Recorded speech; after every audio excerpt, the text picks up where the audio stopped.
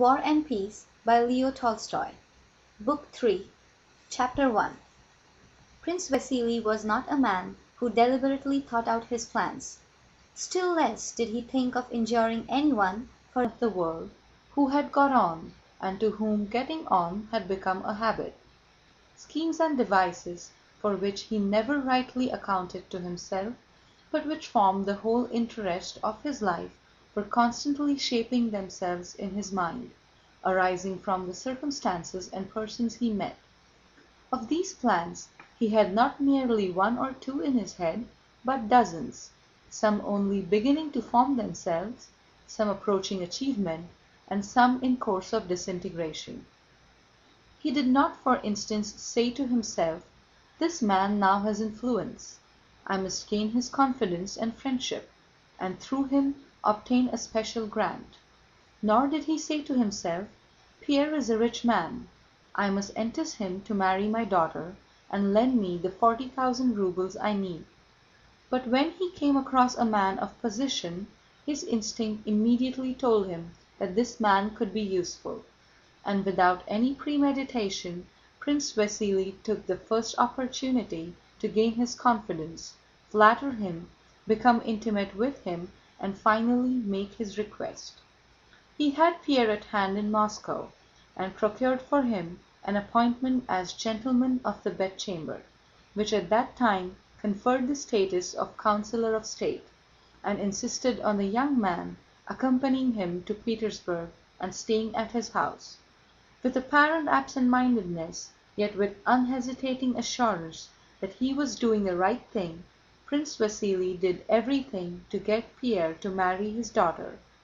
Had he thought out his plans beforehand, he could not have been so natural, and shown such unaffected familiarity in intercourse with everybody, both above and below him in social standing. Something always drew him toward those richer and more powerful than himself, and he had rare skill in seizing the most opportune moment for making use of people.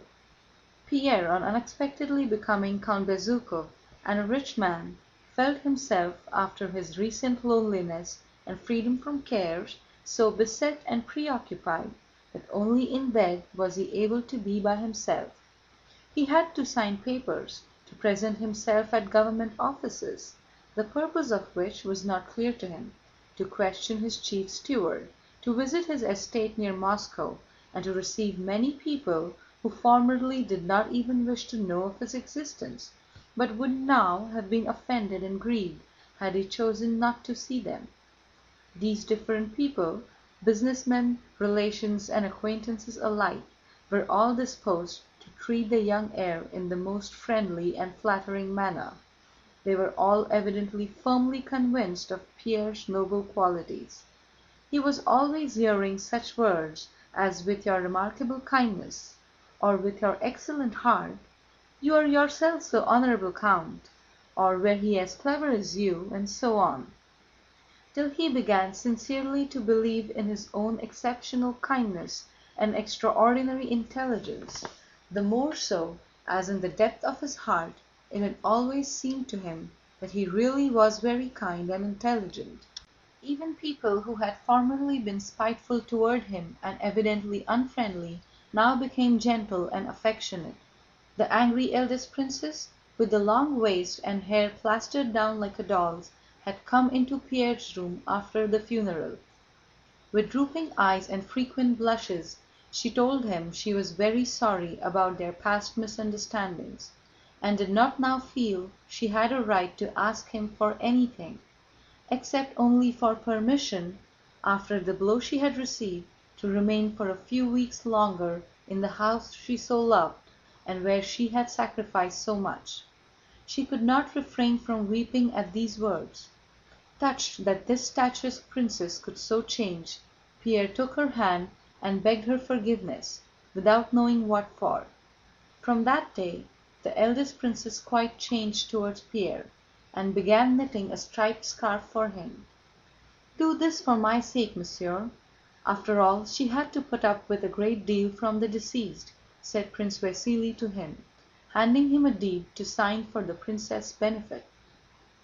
Prince Vasíli had come to the conclusion that it was necessary to throw this bone, a bill for 30,000 rubles, to the poor princess, that it might not occur to her to speak of his share in the affair of the inlaid portfolio. Pierre signed the deed, and after that the princess grew still kinder.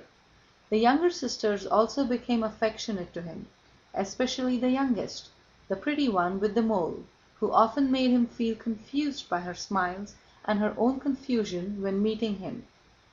It seemed so natural to Pierre that everyone should like him, and it would have seemed so unnatural had anyone disliked him, that he could not but believe in the sincerity of those around him. Besides, he had no time to ask himself whether these people were sincere or not. He was always busy, and always felt in a state of mild and cheerful intoxication. He felt as though he were the center of some important and general movement, that something was constantly expected of him, that if he did not do it he would grieve and disappoint many people, but if he did this and that, all would be well, and he did what was demanded of him, but still that happy result always remained in the future. More than anyone else, Prince Vasíli took possession of Pierre's affairs and of Pierre himself in those early days. From the death of Count Bezúkhov he did not let go his hold of the lad. He had the air of a man oppressed by business, weary and suffering, who yet would not for pity's sake leave this helpless youth, who after all was the son of his old friend and the possessor of such enormous wealth, to the caprice of fate and the designs of Rose. During the few days he spent in Moscow after the death of Count Bezúkhov, he would call Pierre, or go to him himself, and tell him what ought to be done in a tone of weariness and assurance, as if he were adding every time, "You know I am overwhelmed with business, and it is purely out of charity that I trouble myself about you, and you also know quite well that what I propose is the only thing possible." "Well, my dear fellow, tomorrow we are off at last," said Prince Vasíli one day, closing his eyes and fingering Pierre's elbow, speaking as if he were saying something which had long since been agreed upon and could not now be altered. "We start tomorrow, and I am giving you a place in my carriage. I am very glad. All our important business here is now settled, and I ought to have been off long ago. Here is something I have received from the Chancellor. I asked him for you, and you have been entered in the diplomatic corps and made a gentleman of the bedchamber. The diplomatic career now lies open before you." Notwithstanding the tone of wearied assurance with which these words were pronounced, Pierre, who had so long been considering his career, wished to make some suggestion. But Prince Vasíli interrupted him in the special deep cooing tone, precluding the possibility of interrupting his speech, which he used in extreme cases when special persuasion was needed. "Mais, monsieur, I did this for my own sake, to satisfy my conscience, and there is nothing to thank me for. No one has ever complained yet of being too much loved, and besides, you are free, you could throw it up tomorrow, but you will see everything for yourself when you get to Petersburg. It is high time for you to get away from these terrible recollections." Prince Vasíli sighed. "Yes, yes, my boy, and my valet can go in your carriage. Ah, I was nearly forgetting," he added. "You know, monsieur, your father and I had some accounts to settle, so I have received what was due from the Ryazan estate, and will keep it. You won't require it. We will go into the accounts later." By what was due from the Ryazan estate, Prince Vasíli meant several thousand rubles, quit rent received from Pierre's peasants, which the prince had retained for himself. In Petersburg as in Moscow, Pierre found the same atmosphere of gentleness and affection. He could not refuse the post, or rather the rank, for he did nothing, that Prince Vasíli had procured for him, and acquaintances, invitations, and social occupations were so numerous that even more than in Moscow he felt a sense of bewilderment, bustle, and continual expectation of some good, always in front of him but never attained. Of his former bachelor acquaintances, many were no longer in Petersburg. The Guards had gone to the front, Dólokhov had been reduced to the ranks, Anatoly was in the army somewhere in the provinces, Prince Andrew was abroad. So Pierre had not the opportunity to spend his nights as he used to like to spend them, or to open his mind by intimate talks with a friend older than himself and whom he respected. His whole time was taken up with dinners and balls, and was spent chiefly at Prince Vasíli's house in the company of the stout princess, his wife, and his beautiful daughter Hélène. Like the others, Anna Pávlovna Scherer showed Pierre the change of attitude toward him that had taken place in society. Formerly in Anna Pávlovna's presence, Pierre had always felt that what he was saying was out of place, tactless, and unsuitable, that remarks which seemed to him clever while they formed in his mind became foolish as soon as he uttered them, while on the contrary Hippolyte's stupidest remarks came out clever and apt. Now everything Pierre said was charmant. Even if Anna Pávlovna did not say so, he could see that she wished to, and only refrained out of regard for his modesty. In the beginning of the winter of 1805-6, Pierre received one of Anna Pávlovna's usual pink notes, with an invitation to which was added, "You will find the beautiful Hélène here, whom it is always delightful to see." When he read that sentence, Pierre felt for the first time that some link which other people recognized had grown up between himself and Hélène, and that thought both alarmed him, as if some obligation were being imposed on him which he could not fulfill, and pleased him as an entertaining supposition.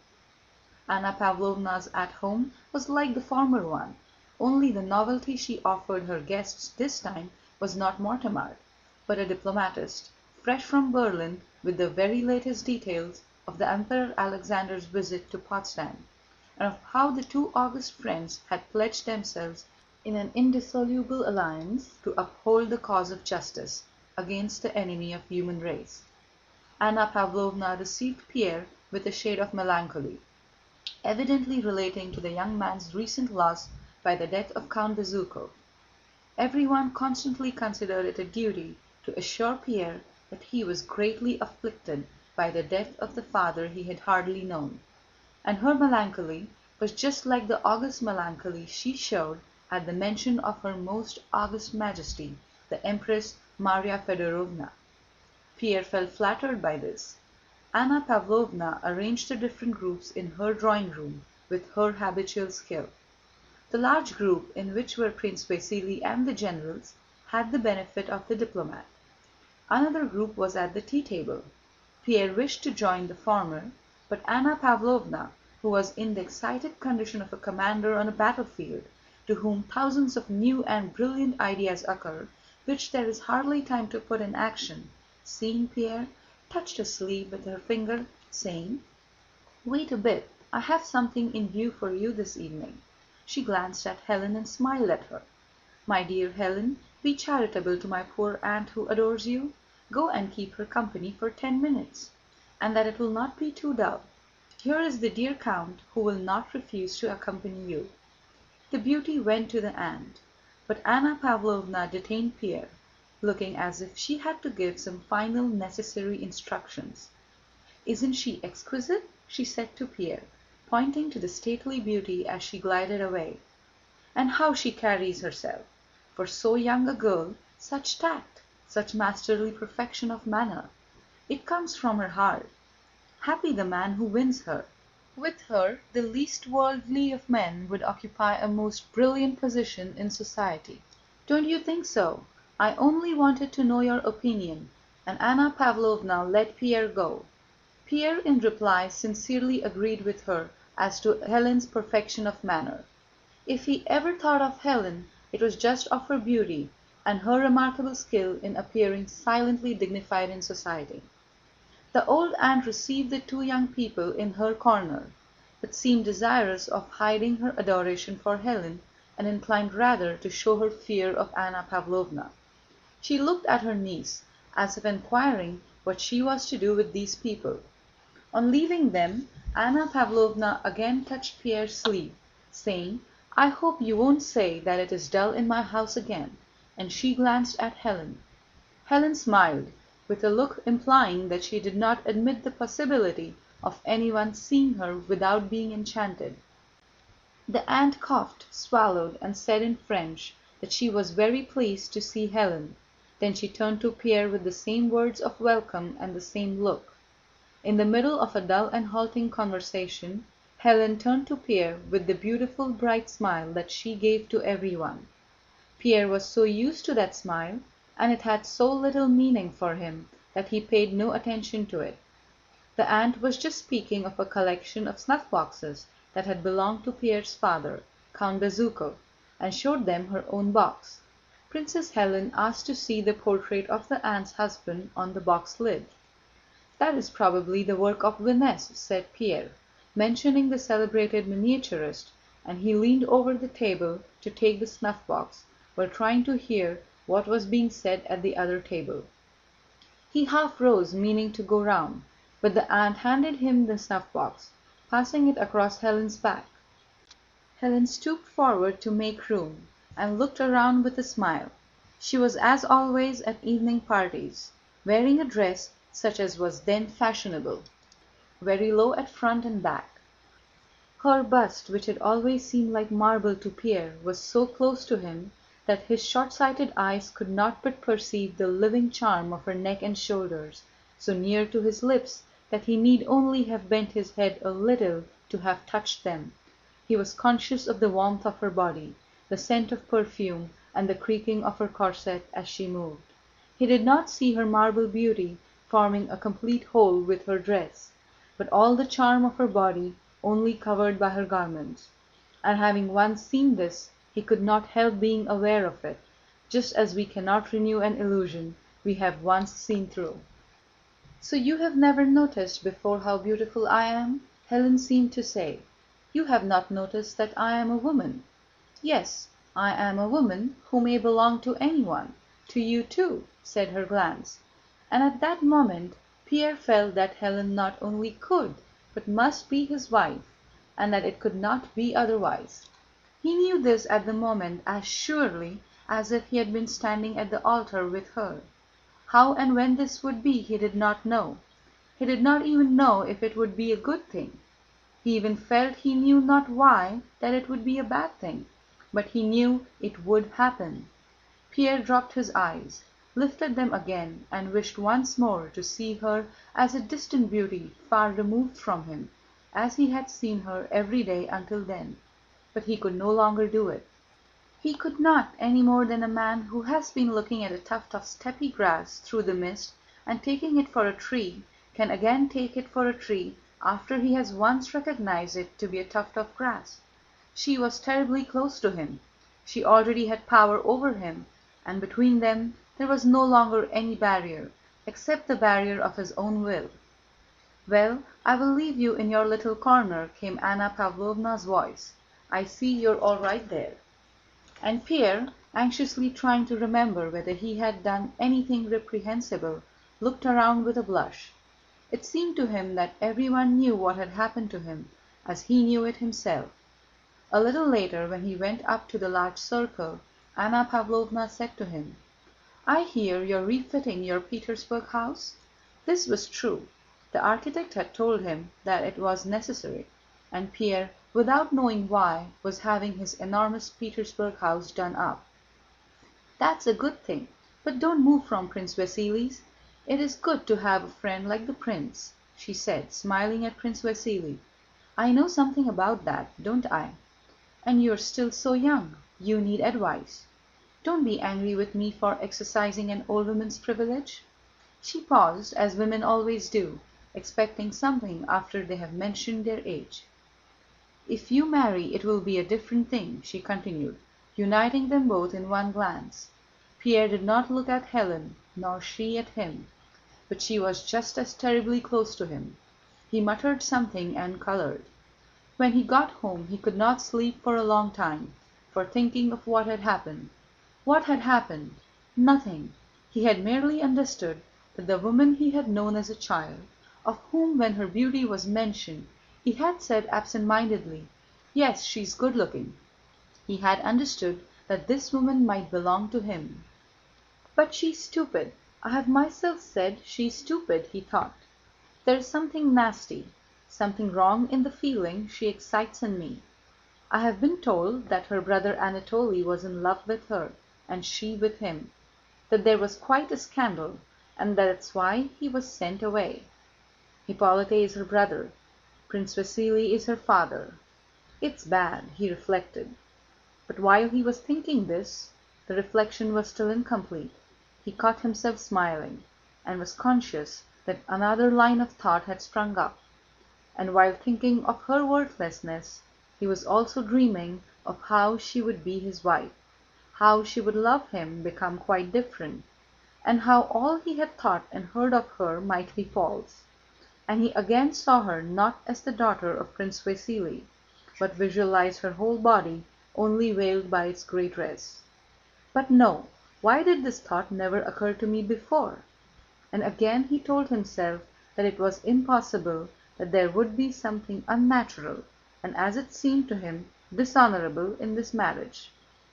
He recalled her former words and looks, and the words and looks of those who had seen them together. He recalled Anna Pávlovna's words and looks when she spoke to him about his house, recalled thousands of such hints from Prince Vasíli and others, and was seized by terror lest he had already in some way bound himself to do something that was evidently wrong, and that he ought not to do. But at the very time he was expressing this conviction to himself, in another part of his mind her image rose in all its womanly beauty. End of chapter 1.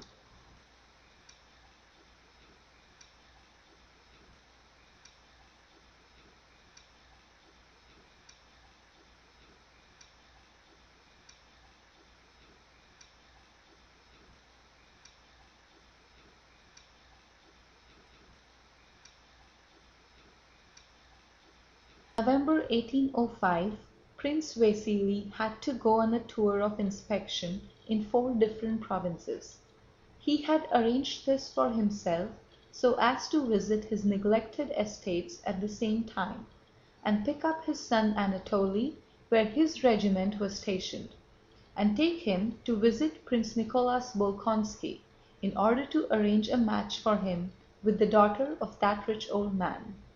But before leaving home and undertaking these new affairs, Prince Vasíli had to settle matters with Pierre, who it is true had latterly spent whole days at home, that is, in Prince Vasíli's house where he was staying, and had been absurd, excited, and foolish in Hélène's presence, as a lover should be, but had not yet proposed to her.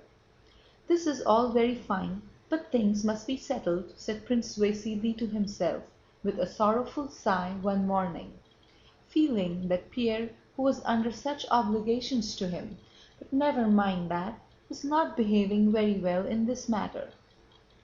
Youth, frivolity, well, God be with him, thought he, relishing his own goodness of heart. But it must be brought to a head. The day after tomorrow will be Lélya's name day.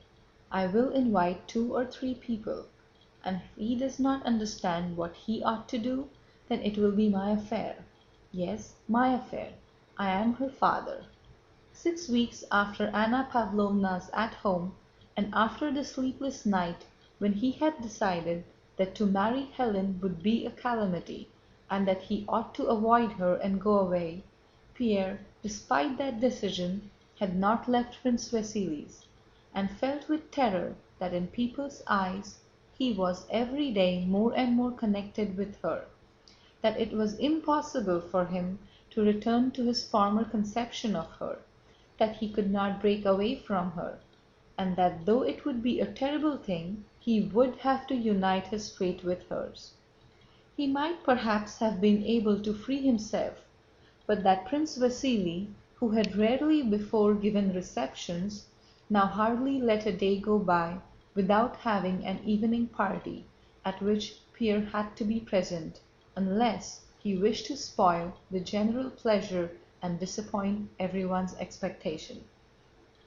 Prince Vasíli, in the rare moments when he was at home, would take Pierre's hand in passing and draw it downwards, or absent-mindedly hold out his wrinkled, clean-shaven cheek for Pierre to kiss, and would say, "Till tomorrow," or "Be in to dinner, or I shall not see you," or "I am staying in for your sake," and so on.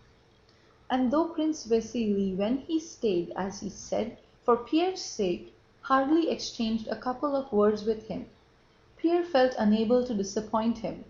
Every day he said to himself one and the same thing: "It is time I understood her and made up my mind what she really is.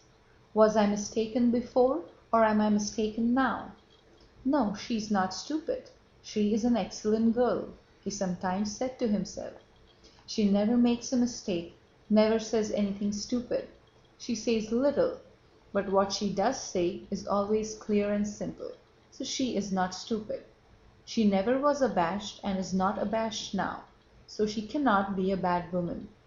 He had often begun to make reflections or think aloud in her company, and she had always answered him either by a brief but appropriate remark, showing that it did not interest her, or by a silent look and smile which more palpably than anything else showed Pierre her superiority.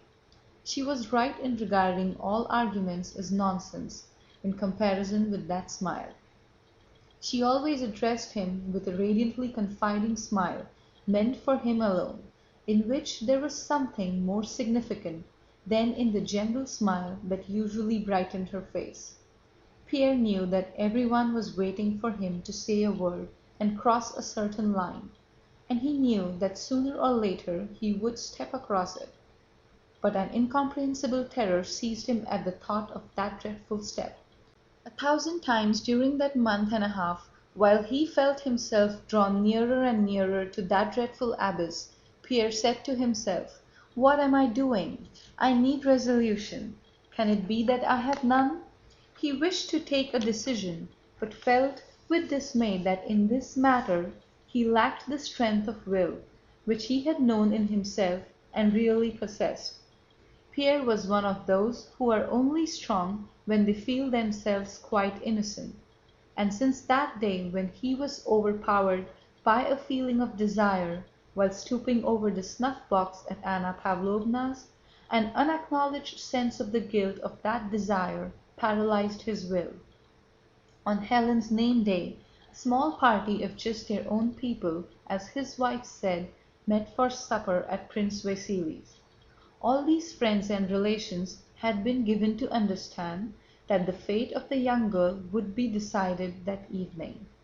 The visitors were seated at supper. Prince Kurágina, a portly, imposing woman who had once been handsome, was sitting at the head of the table.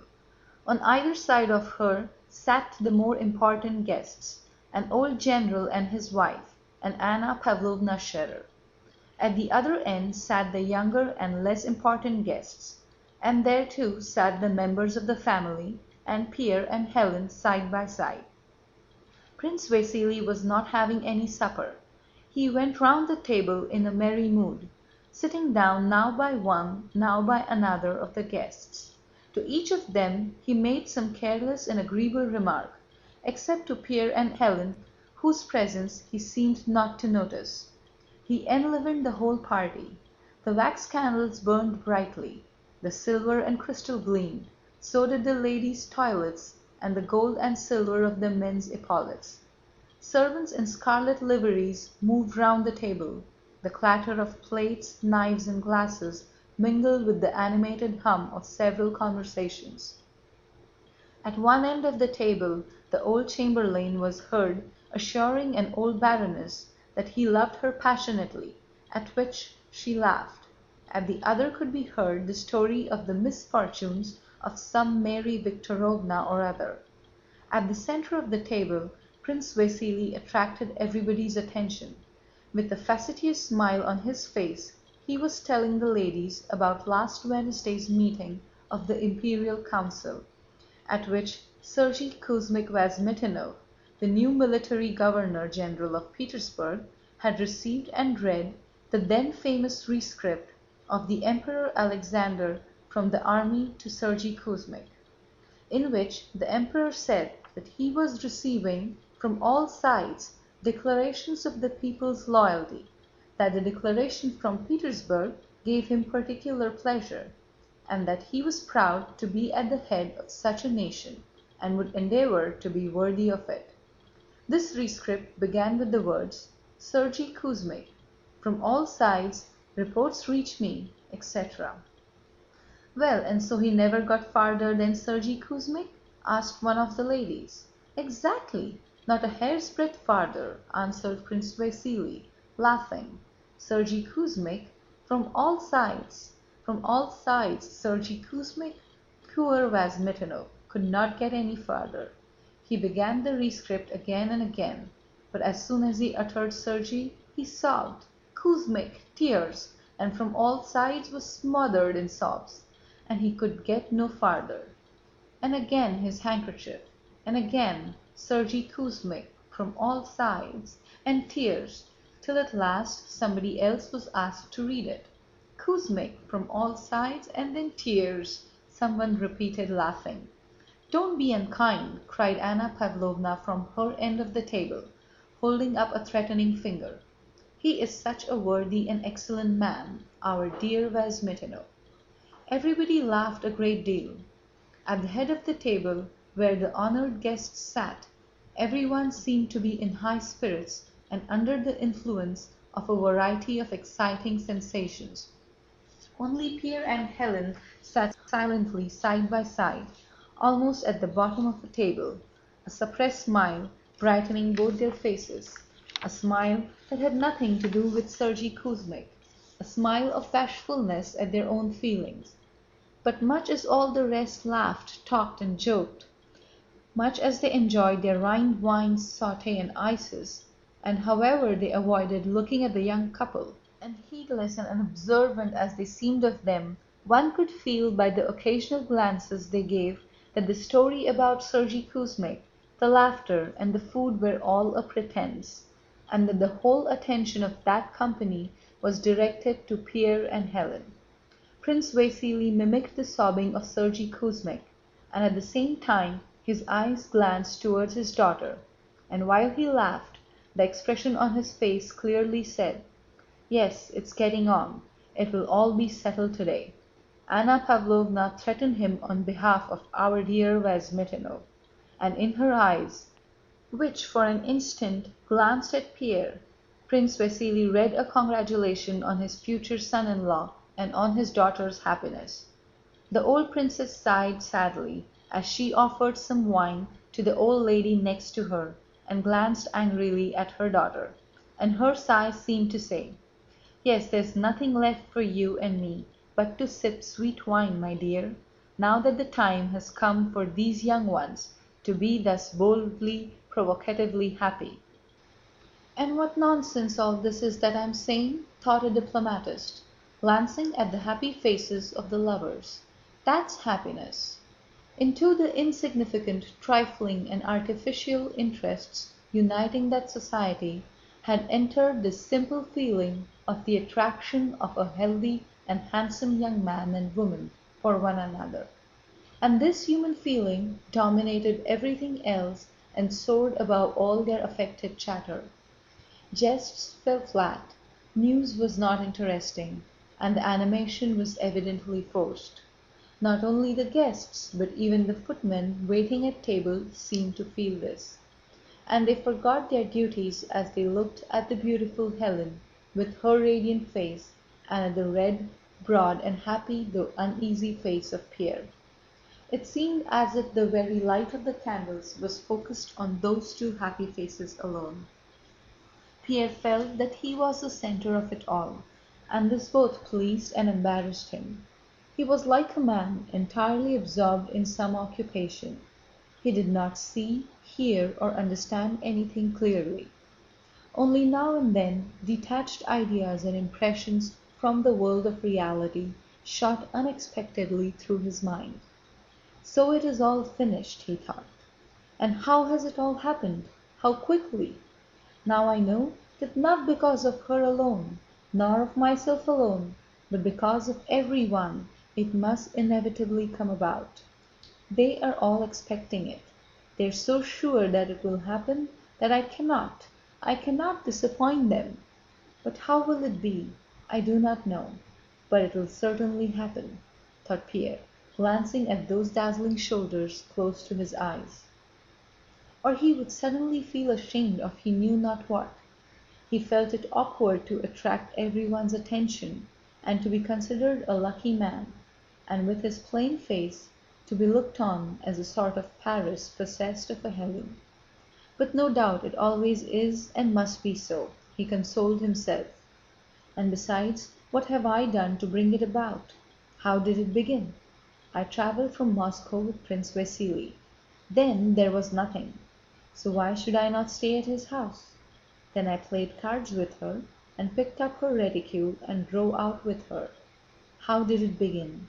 When did it all come about? And here he was, sitting by her side as her betrothed, seeing, hearing, feeling her nearness, her breathing, her movements, her beauty. Then it would suddenly seem to him that it was not she, but he was so unusually beautiful, that was why they all looked so at him, and flattered by this general admiration he would expand his chest, raise his head, and rejoice at his good fortune.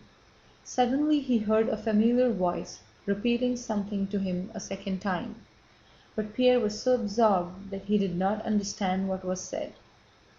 "I am asking you when you last heard from Bolkónski," repeated Prince Vasíli a third time. "How absent-minded you are, my dear fellow!" Prince Vasíli smiled, and Pierre noticed that everyone was smiling at him. And Hélène. "Well, what of it, if you all know it?" thought Pierre. "What of it? It's the truth!" And he himself smiled his gentle, childlike smile. And Hélène smiled too. "When did you get the letter? Was it from Olmütz?" repeated Prince Vasíli, who pretended to want to know this in order to settle a dispute. "How can one talk or think of such trifles?" thought Pierre. "Yes, from Olmütz," he answered with a sigh. After supper, Pierre with his partner followed the others into the drawing-room. The guests began to disperse, some without taking leave of Hélène. Some, as if unwilling to distract her from an important occupation, came up to her for a moment and made haste to go away, refusing to let her see them off. The diplomatist preserved a mournful silence as he left the drawing-room. He pictured the vanity of his diplomatic career in comparison with Pierre's happiness. The old general grumbled at his wife when she asked how his leg was. "Oh, the old fool," he thought. "That Princess Hélène will be beautiful still when she's 50." "I think I may congratulate you," whispered Anna Pávlovna to the old princess, kissing her soundly. "If I hadn't this headache I would have stayed longer." The old princess did not reply. She was tormented by jealousy of her daughter's happiness. While the guests were taking their leave, Pierre remained for a long time alone with Hélène in the little drawing-room where they were sitting. He had often before, during the last 6 weeks, remained alone with her, but had never spoken to her of love. Now he felt that it was inevitable, but he could not make up his mind to take the final step. He felt ashamed. He felt that he was occupying someone else's place here, beside Hélène. "This happiness is not for you," some inner voice whispered to him. "This happiness is for those who have not in them what there is in you." But as he had to say something, he began by asking her whether she was satisfied with the party. She replied in her usual simple manner that this name-day of hers had been one of the pleasantest she had ever had. Some of the nearest relatives had not yet left. They were sitting in the large drawing-room. Prince Vasíli came up to Pierre with languid footsteps. Pierre rose and said it was getting late. Prince Vasíli gave him a look of stern inquiry, as though what Pierre had just said was so strange that one could not take it in. But then the expression of severity changed, and he drew Pierre's hand downwards, made him sit down, and smiled affectionately. "Well, Lélia?" he asked, turning instantly to his daughter. and addressing her with the careless tone of habitual tenderness, natural to parents who have petted their children from babyhood, but which Prince Vasíli had only acquired by imitating other parents. And he again turned to Pierre. "Sergei Kuzmich from all sides," he said, unbuttoning the top button of his waistcoat. Pierre smiled, but his smile showed that he knew it was not the story about Sergei Kuzmich that interested Prince Vasíli just then, and Prince Vasíli saw that Pierre knew this. He suddenly muttered something and went away. It seemed to Pierre that even the prince was disconcerted. The sight of the discomposure of that old man of the world touched Pierre. He looked at Hélène and she too seemed disconcerted, and her look seemed to say, "Well, it is your own fault. The step must be taken, but I cannot, thought Pierre, and he again began speaking about indifferent matters, about Sergei Kuzmich, asking what the point of the story was, as he had not heard it properly. Hélène answered with a smile that she too had missed it. When Prince Vasíli returned to the drawing-room, the princess, his wife, was talking in low tones to the elderly lady about Pierre. "Of course it is a very brilliant match, but happiness, my dear, marriages are made in heaven," replied the elderly lady. Prince Vasíli passed by, seeming not to hear the ladies, and sat down on a sofa in a far corner of the room. He closed his eyes and seemed to be dozing. His head sank forward and then he roused himself. "Aline," he said to his wife, "go and see what they are about." The princess went up to the door, passed by it with a dignified and indifferent air, and glanced into the little drawing-room. Pierre and Hélène still sat talking, just as before. "Still the same," she said to her husband. Prince Vasíli frowned, twisting his mouth, his cheeks quivered, and his face assumed the coarse, unpleasant expression peculiar to him.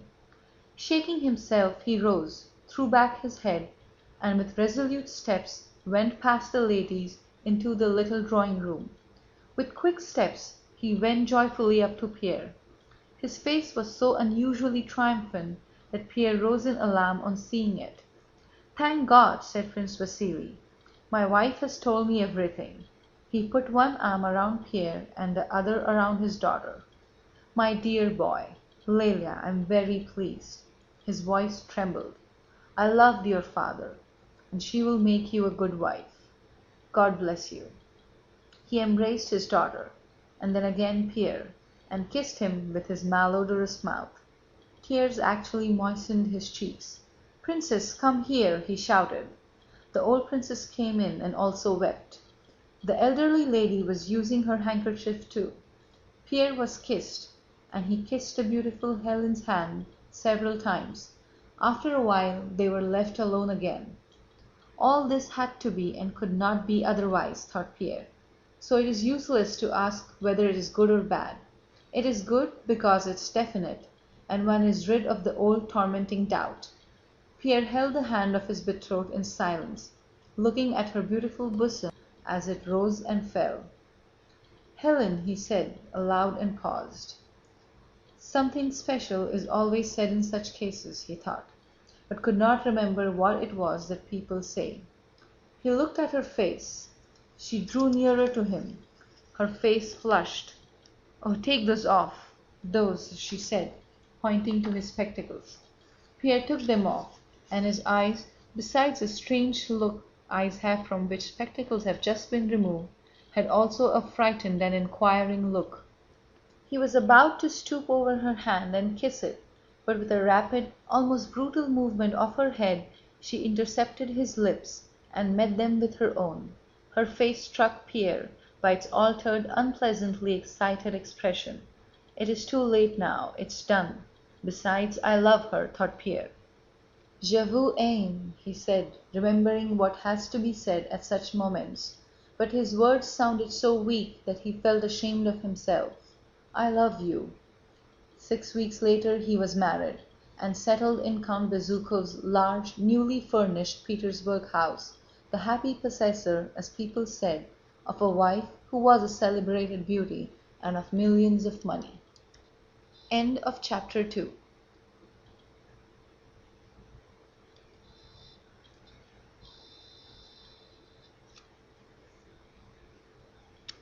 Old Prince Nicholas Bolkonsky received a letter from Prince Vasíli in November 1805 announcing that he and his son would be paying him a visit.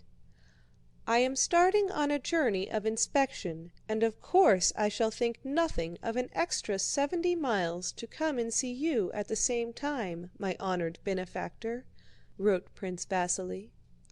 "My son Anatole is accompanying me on his way to the army, so I hope you will allow him personally to express the deep respect that, emulating his father, he feels for you. It seems that there will be no need to bring Mary out. Suitors are coming to us of their own accord," incautiously remarked the little princess on hearing the news.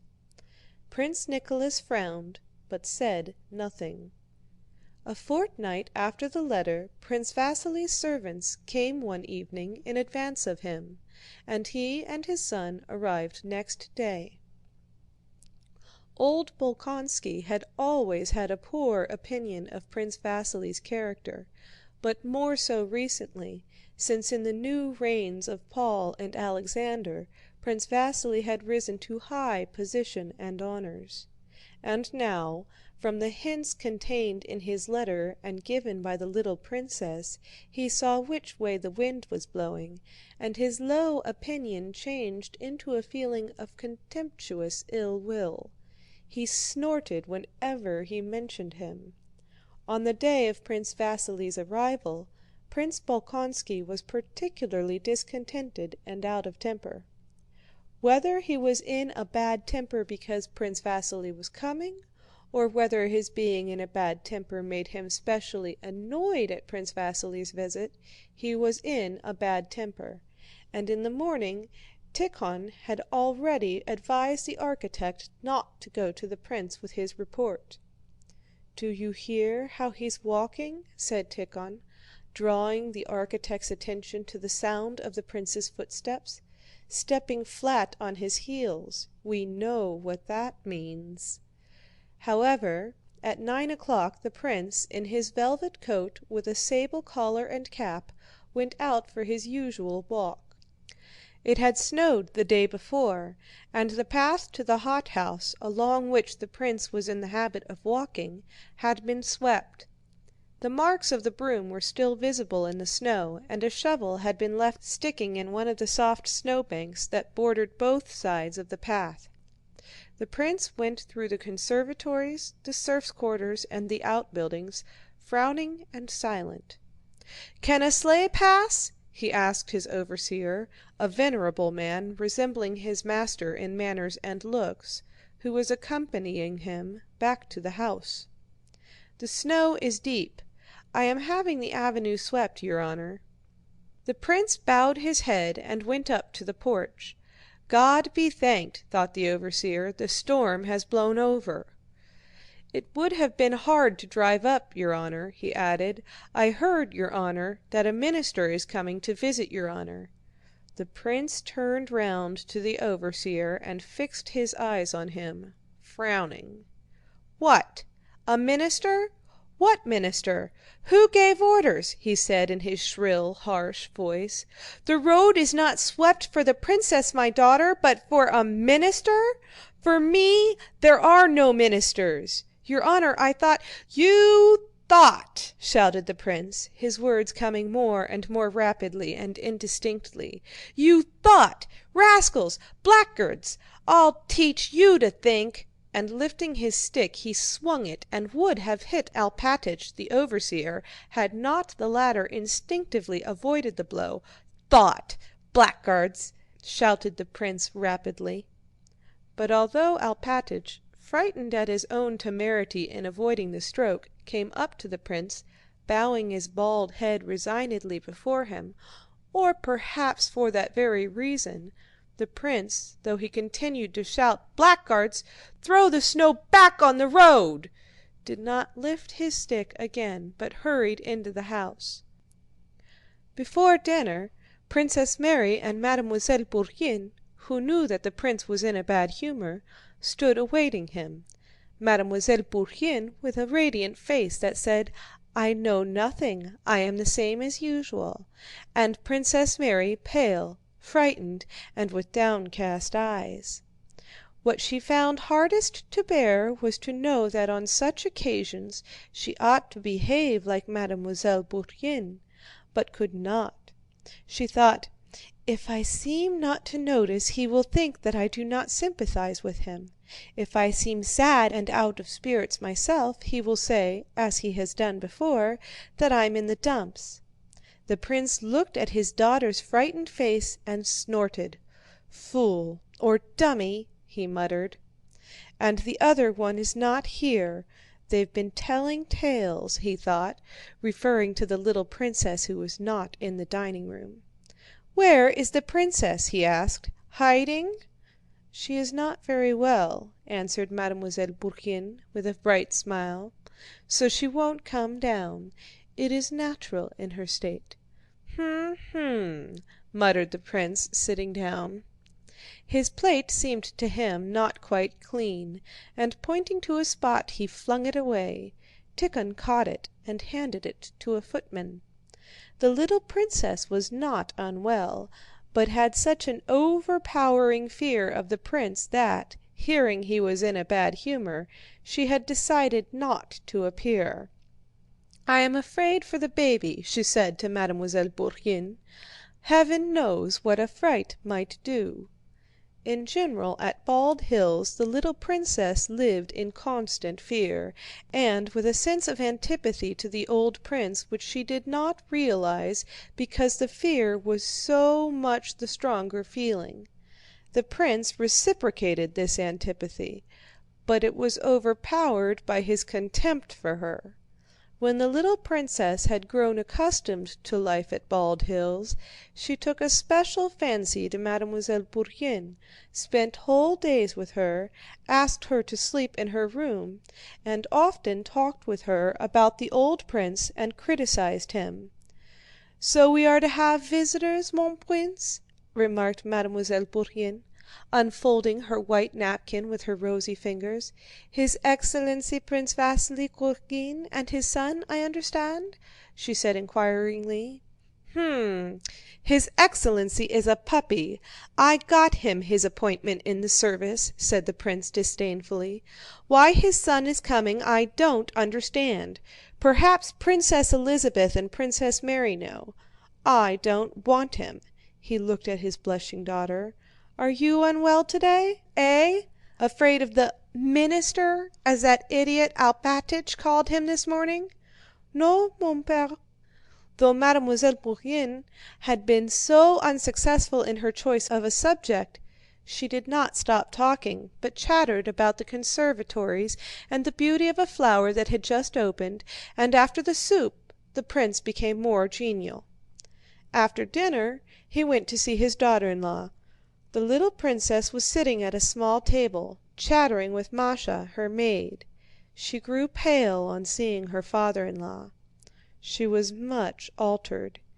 She was now plain rather than pretty. Her cheeks had sunk, her lip was drawn up, and her eyes drawn down. "Yes, I feel a kind of oppression," she said in reply to the prince's question as to how she felt. "Do you want anything?" "Non, merci, mon père."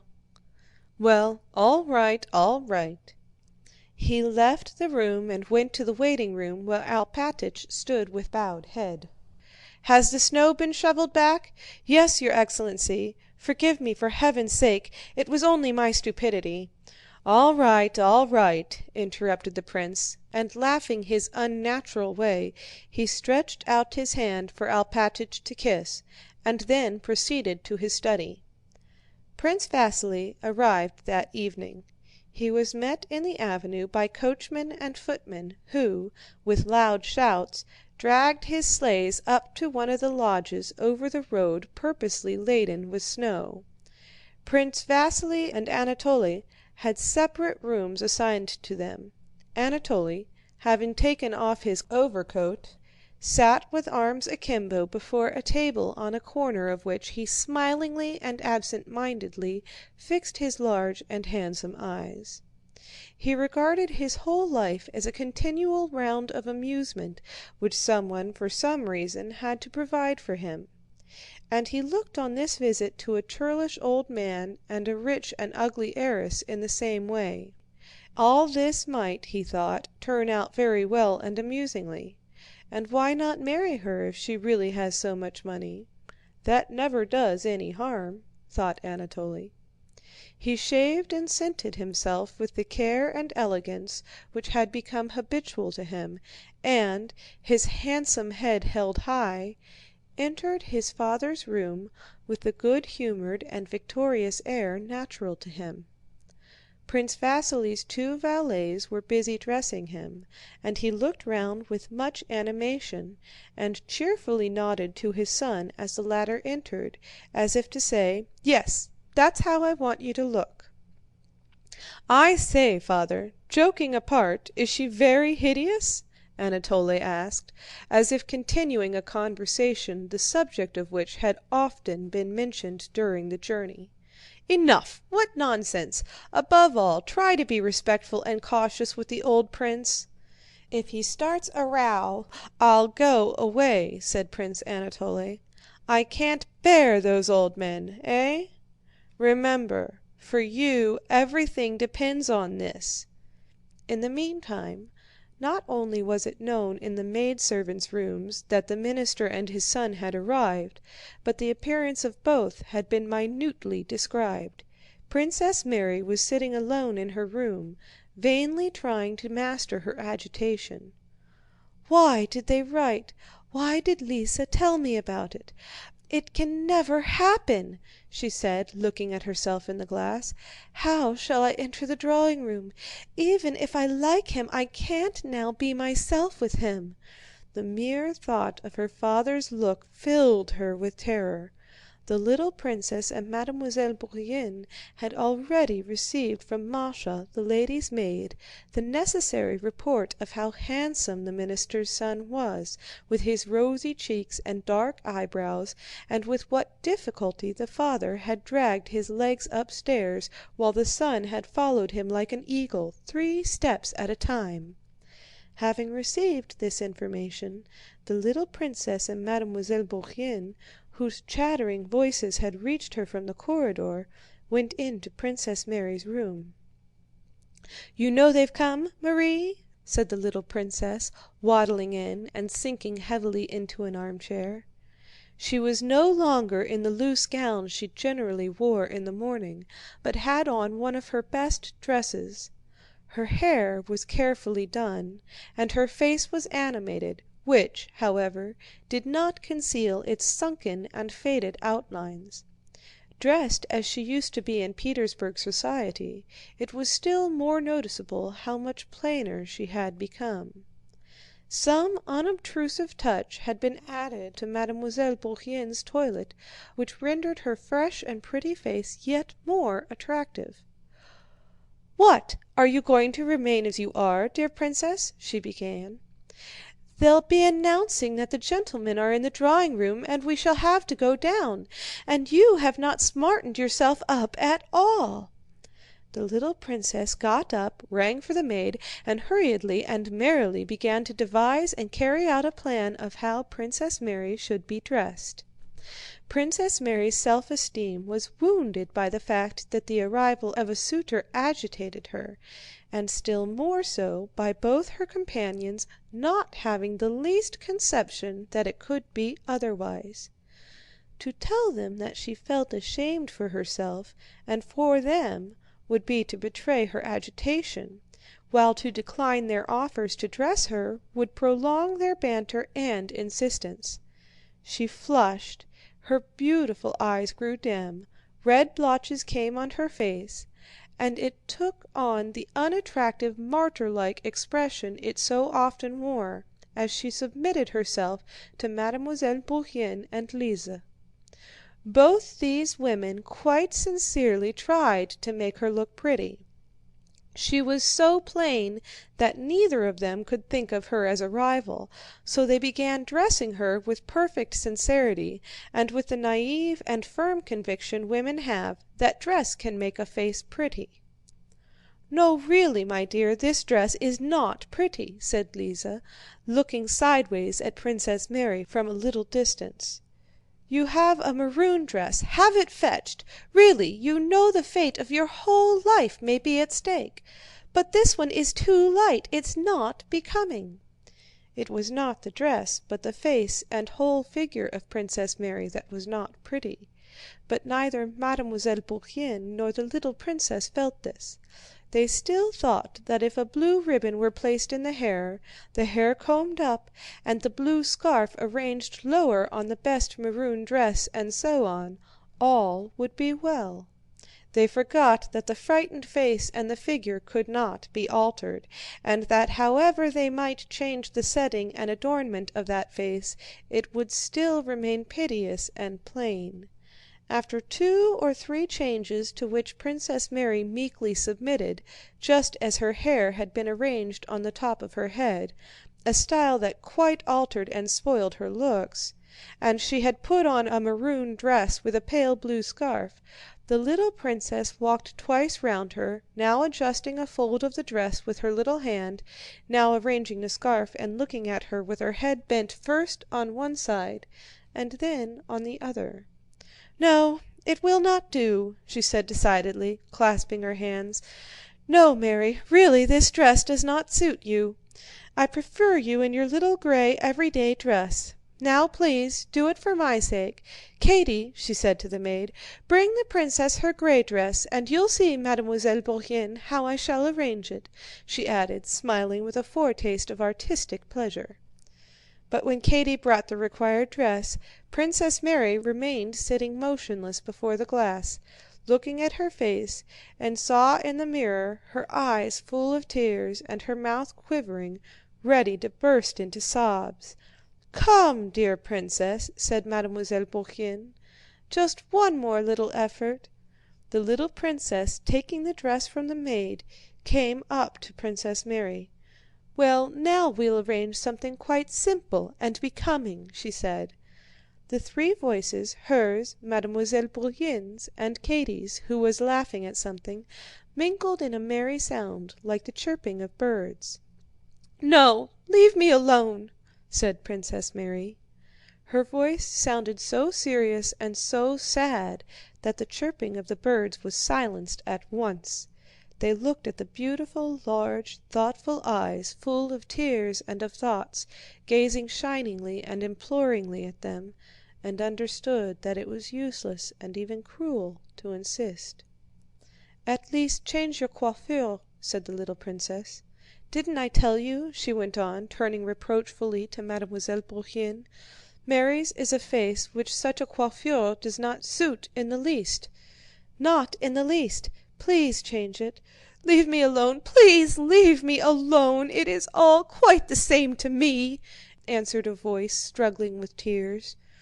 Mademoiselle Bourienne and the little princess had to own to themselves that Princess Mary in this guise looked very plain, worse than usual, but it was too late. She was looking at them with an expression they both knew, an expression thoughtful and sad. This expression in Princess Mary did not frighten them (she never inspired fear in anyone), but they knew that when it appeared on her face, she became mute and was not to be shaken in her determination. "You will change it, won't you?" said Lise, and as Princess Mary gave no answer, she left the room. Princess Mary was left alone. She did not comply with Lise's request. She not only left her hair as it was, but did not even look in her glass.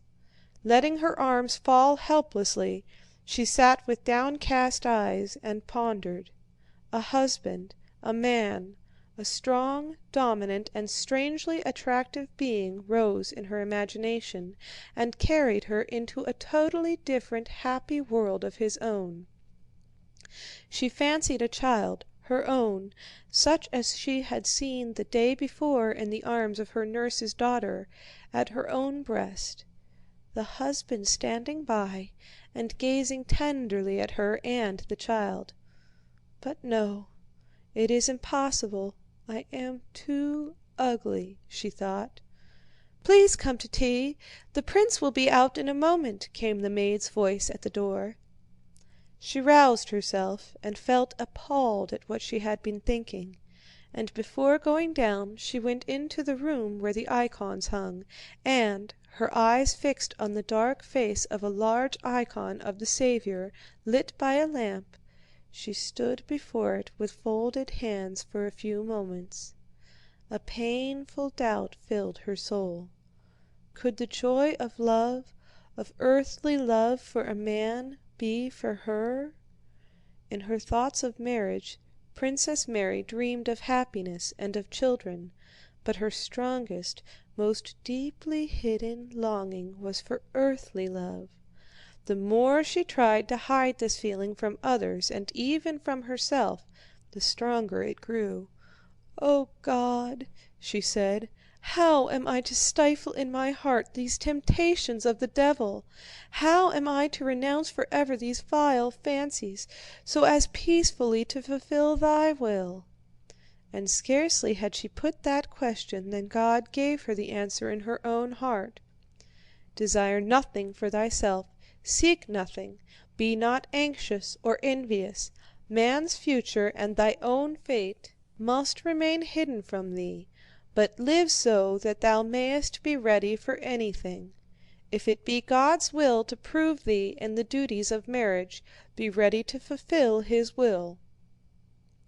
With this consoling thought, but yet with a hope for the fulfillment of her forbidden earthly longing, Princess Mary sighed, and having crossed herself, went down, thinking neither of her gown and coiffure, nor of how she would go in, nor of what she would say. What could all that matter in comparison with the will of God, without whose care not a hair of man's head can fall? End of chapter 3. This recording is in the public domain.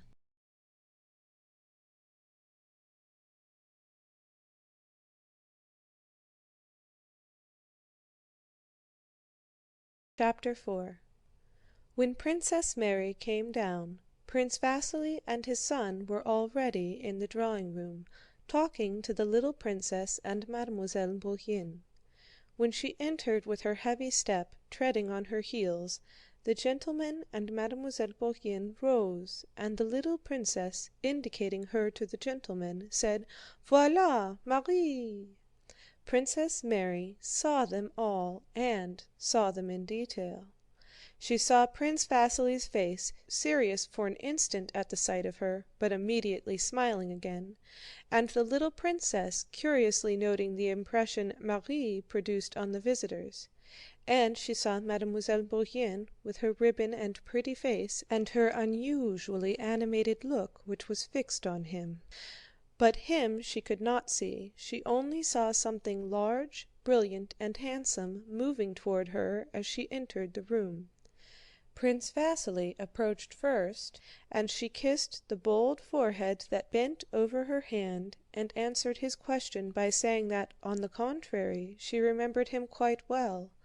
Then Anatole came up to her. She still could not see him. She only felt a soft hand taking hers firmly, and she touched with her lips a white forehead, over which was beautiful light brown hair smelling of pomade. When she looked up at him she was struck by his beauty. Anatole stood with his right thumb under a button of his uniform, his chest expanded and his back drawn in, slightly swinging one foot, and, with his head a little bent, looked with beaming face at the princess without speaking and evidently not thinking about her at all. Anatole was not quick-witted, nor ready or eloquent in conversation, but he had the faculty, so invaluable in society, of composure and imperturbable self-possession. If a man lacking in self-confidence remains dumb on a first introduction and betrays a consciousness of the impropriety of such silence and an anxiety to find something to say, the effect is bad. But Anatole was dumb, swung his foot, and smilingly examined the princess's hair. It was evident that he could be silent in this way for a very long time. If anyone finds this silence inconvenient, let him talk, but I don't want to, he seemed to say. Besides this, in his behavior to women, Anatole had a manner which particularly inspired in them curiosity, awe, and even love, a supercilious consciousness of his own superiority. It was as if he said to them, I know you, but why should I bother about you? You'd be only too glad, of course. Perhaps he did not really think this when he met women. Even probably he did not, for in general he thought very little, but his looks and manner gave that impression. The princess felt this, and as if wishing to show him that she did not even dare expect to interest him, she turned to his father. The conversation was general and animated, thanks to Princess Lise's voice and little downy lip that lifted over her white teeth.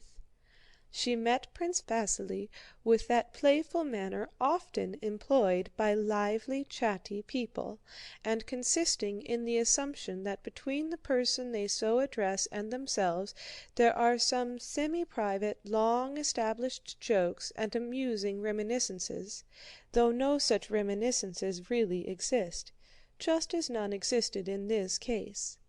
Prince Vasíli readily adopted her tone, and the little princess also drew Anatole, whom she hardly knew, into these amusing recollections of things that had never occurred. Mademoiselle Bourienne also shared them, and even Princess Mary felt herself pleasantly made to share in these merry reminiscences. "Here at least we shall have the benefit of your company all to ourselves, dear prince," said the little princess, of course in French, to Prince Vasíli. "It's not as at Annette's receptions where you always ran away. You remember cette chère Annette."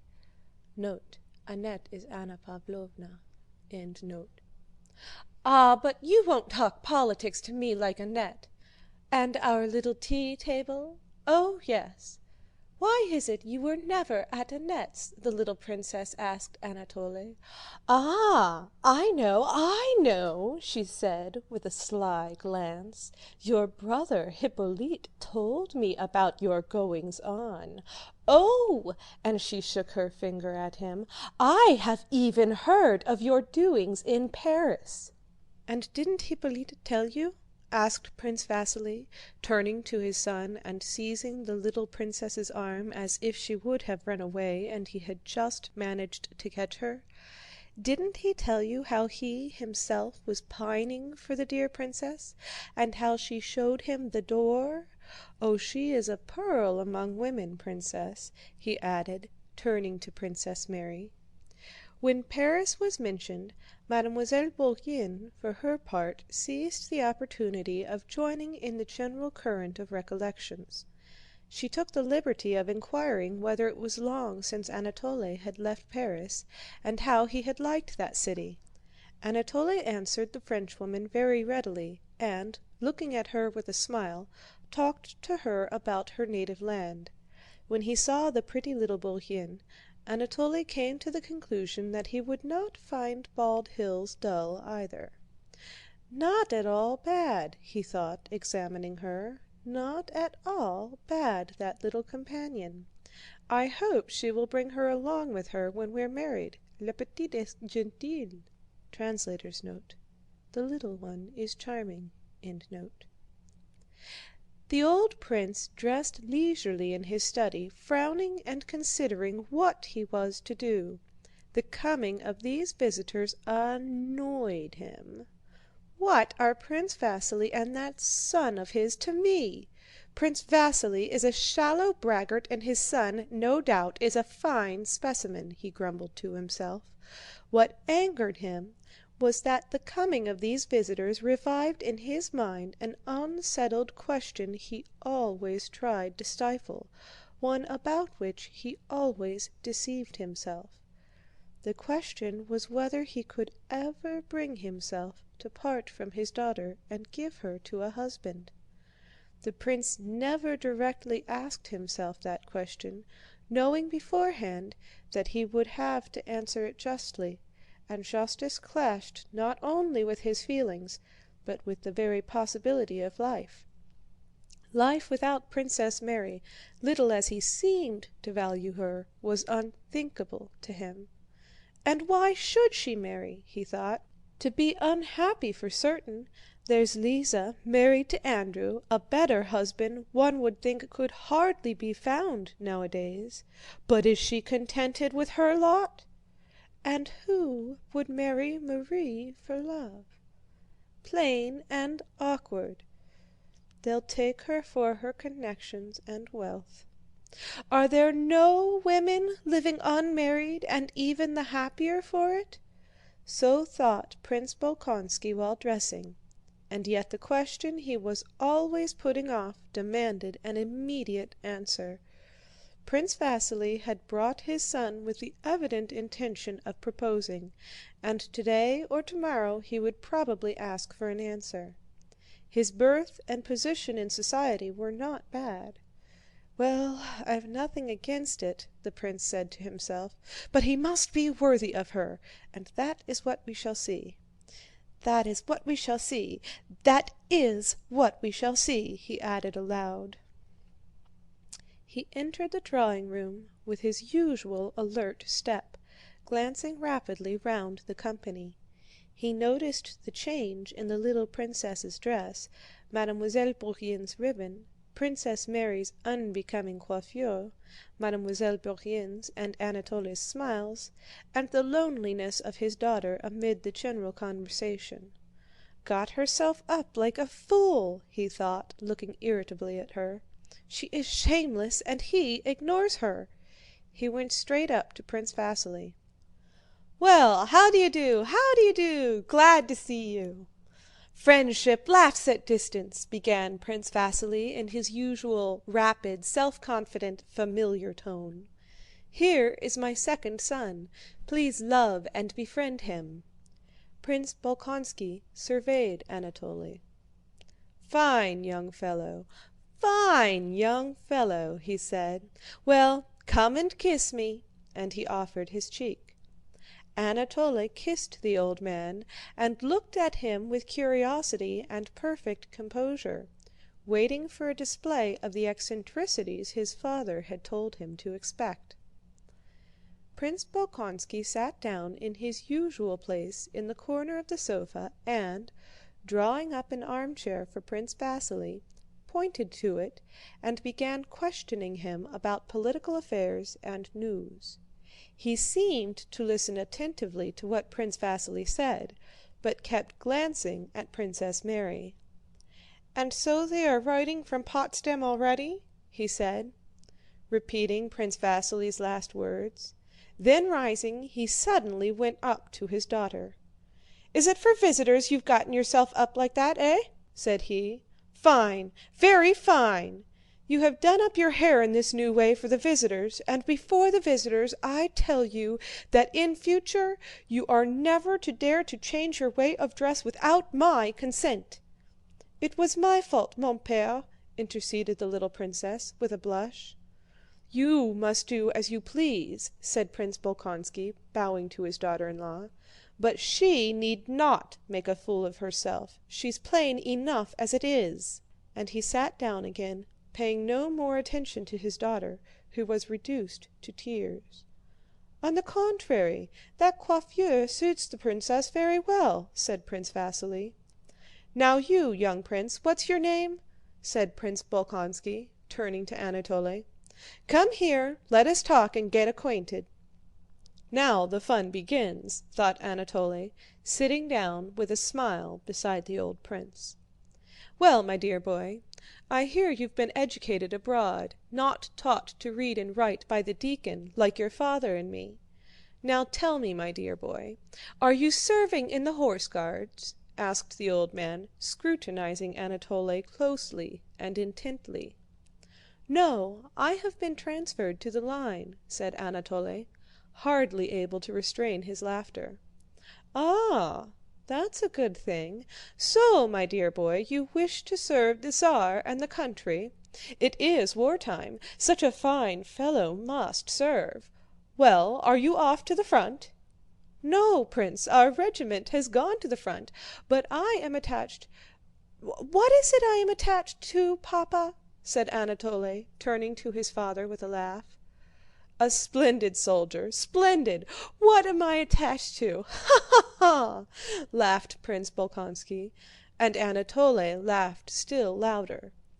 Suddenly Prince Bolkónski frowned. "You may go," he said to Anatole. Anatole returned smiling to the ladies. "And so you've had him educated abroad, Prince Vasíli, haven't you?" said the old prince to Prince Vasíli.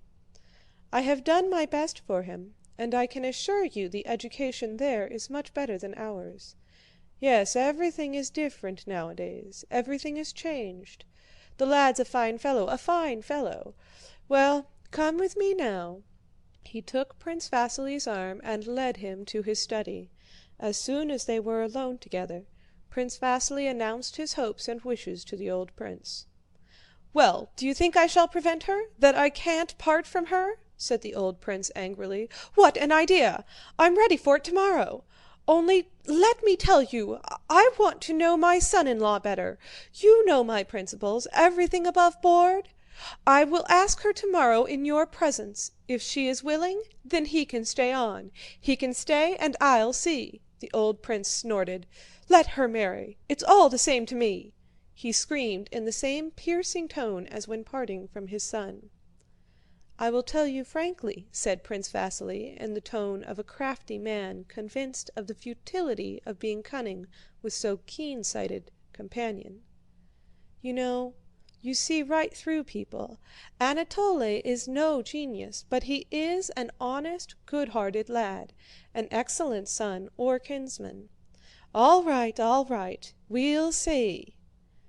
As always happens when women lead lonely lives for any length of time without male society, on Anatole's appearance, all three women of Prince Bolkónski's household felt that their lives had not been real till then.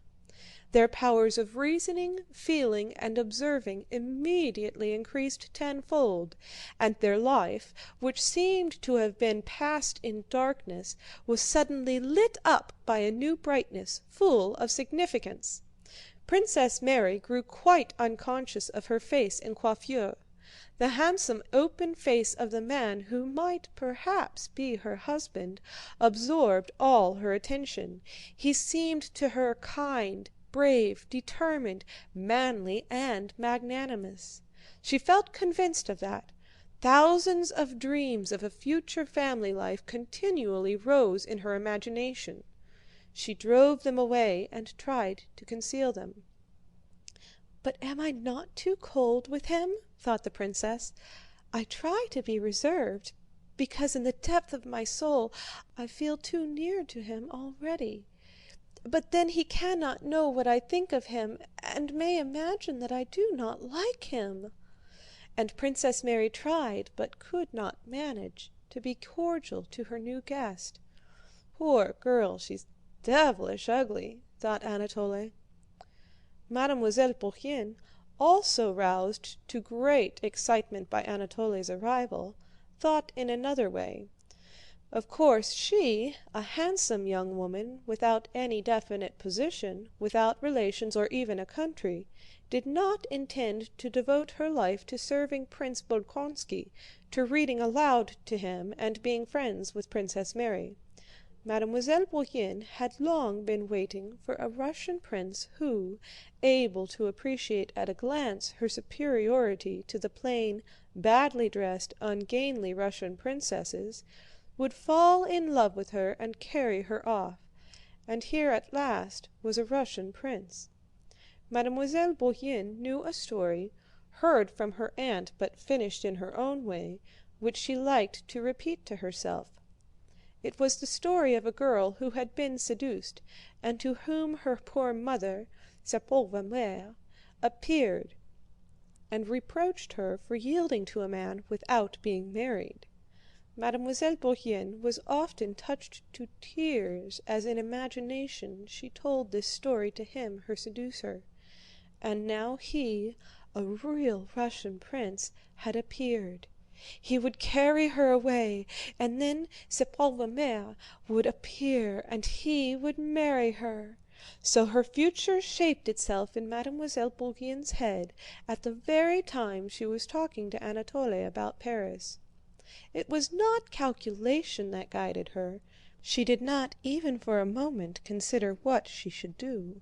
But all this had long been familiar to her, and now that Anatole had appeared it just grouped itself around him, and she wished and tried to please him as much as possible. The little princess, like an old war horse that hears the trumpet, unconsciously and quite forgetting her condition, prepared for the familiar gallop of coquetry, without any ulterior motive or any struggle, but with naive and light-hearted gaiety. Although in female society Anatole usually assumed the role of a man tired of being run after by women, his vanity was flattered by the spectacle of his power over these three women. Besides that, he was beginning to feel for the pretty and provocative Mademoiselle Bourienne that passionate animal feeling which was apt to master him with great suddenness and prompt him to the coarsest and most reckless actions. After tea, the company went into the sitting-room and Princess Mary was asked to play on the clavichord. Anatole, laughing and in high spirits, came and leaned on his elbows, facing her and beside Mademoiselle Bourienne. Princess Mary felt his look with a painfully joyous emotion. Her favorite sonata bore her into a most intimately poetic world, and the look she felt upon her made that world still more poetic. But Anatole's expression, though his eyes were fixed on her, referred not to her, but to the movements of Mademoiselle Bourienne's little foot, which he was then touching with his own under the clavichord. Mademoiselle Bourienne was also looking at Princess Mary, and in her lovely eyes there was a look of fearful joy and hope that was also new to the princess. "How she loves me!" thought Princess Mary. "How happy I am now, and how happy I may be with such a friend and such a husband! Husband? Can it be possible?" she thought, not daring to look at his face, but still feeling his eyes gazing at her. In the evening, after supper, when all were about to retire, Anatole kissed Princess Mary's hand. She did not know how she found the courage, but she looked straight into his handsome face as it came near to her short-sighted eyes. Turning from Princess Mary, he went up and kissed Mademoiselle Bourienne's hand. This was not etiquette, but then he did everything so simply and with such assurance. Mademoiselle Bourienne flushed and gave the princess a frightened look. "What delicacy!" thought the princess. "Is it possible that Amélie, Mademoiselle Bourienne, thinks I could be jealous of her and not value her pure affection and devotion to me?" She went up to her and kissed her warmly. Anatole went up to kiss the little princess's hand. "No, no, no! When your father writes to tell me that you are behaving well, I will give you my hand to kiss. Not till then," she said, and smilingly raising a finger at him, she left the room. End of chapter 4. This recording is in the public domain.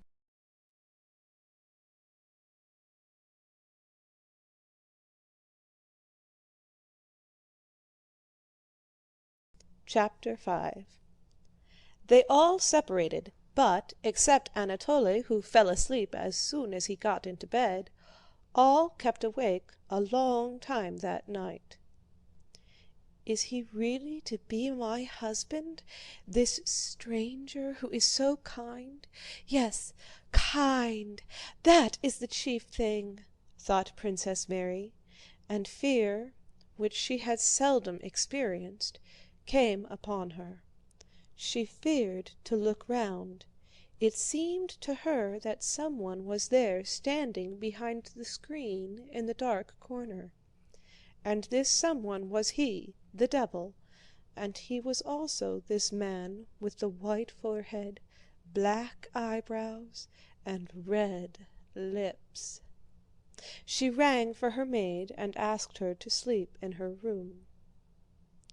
Mademoiselle Bourienne walked up and down the conservatory for a long time that evening, vainly expecting someone, now smiling at someone, now working herself up to tears with the imaginary words of her pauvre mère, rebuking her for her fall.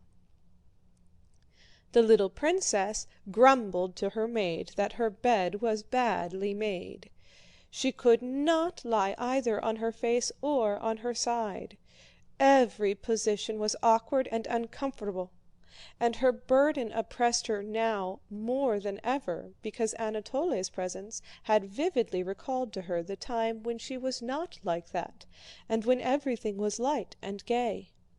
She sat in an armchair in her dressing jacket and nightcap, and Katie, sleepy and disheveled, beat and turned the heavy feather bed for the third time, muttering to herself. "I told you it was all lumps and holes," the little princess repeated. "I should be glad enough to fall asleep, so it's not my fault." And her voice quivered like that of a child about to cry. The old prince did not sleep either. Tikhon, half asleep, heard him pacing angrily about and snorting. The old prince felt as though he had been insulted through his daughter. The insult was the more pointed because it concerned not himself but another, his daughter, whom he loved more than himself. He kept telling himself that he would consider the whole matter and decide what was right and how he should act, but instead of that he only excited himself more and more. The first man that turns up, she forgets her father and everything else, runs upstairs and does up her hair and wags her tail and is unlike herself, glad to throw her father over. And she knew I should notice it. And don't I see that that idiot had eyes only for Bourienne? I shall have to get rid of her. And how is it she has not pride enough to see it? If she has no pride for herself, she might at least have some for my sake. She must be shown that the blockhead thinks nothing of her and looks only at Bourienne. No, she has no pride, but I'll let her see. The old prince knew that if he told his daughter she was making a mistake, and that Anatole meant to flirt with Mademoiselle Bourienne, Princess Mary's self-esteem would be wounded, and his point, not to be parted from her, would be gained. So pacifying himself with this thought, he called Tikhon and began to undress. "What devil brought them here?" thought he, while Tikhon was putting the nightshirt over his dried-up old body and gray-haired chest. "I never invited them. They came to disturb my life, and there is not much of it left. Devil take 'em!" he muttered while his head was still covered by the shirt. Tikhon knew his master's habit of sometimes thinking aloud, and therefore met with unaltered looks the angrily inquisitive expression of the face that emerged from the shirt. "Gone to bed?" asked the prince. Tikhon, like all good valets, instinctively knew the direction of his master's thoughts. He guessed that the question referred to Prince Vasíli and his son. "They have gone to bed and put out their lights, your excellency." "No good, no good!" said the prince rapidly, and thrusting his feet into his slippers and his arms into the sleeves of his dressing gown, he went to the couch on which he slept. Though no words had passed between Anatole and Mademoiselle Bourienne, They quite understood one another as to the first part of their romance, up to the appearance of the pauvre mère. They understood that they had much to say to one another in private, and so they had been seeking an opportunity since morning to meet one another alone. When Princess Mary went to her father's room at the usual hour, Mademoiselle Bourienne and Anatole met in the conservatory. Princess Mary went to the door of the study with special trepidation. It seemed to her that not only did everybody know that her fate would be decided that day, but that they also knew what she thought about it. She read this in Tíkhon's face and in that of Prince Vasíli's valet, who made her a low bow when she met him in the corridor carrying hot water. The old prince was very affectionate and careful in his treatment of his daughter that morning. Princess Mary well knew this painstaking expression of her father's. His face wore that expression when his dry hands clenched with vexation at her not understanding a sum in arithmetic, when rising from his chair he would walk away from her, repeating in a low voice the same words several times over. He came to the point at once, treating her ceremoniously. "I have had a proposition made me concerning you," he said with an unnatural smile. "I expect you have guessed that Prince Vasíli has not come and brought his pupil with him." For some reason Prince Bolkónski referred to Anatole as a pupil, "for the sake of my beautiful eyes. Last night a proposition was made me on your account and, as you know my principles, I refer it to you."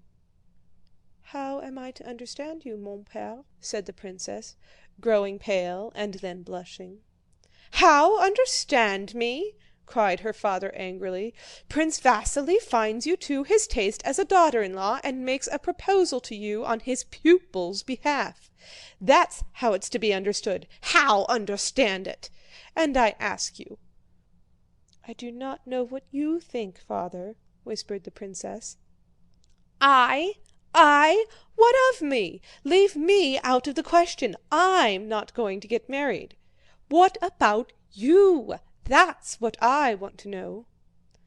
The princess saw that her father regarded the matter with disapproval, but at that moment the thought occurred to her that her fate would be decided now or never. She lowered her eyes so as not to see the gaze under which she felt that she could not think but would only be able to submit from habit, and she said, "I wish only to do your will, but if I had to express my own desire..." She had no time to finish. The old prince interrupted her. "That's admirable!" he shouted. "He will take you with your dowry and take Mademoiselle Bourienne into the bargain. She'll be the wife while you..." The prince stopped. He saw the effect these words had produced on his daughter. She lowered her head and was ready to burst into tears. Now then, I'm only joking," he said. "Remember this, princess. I hold to the principle that a maiden has a full right to choose. I give you freedom. Only remember that your life's happiness depends on your decision. Never mind me." "But I do not know, father." "There's no need to talk. He receives his orders and will marry you or anybody, but you are free to choose. Go to your room, think it over, and come back in an hour and tell me in his presence yes or no. I know you will pray over it. Well, pray if you like, but you had better think it over. Go.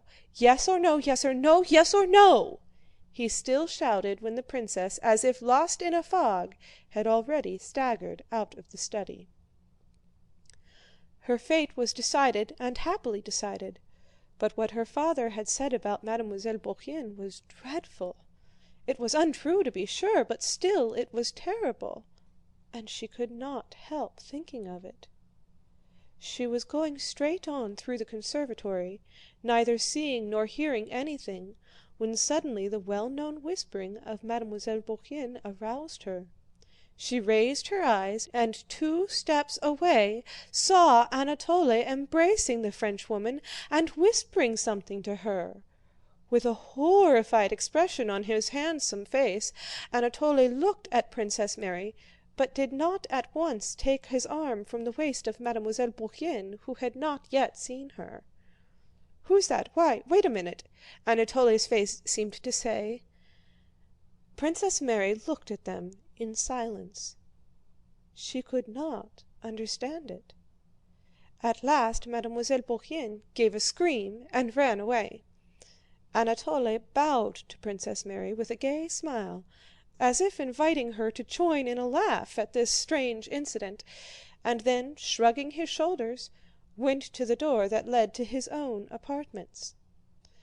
An hour later Tíkhon came to call Princess Mary to the old prince. He added that Prince Vasíli was also there.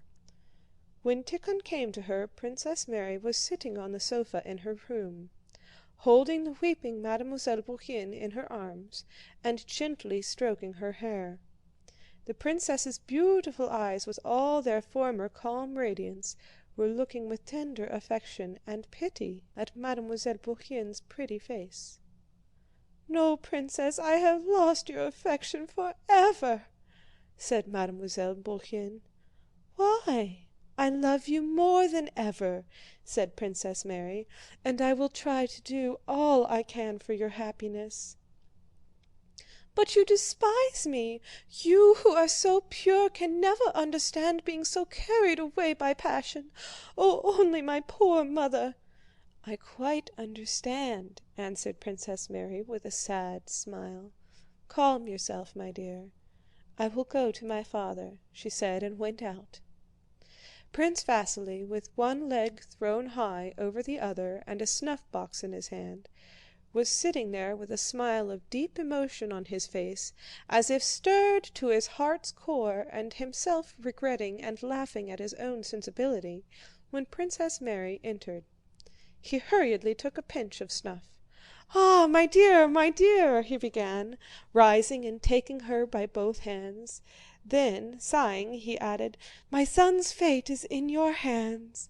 Decide, my dear, good, gentle Marie, whom I have always loved as a daughter." He drew back and a real tear appeared in his eye. snorted Prince Bolkónski. "The prince is making a proposition to you in his his son's name. Do you wish or not to be Prince Anatole Kurágin's wife? Reply yes or no," he shouted, "and then I shall reserve the right to state my opinion also. Yes, my opinion and only my opinion," added Prince Bolkónski, turning to Prince Vasíli and answering his imploring look. "Yes or no."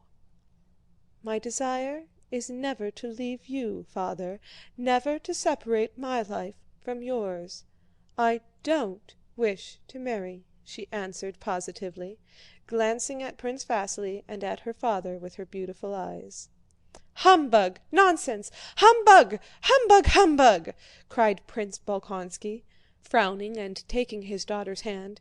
He did not kiss her, but only bending his forehead to hers, just touched it and pressed her hand so that she winced and uttered a cry. Prince Vasíli rose. "My dear, I must tell you that this is a moment I shall never, never forget. But, my dear, will you not give us a little hope of touching this heart so kind and generous? Say perhaps. The future is so long. Say perhaps." "Prince, what I have said is all there is in my heart.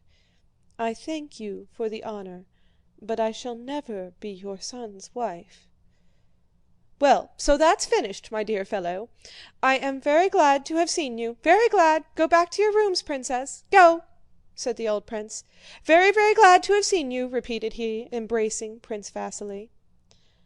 "My vocation is a different one," thought Princess Mary. "My vocation is to be happy with another kind of happiness, the happiness of love and self-sacrifice. And cost what it may, I will arrange poor Amélie's happiness. She loves him so passionately and so passionately repents. I will do all I can to arrange the match between them. If he is not rich, I will give her the means. I will ask my father and Andrew. I shall be so happy when she is his wife. She is so unfortunate, a stranger, alone, helpless. And, oh God, how passionately she must love him if she could so far forget herself. Perhaps I might have done the same, thought Princess Mary. End of chapter 5. This recording is in the public domain.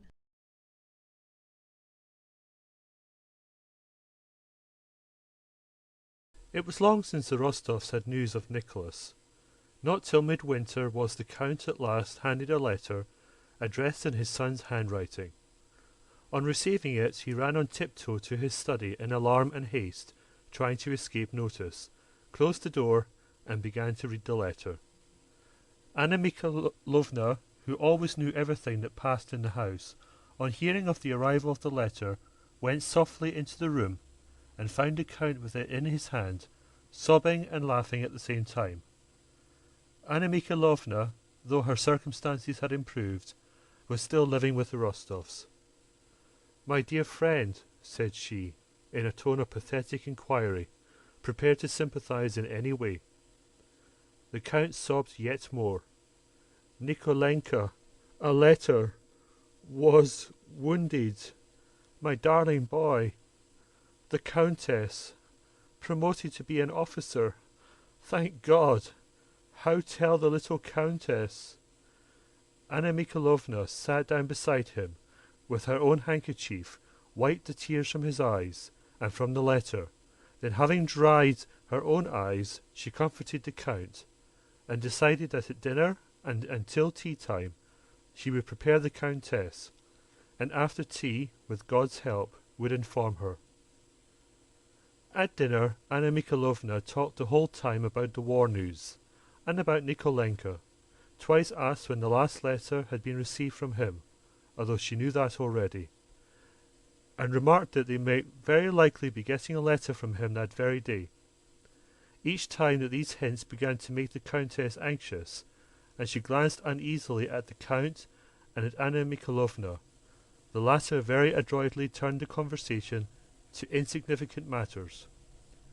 Natasha, who of the whole family was the most gifted, with the capacity to feel any shades of intonation, look, and expression, pricked up her ears from the beginning of the meal, and was certain that there was some secret between her father and Anna Mikhalovna, that it had something to do with her brother, and that Anna Mikhalovna was preparing them for it.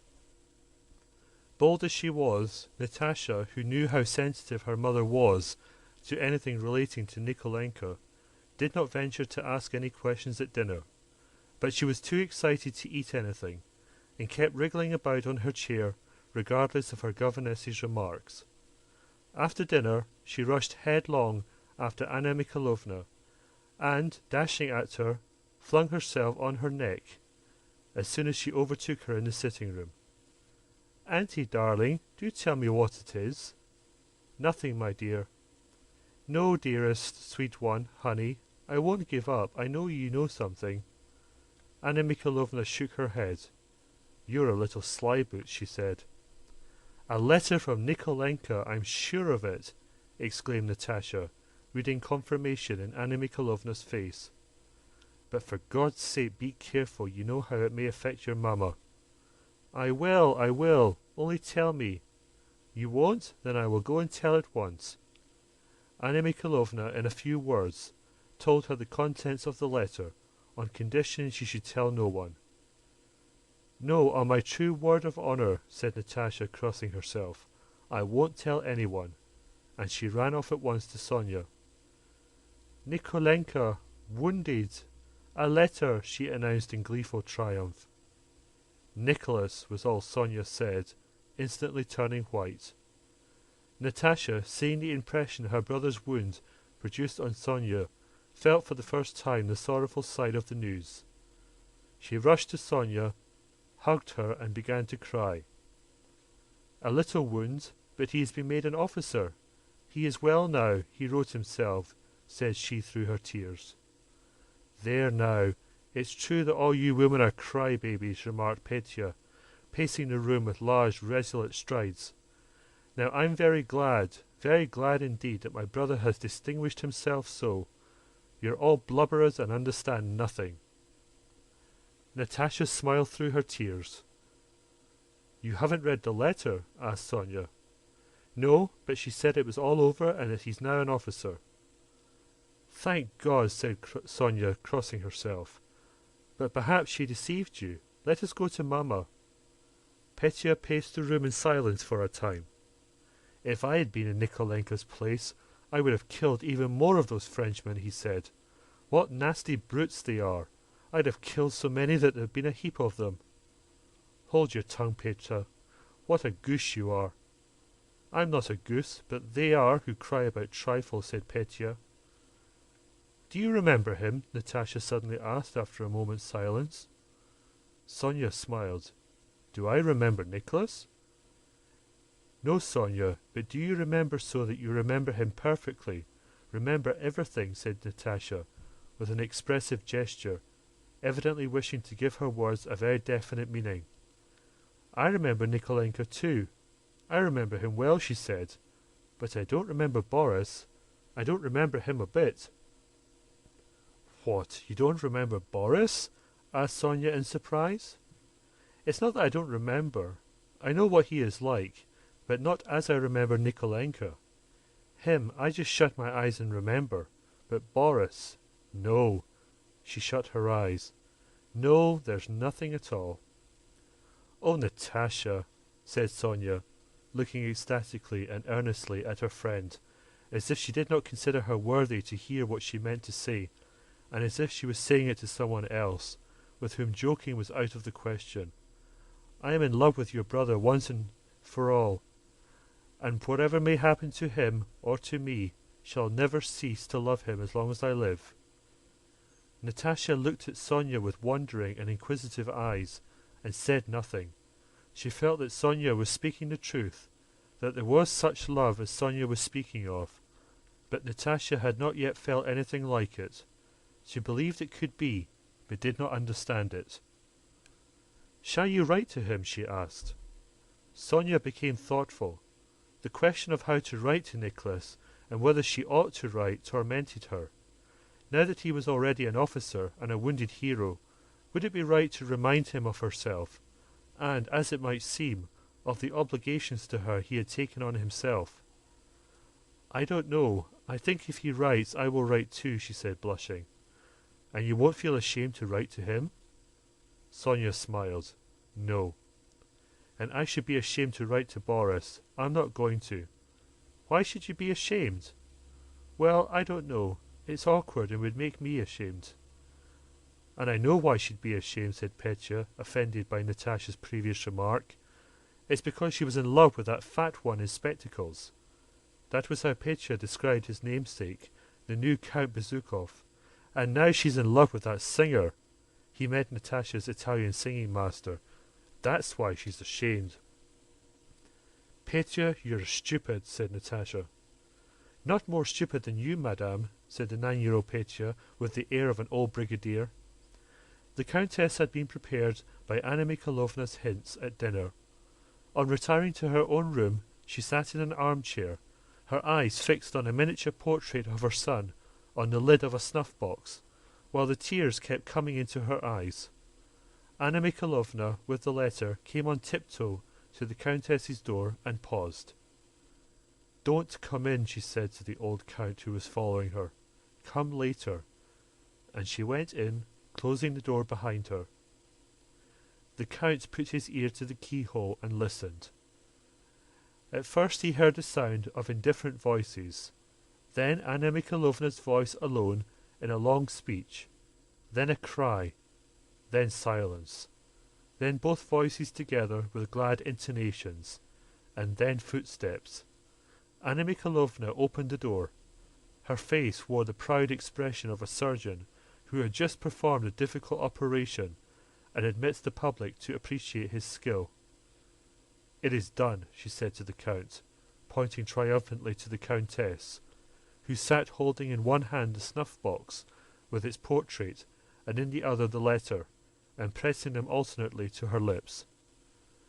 When she saw the count, she stretched out her arms to him, embraced his bald head, over which she again looked at the letter and the portrait, and in order to press them again to her lips, she slightly pushed away the bald head.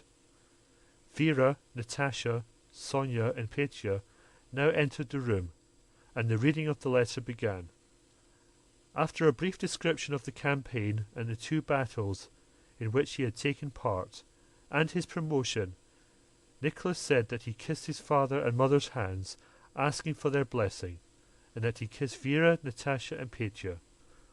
Besides that, he sent greetings to Monsieur Schelling, Madame Schloss, and his old nurse, and asked them to kiss for him dear Sonia, whom he loved and thought of just the same as ever. When she heard this, Sonia blushed so that tears came into her eyes, and, unable to bear the looks turned upon her, ran away into the dancing hall, whirled round it at full speed with her dress puffed out like a balloon, and, flushed and smiling, plumped down on the floor. The Countess was crying. "Why are you crying, mamma?" asked Vera. "From all he says one should be glad and not cry." This was quite true, but the Count, the Countess, and Natasha looked at her reproachfully. And who is it she takes after, thought the Countess. Nicholas's letter was read over hundreds of times, and those who were considered worthy to hear it had come to the Countess, for she did not let it out of her hands. The tutors came, and the nurses, and Dmitri, and several acquaintances, and the Countess re-read the letter each time with fresh pleasure, and each time discovered in it fresh proofs of Nikolenka's virtues. How strange, how extraordinary, how joyful it seemed that her son, the scarcely perceptible motion of whose tiny limbs she had felt 20 years ago within her, that son about whom she used to have quarrels with the too indulgent Count, that son who had first learned to say Père and then Granny, that this son should now be away in a foreign land, amid strange surroundings, a manly warrior doing some kind of man's work of his own, without help or guidance. The universal experience of ages, showing that children do grow imperceptibly from the cradle to manhood, did not exist for the Countess. Her son's growth towards manhood, at each of its stages, has seemed as extraordinary to her, as if there had never existed the millions of human beings who grew up in the same way. As 20 years before, it seemed impossible that the little creature who lived somewhere under her heart would ever cry, suck her breast, and begin to speak, so that now she could not believe that that little creature could be this strong, brave man, this model son and officer, that, judging by this letter, he now was. "What a style! How charmingly he describes," said she, reading the descriptive part of the letter. "And what a soul! Not a word about himself, not a word. About some Denisov or other, though he himself, I dare say, is braver than any of them. He says nothing about his sufferings. What a heart! How like him it is, and how he has remembered everybody, not forgetting anyone. I always said, when he was only so high, I always said." For more than a week preparations were being made. Rough drafts of letters to Nicholas from all the household were written and copied out, while under the supervision of the Countess and the solicitude of the Count, money and all things necessary for the uniform and equipment of the newly commissioned officer were collected. Anna Mikhailovna, practical woman that she was, had even managed by favour with army authorities to secure advantageous means of communication for herself and her son. She had opportunities of sending her letters to the Grand Duke Konstantin Pavlovich, who commanded the guards. The Rostovs supposed that the Russian guards abroad was quite a definite address, and that if a letter reached the Grand Duke in command of the guards, there was no reason why it should not reach the Pavlovgrad regiment, which was presumably somewhere in the same neighbourhood. And so it was decided to send the letters and money by the Grand Duke's courier to Boris, and Boris was to forward them to Nicholas. The letters were from the old Count, the Countess, Petya, Vera, Natasha and Sonia, and finally there were 6,000 rubles for his outfit, and various other things the old count sent to his son. End of chapter 6. Recording by Mark O'Neill, Würzburg, Germany. On the 12th of November, Kutuzov's active army, in camp before Olmütz, was preparing to be reviewed next day by the two emperors, the Russian and the Austrian. The guards, just arrived from Russia, spent the night 10 miles from Olmütz, and next morning were to come straight to the review, reaching the field at Olmütz by 10 o'clock. That day Nicholas Rostov received a letter from Boris, telling him that the Ismailov regiment was quartered for the night 10 miles from Olmütz, and that he wanted to see him as he had a letter and money for him. Rostov was particularly in need of money now that the troops after their active service were stationed near Olmütz, and the camp swarmed with well-provisioned sutlers and Austrian Jews offering all sorts of tempting wares. The Pavlovgrads held feast after feast, celebrating awards they had received for the campaign, and made expeditions to Olmütz to visit a certain Caroline the Hungarian, who had recently opened a restaurant there with girls as waitresses. Rostov, who had just celebrated his promotion to a cornetcy and bought Denisov's horse, Bedouin, was in debt all round to his comrades and the sutlers. On receiving Boris's letter, he rode with a fellow officer to Olmütz, dined there, drank a bottle of wine, and then set off alone to the guards' camp to find his old playmate. Rostov had not yet had time to get his uniform. He had on a shabby cadet jacket, decorated with a soldier's cross, equally shabby cadet riding breeches lined with worn leather, and an officer's sabre with a sword knot. The Don horse he was riding was one he had bought from a Cossack during the campaign, and he wore a crumpled hussar cap stuck jauntily back on one side of his head. As he rode up to the camp, he thought how he would impress Boris and all of his comrades of the Guards by his appearance, that of a fighting hussar who had been under fire. The Guards had made their whole march as if on a pleasure trip, parading their cleanliness and discipline. They had come by easy stages, their knapsacks conveyed on carts, and the Austrian authorities had provided excellent dinners for the officers at every halting place. The regiments had entered and left the town with their bands playing, and by the Grand Duke's orders the men had marched all the way in step, a practice on which the Guards prided themselves, the officers on foot and at their proper posts. Boris had been quartered and had marched all the way, with Berg, who was already in command of a company. Berg, who had obtained his captaincy during the campaign, had gained the confidence of his superiors by his promptitude and accuracy, and had arranged his money matters very satisfactorily. Boris, during the campaign, had made the acquaintance of many persons who might prove useful to him, and by a letter of recommendation he had brought from Pierre, had become acquainted with Prince Andrew Bolkonsky, through whom he hoped to obtain a post on the Commander-in-Chief's staff. Berg and Boris, having rested after yesterday's march, were sitting, clean and neatly dressed, at a round table in the clean quarters allotted to them, playing chess. Berg held a smoking pipe between his knees. Boris, in the accurate way characteristic of him, was building a little pyramid of chessmen with his delicate white fingers, while awaiting Berg's move, and watched his opponent's face, evidently thinking about the game, as he always thought, only of whatever he was engaged on. "Well, how are you going to get out of that?" he remarked. "We'll try to," replied Berg, touching a pawn and then removing his hand. At that moment the door opened. "Here he is at last!" shouted Rostov. "And Berg too! Oh, you Pettis fans! Allez coucher dormir!" he exclaimed, imitating his Russian nurse's French, at which he and Boris used to laugh long ago. "Dear me, how you have changed!" Boris rose to meet Rostov, but in doing so did not omit to steady and replace some chessmen that were falling. He was about to embrace his friends, but Nicholas avoided him. With that peculiar feeling of youth, that dread of beaten tracks, and wish to express itself in a manner different from that of its elders, which is often insincere, Nicholas wished to do something special on meeting his friend.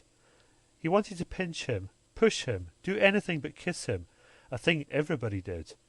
But notwithstanding this, Boris embraced him in a quiet, friendly way, and kissed him 3 times.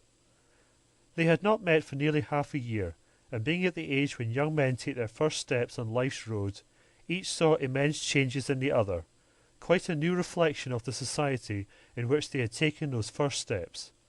Both had changed greatly since they last met, and both were in a hurry to show the changes that had taken place in them. "Oh, you damned dandies! Clean and fresh as if you'd been to a fete, not like us sinners of the line," cried Rostov, with martial swagger and with baritone notes in his voice, new to Boris, pointing to his own mud-bespattered breeches. The German landlady, hearing Rostov's loud voice, popped her head in at the door. "Eh, is she pretty?" he asked with a wink. "Why do you shout so? You'll frighten them," said Boris. "I did not expect you today," he added. "I only sent you the note yesterday by Bolkonsky, an adjutant of Kutuzov's, who's a friend of mine. I did not think he would get it to you so quickly." "Well, how are you? Been under fire already?" asked Boris. Without answering, Rostov took the soldier's cross of St. George, fastened to the cording of his uniform, and indicating a bandaged arm, glanced at Berg with a smile. "As you can see," he said. "Indeed, yes, yes," said Boris with a smile. "And we too have had a splendid march. You know, of course, that His Imperial Highness rode with our regiment all the time, so that we had every comfort and every advantage. What receptions we had in Poland, what dinners and balls, I can't tell you, and the Tsarevich was very gracious to all our officers." And the two friends told each other of their doings, the one of his hussar revels and life in the fighting line, the other of the pleasures and advantages of service under members of the imperial family. "Oh, you guard," said Rostov. "I say, send for some wine." Boris made a grimace. "If you really want it," said he. He went to his bed, drew a purse from under the clean pillow, and sent for wine. "Yes, and I have some money and a letter to give you," he added. Rostov took the letter, and throwing the money on the sofa, put both arms on the table and began to read. After reading a few lines, he glanced angrily at Berg, then, meeting his eyes, hid his face behind the letter. "Well, they've sent you a tidy sum," said Berg, eyeing the heavy purse that sank into the sofa. "As for us, Count, we get along on our pay. I can tell you for myself." "I say, Berg, my dear fellow," said Rostov, "when you get a letter from home, and meet one of your own people whom you want to talk everything over with, and I happen to be there, I'll go at once to be out of your way. Do go somewhere, anywhere, to the devil," he exclaimed. And immediately seizing him by the shoulder, and looking amiably into his face, evidently wishing to soften the rudeness of his words, he added, "Don't be hurt, my dear fellow. You know I speak from my heart, as to an old acquaintance." "Oh, don't mention it, Count. I quite understand," said Berg, getting up and speaking in a muffled and guttural voice. "Go across to our hosts. They invited you," added Boris. Berg put on the cleanest of coats, without a spot or speck of dust, stood before a looking-glass, and brushed the hair on his temples upwards, in the way affected by the Emperor Alexander, and having assured himself from the way Rostov looked at it that his coat had been noticed, left the room with a pleasant smile. "Oh dear, what a beast I am," muttered Rostov as he read the letter. "Why?" "Oh, what a pig I am not to have written, and to have given them such a fright. Oh, what a pig I am," he repeated, flushing suddenly. "Well, have you sent Gabriel for some wine? All right, let's have some." In the letter from his parents was enclosed a letter of recommendation to Bagration, which the old countess, at Anna Mikhailovna's advice, had obtained through an acquaintance, and sent to her son, asking him to take it to its destination and make use of it. "What nonsense! Much I need it," said Rostov, throwing the letter under the table. "Why have you thrown that away?" asked Boris. "It is some letter of recommendation. What the devil do I want it for?" "Why, what the devil," said Boris, picking it up and reading the address. This letter would be of great use to you. I want nothing, and I won't be anyone's adjutant. Why not? Inquired Boris. It's a lackey's job. You're still the same dreamer, I see, remarked Boris, shaking his head. And you're still the same diplomatist, but that's not the point. Come, how are you? Asked Rostov. Well, as you see. So far everything's all right, but I confess I should much like to be an adjutant and not remain at the front. Why? Because when once a man starts on military service, he should try to make as successful a career of it as possible. Oh, that's it, said Rostov, evidently thinking of something else. He looked intently and inquiringly into his friend's eyes, evidently trying in vain to find the answer to some question. Old Gabriel brought in the wine. Should we now send for Berg? Asked Boris. He would drink with you. I can't. Well, send for him. And how do you get on with that German? Asked Rostov with a contemptuous smile. He's a very, very nice, honest and pleasant fellow, answered Boris. Again Rostov looked intently into Boris's eyes and sighed. Berg returned, and over the bottle of wine conversation between the three officers became animated. The guardsmen told Rostov of their march, and how they had made much of in Russia, Poland, and abroad. They spoke of the sayings and doings of their commander, the Grand Duke, and told stories of his kindness and irascibility. Berg, as usual, kept silent when the subject did not relate to himself, but in connection with the stories of the Grand Duke's quick temper, he related with gusto how in Galicia he had managed to deal with the Grand Duke when the latter made a tour of the regiments and was annoyed at the irregularity of a movement. With a pleasant smile, Berg related how the Grand Duke had ridden up to him in a violent passion, shouting, "Arnots!" Arnots was the Tsarevich's favourite expression when he was in a rage, and called for the company commander. Would you believe it, Count? I was not at all alarmed, because I knew I was right. Without boasting, you know, I may say that I know the army's orders by heart, and know the regulations as well as I do the Lord's Prayer. So, Count, there never is any negligence in my company, and so my conscience was at ease. I came forward. Berg stood up and showed how he presented himself, with his hand to his cap, and really it would have been difficult for a face to express greater respect and self-complacency than his did. Well, he stormed at me, as the saying is, stormed and stormed and stormed. It was not a matter of life, but rather of death, as the saying is. Albanians, and devils, and to Siberia, said Berg, with a sagacious smile. I knew I was in the right, so I kept silent. Was not that best, Count? Hey, are you dumb? He shouted. Still I remained silent. And what do you think, Count? The next day it was not even mentioned in the orders of the day. That's what keeping one's head means. That's the way, Count, said Berg, lighting his pipe and emitting rings of smoke. Yes, that was fine, said Rostov, smiling. But Boris noticed that he was preparing to make fun of Berg, and skilfully changed the subject. He asked him to tell them how and where he got his wound. This pleased Rostov, and he began talking about it, and as he went on, became more and more animated. He told them of his Schöngraben affair, just as those who have taken part in a battle generally do describe it. That is, as they would like it to have been, as they have heard it described by others, and it sounds well, but not at all as it really was. Rostov was a truthful young man, and would on no account have told a deliberate lie. He began his story meaning to tell everything just as it happened, but imperceptibly, involuntarily, and inevitably he lapsed into falsehood. If he had told the truth to his hearers, who like himself had often heard stories of attacks and had formed a definite idea of what an attack was, and were expecting to hear just such a story, they would either not have believed him, or, still worse, would have thought that Rostov was himself to blame, since what generally happens to the narrators of cavalry attacks had not happened to him. He could not tell them simply that everyone went at a trot, and that he fell off his horse and sprained his arm, and then ran as hard as he could from a Frenchman into the wood. Besides, to tell everything as it really happened, it would have been necessary to make an effort of will, to tell only what happened. It's very difficult to tell the truth, and young people are really capable of it. His hearers expected a story of how, beside himself and all aflame with excitement, he had flown like a storm at the square, cut his way in, slashed right and left, how his sabre had tasted flesh, and he had fallen exhausted, and so on. And so he told them all that.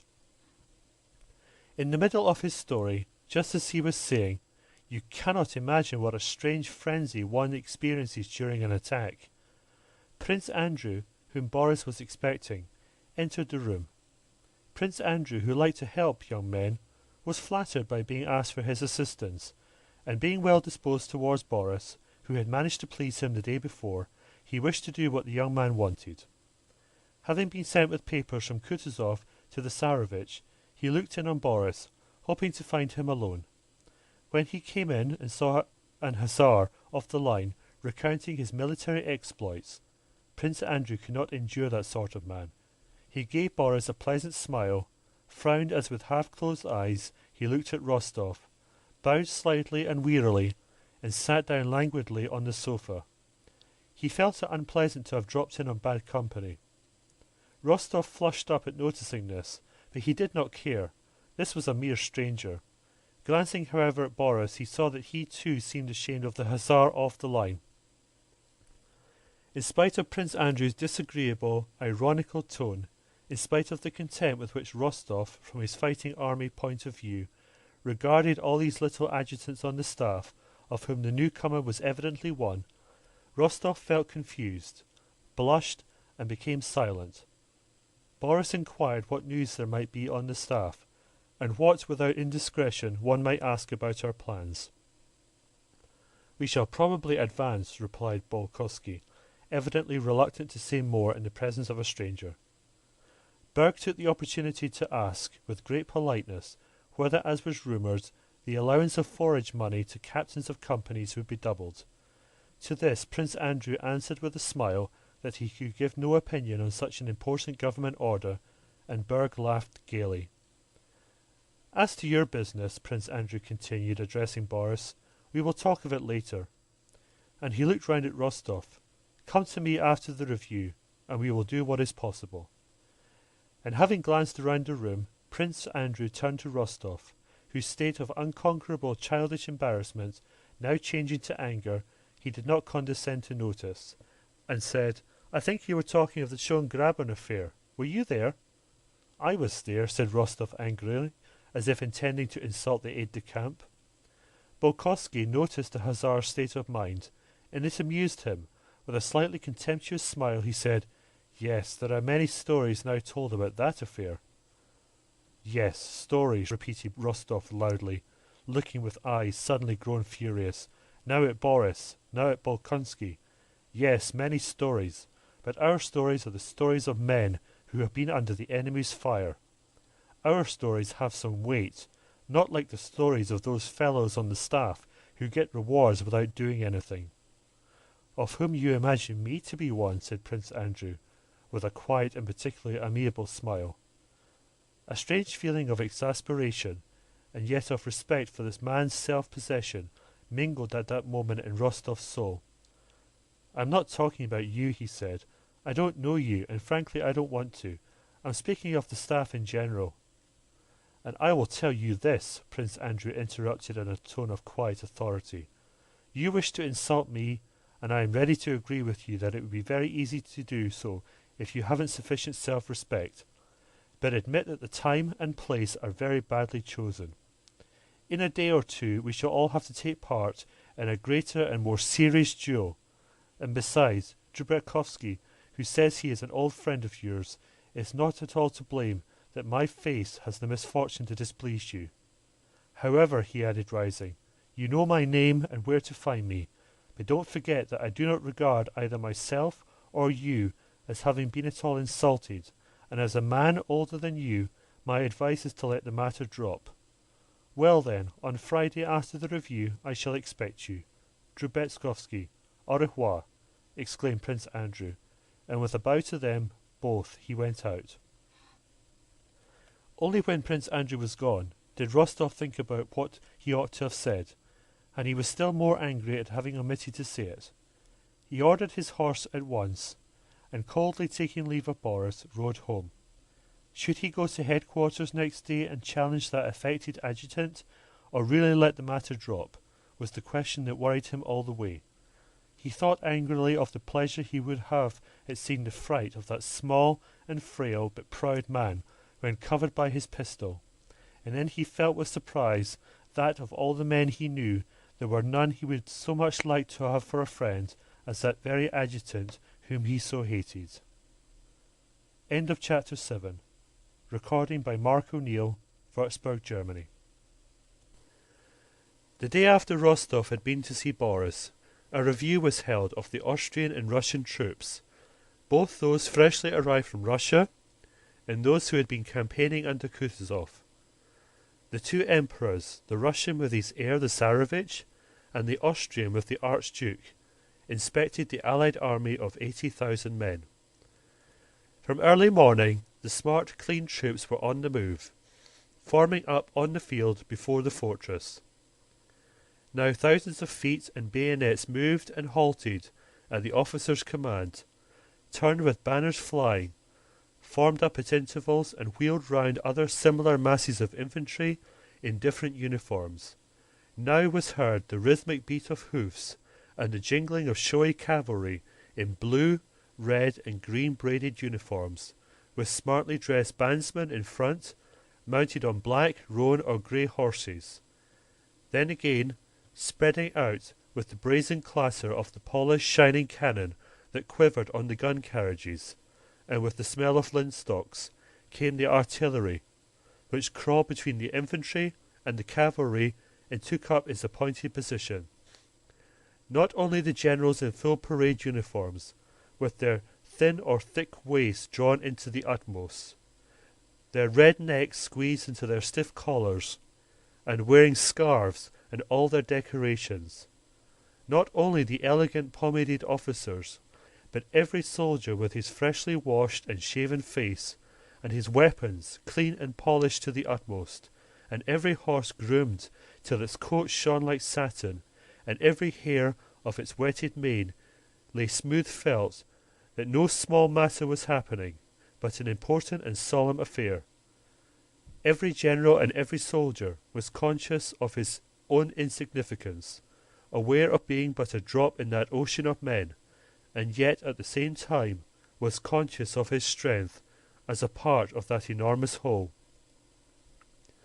From early morning, strenuous activities and efforts had begun, and by 10 o'clock all had been brought into due order. The ranks were drawn up on the vast field. The whole army was extended in 3 lines, the cavalry in front, behind it the artillery, and behind that again the infantry. A space like a street was left between each 2 lines of troops. The 3 parts of that army were sharply distinguished. Kutuzov's fighting army, with the Pavlovgrads on the right flank of the front, those recently arrived from Russia, both guards and regiments of the line, and the Austrian troops, but they all stood in the same lines, under one command, and in a like order. Like wind over leaves ran an excited whisper. "They're coming! They're coming!" Alarmed voices were heard, and a stir of final preparation swept over all the troops. From the direction of Olmutz, in front of them, a group was seen approaching, and at that moment, though the day was still, a light gust of wind blowing over the army slightly stirred the streamers on the lances, and the unfolded standards fluttered against their staffs.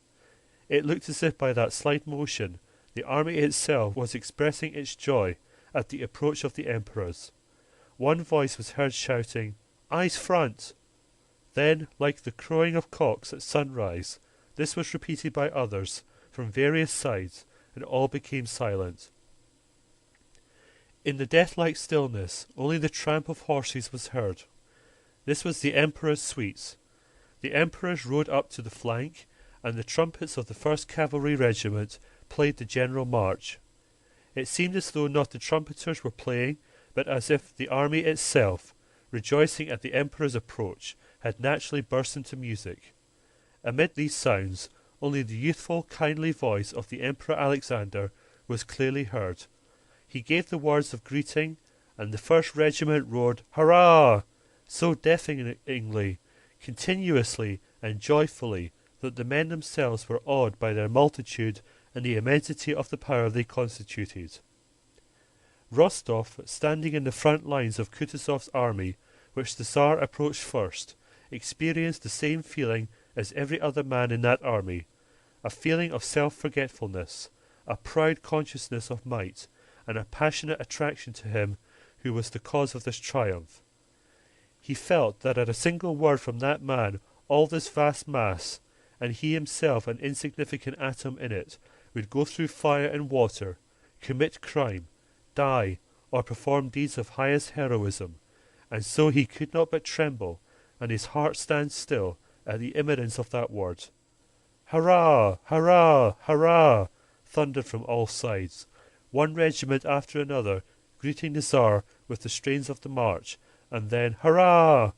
Then the general march, and again "Hurrah! Hurrah!" growing ever stronger and fuller, and merging into a deafening roar.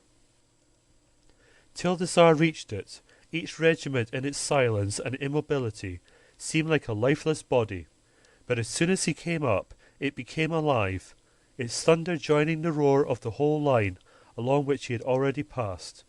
Through the terrible and deafening roar of those voices, amid the square masses of troops standing motionless as if turned to stone, hundreds of riders composing the suites moved carelessly but symmetrically, and above all freely, and in front of them 2 men, the emperors. Upon them the undivided, tensely passionate attention of that whole mass of men was concentrated. The handsome young Emperor Alexander, in the uniform of the Horse Guards, wearing a cocked hat with its peaks front and back, with his pleasant face and resonant though not loud voice, attracted everyone's attention. Rostov was not far from the trumpeters, and with his keen sight had recognized the Tsar and watched his approach. When he was within 20 paces, and Nicholas could clearly distinguish every detail of his handsome, happy young face, he experienced a feeling, tenderness, and ecstasy such as he had never before known. Every trait and every movement of the Tsar's seemed to him enchanting. Stopping in front of the Pavlograds, the Tsar said something in French to the Austrian Emperor and smiled. Seeing that smile, Rostov involuntarily smiled himself, and felt a still stronger flow of love for his sovereign. He longed to show that love in some way, and knowing that this was impossible, was ready to cry. The Tsar called the colonel of the regiment and said a few words to him. "Oh God, what would happen to me if the Emperor spoke to me?" thought Rostov. "I should die of happiness." The Tsar addressed the officers also. "I thank you all, gentlemen. I thank you with my whole heart." To Rostov every word sounded like a voice from heaven. How gladly would he have died at once for his Tsar. "You have earned St. George's standards, and will be worthy of them." Oh, to die for him, thought Rostov. The Tsar said something more which Rostov did not hear, and the soldiers, straining their lungs, shouted, "Hurrah!" Rostov too, bending over his saddle, shouted, "Hurrah!" with all his might, feeling that he would like to injure himself by that shout, if only to express his rapture fully. The Tsar stopped a few minutes in front of the hussars, as if undecided. How can the Emperor be undecided, thought Rostov, but then even this indecision appeared to him majestic and enchanting, like everything else the Tsar did. That hesitation lasted only an instant. The Tsar's foot, in the narrow pointed boot then fashionable, touched the groin of the bob-tailed bay mare he rode. His hand in a white glove gathered up the reins, and he moved off accompanied by an irregularly swaying sea of aides-de-camp. Further and further he rode away, stopping at other regiments, till at last only his white plumes were visible to Rostov from amid the suites that surrounded the emperors. Among the gentlemen of the suite, Rostov noticed Bolkonsky, sitting his horse indolently and carelessly. Rostov recalled their quarrel of yesterday, and the question presented itself whether he ought or ought not to challenge Bolkonsky. Of course not, he now thought. Is it worth thinking or speaking of it at such a moment? At a time of such love, such rapture, and such self-sacrifice, what do any of our quarrels and affronts matter? I love and forgive everybody now."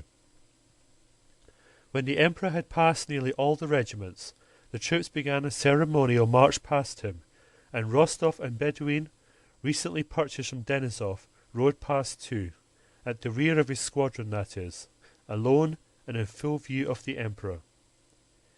Before he reached him, Rostov, who was a splendid horseman, spurred Bedouin twice, and successfully put him to the showy trot in which the animal went when excited. Bending his foaming muzzle to his chest, his tail extended, Bedouin, as if also conscious of the Emperor's eye upon him, passed splendidly, lifting his feet with a high and graceful action, as if flying through the air without touching the ground. Rostov himself, his legs well back and his stomach drawn in, and feeling himself one with his horse, rode past the Emperor with a frowning but blissful face, like a viewy devil, as Denisov expressed it. "Fine fellows, the Polovgras," remarked the Emperor. "My God, how happy I should be if he ordered me to leap into the fire this instant," thought Rostov. When the review was over, the newly arrived officers, and also Kutuzovs, collected in groups and began to talk about the awards, about the Austrians and their uniforms, about their lines, about Bonaparte, and how badly the latter would fare now, especially if the Essen Corps arrived and Prussia took our side. But the talk in every group was chiefly about the Emperor Alexander. His every word and movement was described with ecstasy. They all had but one wish: to advance as soon as possible against the enemy under the Emperor's command. Commanded by the Emperor himself, they could not fail to vanquish anyone, be it whom it might. So thought Rostov and most of the officers after the review.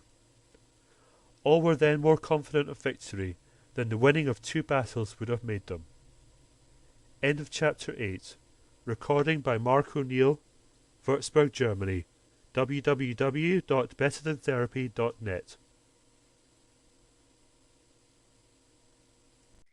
The day after the review, Boris, in his best uniform and with his comrade Berg's best wishes for success, rode to Olmütz to see Bolkonsky, wishing to profit by his friendliness and obtain for himself the best post he could, preferably that of an adjutant to some important personage, a position in the army which seemed to him most attractive. It is all very well for Rostov, whose father sends him 10,000 rubles at a time, to talk about not wishing to cringe to anybody and not be anyone's lackey, but I, who have nothing but my brains, have to make a career and must not miss opportunities but must avail myself of them, he reflected.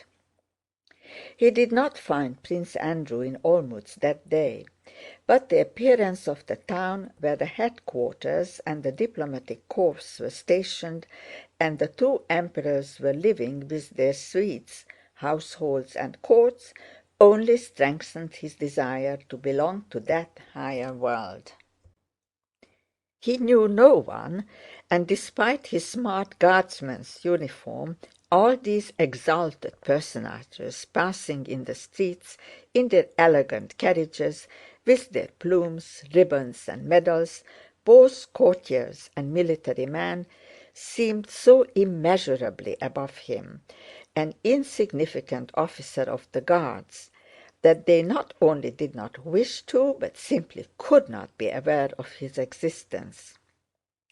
At the quarters of the commander-in-chief, Kutuzov, where he inquired for Bolkonsky, all the adjutants and even the orderlies looked at him as if they wished to impress on him that a great many officers like him were always coming there and that everybody was heartily sick of them. In spite of this, or rather because of it, next day, November 15, after dinner, he again went to Olmütz and, entering the house occupied by Kutuzov, asked for Bolkonsky. Prince Andrew was in, and Borís was shown into a large hall, probably formerly used for dancing, but in which 5 beds now stood, and furniture of various kinds, a table, chairs, and a clavichord. One adjutant nearest the door was sitting at the table in a Persian dressing gown, writing. Another, the red, stout Nesvitsky, lay on a bed with his arm under his head, laughing with an officer who had sat down beside him. A third was playing a Viennese waltz on the clavichord, while a fourth, lying on the clavichord, sang the tune. Bolkonsky was not there. None of these gentlemen changed his position on seeing Borís. The one who was writing and whom Borís addressed turned round crossly and told him Bolkonsky was on duty and that he should go through the door on the left into the reception room if he wished to see him. Borís thanked him and went to the reception room, where he found some 10 officers and generals. When he entered, Prince Andrew, his eyes drooping contemptuously with that peculiar expression of polite weariness which plainly says, "If it were not my duty, I would not talk to you for a moment," was listening to an old Russian general with decorations, who stood very erect, almost on tiptoe, with a soldier's obsequious expression on his purple face, reporting something. "Very well, then, be so good as to wait," said Prince Andrew to the general in Russian, speaking with the French intonation he affected when he wished to speak contemptuously, and, noticing Borís, Prince Andrew, paying no more heed to the general, who ran after him imploring him to hear something more, nodded and turned to him with a cheerful smile. At that moment Borís clearly realized what he had before surmised, that in the army, beside the subordination and discipline prescribed in the military code, which he and the others knew in the regiment, there was another, more important subordination, which made this tight-laced, purple-faced general wait respectfully while Captain Prince Andrew, for his own pleasure, chose to chat with Lieutenant Drubetskóy. More than ever was Borís resolved to serve in future not according to the written code, but under this unwritten law. He felt now that merely by having been recommended to Prince Andrew he had already risen above the general who at the front had the power to annihilate him, a lieutenant of the Guards. Prince Andrew came up to him and took his hand. "I am very sorry you didn't find me in yesterday. I was fussing about with Germans all day. We went with Weyrother to survey the dispositions. When Germans start being accurate, there is no end to it." Borís smiled as if he understood what Prince Andrew was alluding to as something generally known. But it was the first time he had heard Weyrother's name, or even the term dispositions.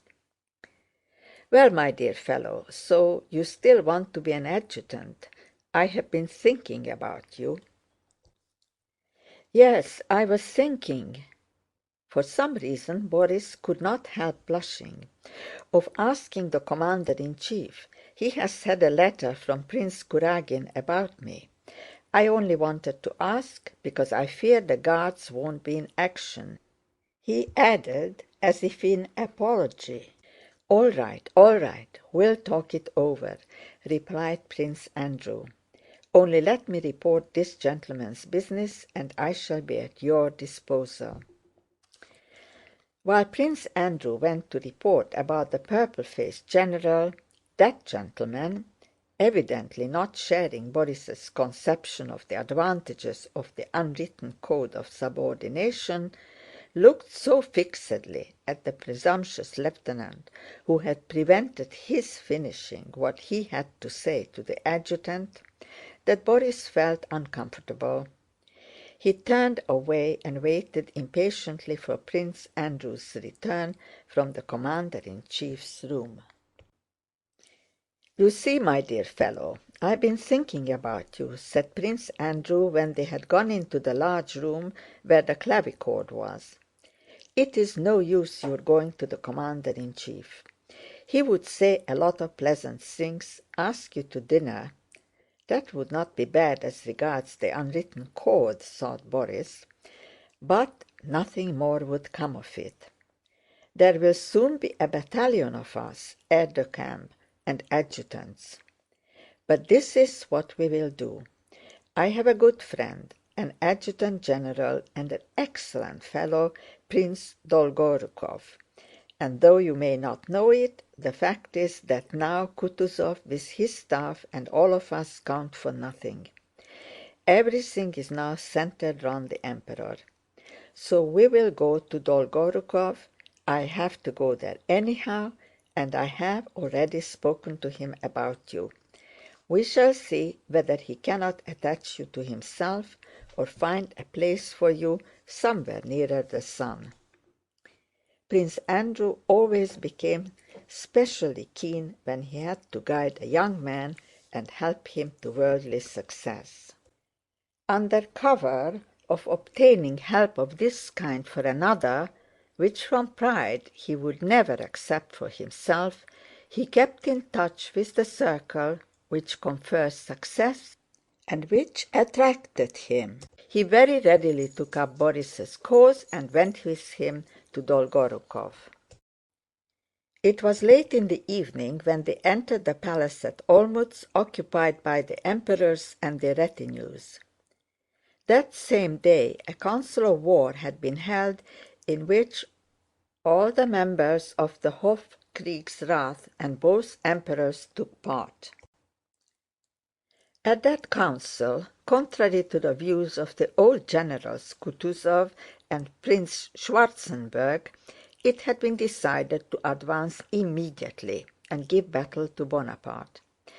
The council of war was just over when Prince Andrew, accompanied by Borís, arrived at the palace to find Dolgorúkov. Everyone at headquarters was still under the spell of the day's council, at which the party of the young had triumphed. The voices of those who counseled delay and advised waiting for something else before advancing had been so completely silenced, and their arguments confuted by such conclusive evidence of the advantages of attacking, that what had been discussed at the council, the coming battle and the victory that would certainly result from it, no longer seemed to be in the future but in the past. All the advantages were on our side. Our enormous forces, undoubtedly superior to Napoleon's, were concentrated in one place. The troops, inspired by the Emperor's presence, were eager for action. The strategic position where the operations would take place was familiar in all its details to the Austrian General Weyrother. A lucky accident had ordained that the Austrian army should maneuver the previous year on the very fields where the French had now to be fought. The adjacent locality was known and shown in every detail on the maps, and Bonaparte, evidently weakened, was undertaking nothing. Dolgorúkov, one of the warmest advocates of an attack, had just returned from the council, tired and exhausted, but eager and proud of the victory that had been gained. Prince Andrew introduced his protégé, but Prince Dolgorúkov, politely and firmly pressing his hand, said nothing to Borís, and evidently unable to suppress the thoughts which were uppermost in his mind at that moment, addressed Prince Andrew in French. "Ah, my dear fellow, what a battle we have gained! God grant that the one that will result from it will be as victorious. However, dear fellow," he said abruptly and eagerly, I must confess to having been unjust to the Austrians, and especially to Weyrother. What exactitude, what minuteness, what knowledge of the locality, what foresight for every eventuality, every possibility, even to the smallest detail! No, my dear fellow, no conditions better than our present ones could have been devised. This combination of Austrian precision with Russian valor, what more could be wished for? "So the attack is definitely resolved on?" asked Bolkonsky. "And you know, my dear fellow, it seems to me that Bonaparte had decidedly lost bearings. You know that a letter was received from him today for the Emperor." Dolgorukov smiled significantly. "Is that so? And what did he say?" inquired Bolkonsky. "What can he say? Tra-di-di-di-ra, and so on, merely to gain time." "I tell you he is in our hands, that is certain." "But what was most amusing," he continued with a sudden good-natured laugh, "was that we could not think how to address the reply. If not as consul, and of course not as Emperor, it seemed to me it should be to General Bonaparte. But between not recognizing him as Emperor and calling him General Bonaparte, there is a difference," remarked Bolkonsky. "That is just it," interrupted Dolgorukov, quickly laughing. "You know Bilíbin, he is a very clever fellow. He suggested addressing him as usurper and enemy of mankind." Dolgorukov laughed merrily. "Only that?" said Bolkonsky. "All the same, it was Bilíbin who found a suitable form for the address. He is a wise and clever fellow." "What was it?" "To the head of the French government, au chef du gouvernement français," said Dolgorukov with grave satisfaction. "Good, wasn't it?" "Yes, but he will dislike it extremely," said Bolkonsky. "Oh yes, very much. My brother knows him. He has dined with him, the present Emperor, more than once in Paris, and tells me he never met a more cunning or subtle diplomatist. You know, a combination of French adroitness and Italian play-acting. Do you know the tale about him and Count Markóv? Count Markóv was the only man who knew how to handle him. You know the story of the handkerchief? It is delightful." And the talkative Dolgorukov, turning now to Borís, now to Prince Andrew, told how Bonaparte, wishing to test Markóv, our ambassador, purposely dropped the handkerchief in front of him and stood looking at Markóv, probably expecting Markóv to pick it up for him, and how Markóv immediately dropped his own beside it and picked it up without touching Bonaparte's. "Delightful," said Bolkonsky. "But I have come to you, Prince, as a petitioner on behalf of this young man. You see..." But before Prince Andrew could finish, an aide-de-camp came in to summon Dolgorukov to the Emperor. "Oh, what a nuisance!" said Dolgorukov, getting up hurriedly and pressing the hands of Prince Andrew and Borís. "You know I should be very glad to do all in my power both for you and for this dear young man." Again he pressed the hand of the latter with an expression of good-natured, sincere, and animated levity. "But you see, another time..." Borís was excited by the thought of being so close to the higher powers as he felt himself to be at that moment. He was conscious that here he was in contact with the springs that set in motion the enormous movements of the mass of which, in his regiment, he felt himself a tiny, obedient, and insignificant atom.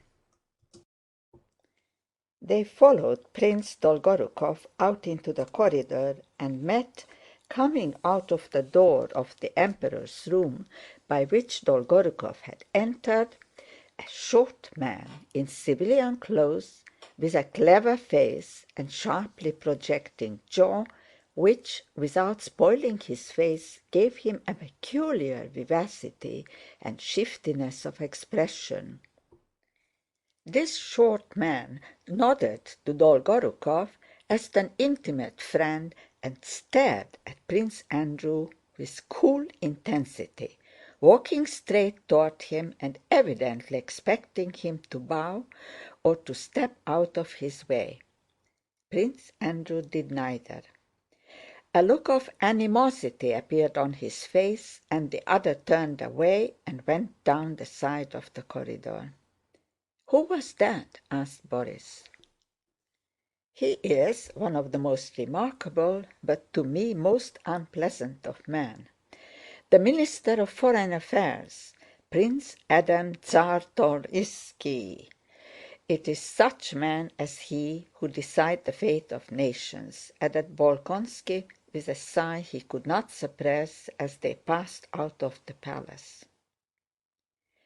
Next day the army began its campaign, and up to the very battle of Austerlitz Borís was unable to see either Prince Andrew or Dolgorukov again, and remained for a while with the Ismáilov regiment.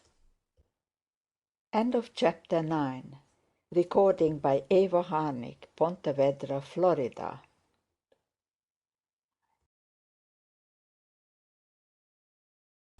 At dawn on the 16th of November, Denísov's squadron, in which Nicholas Rostov served and which was in Prince Bagration's detachment, moved from the place where it had spent the night, advancing into action as arranged, and after going behind other columns for about 2/3 of a mile, was stopped on the high road.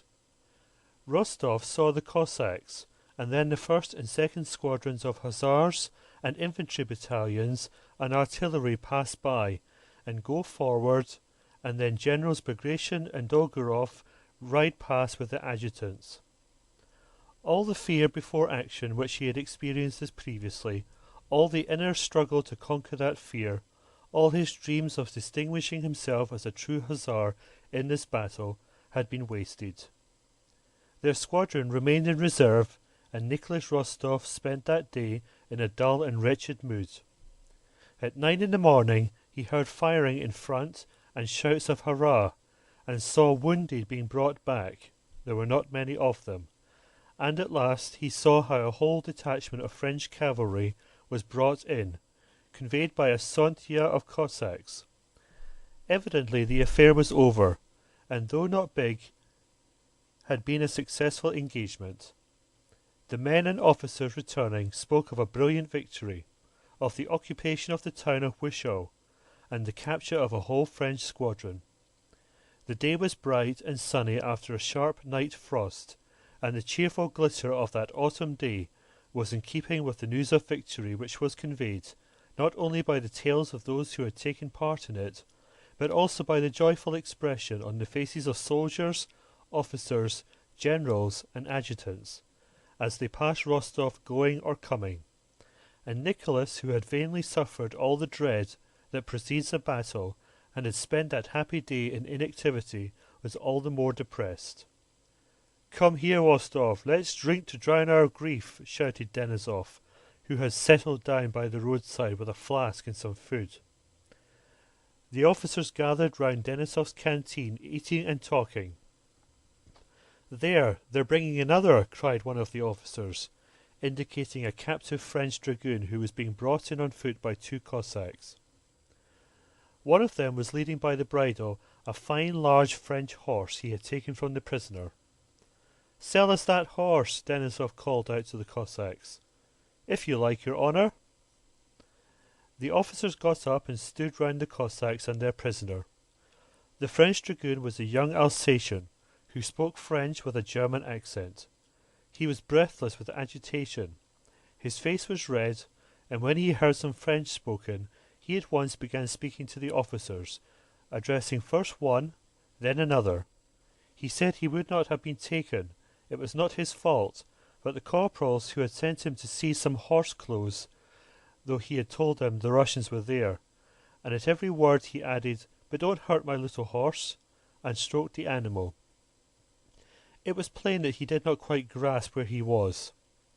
Now he excused himself for having been taken prisoner, and now, imagining himself before his own officers, insisted on his soldierly discipline and zeal in the service. He brought with him into our rearguard all the freshness of atmosphere of the French army, which was so alien to us. The Cossacks sold the horse for 2 gold pieces, and Rostov, being the richest of the officers, now that he had received his money, bought it. "But don't hurt my little horse," said the Alsatian good-naturedly to Rostov when the animal was handed over to the hussar. Rostov smilingly reassured the dragoon and gave him money. "Allez, allez," said the Cossack, touching the prisoner's arm to make him go on. The Emperor was suddenly heard among the hussars. All began to run and bustle, and Rostov saw coming up the road behind him several riders with white plumes in their hats. In a moment everyone was in his place waiting. Rostov did not know or remember how he ran to his place and mounted. Instantly his regret at not having been in action, and his dejected mood amid people of whom he was weary, had gone. Instantly every thought of himself had vanished. He was filled with happiness at his nearness to the Emperor. He felt that this nearness by itself made up to him for the day he had lost. He was happy as a lover when the longed-for moment of meeting arrives. Not daring to look round, and without looking round, he was ecstatically conscious of his approach.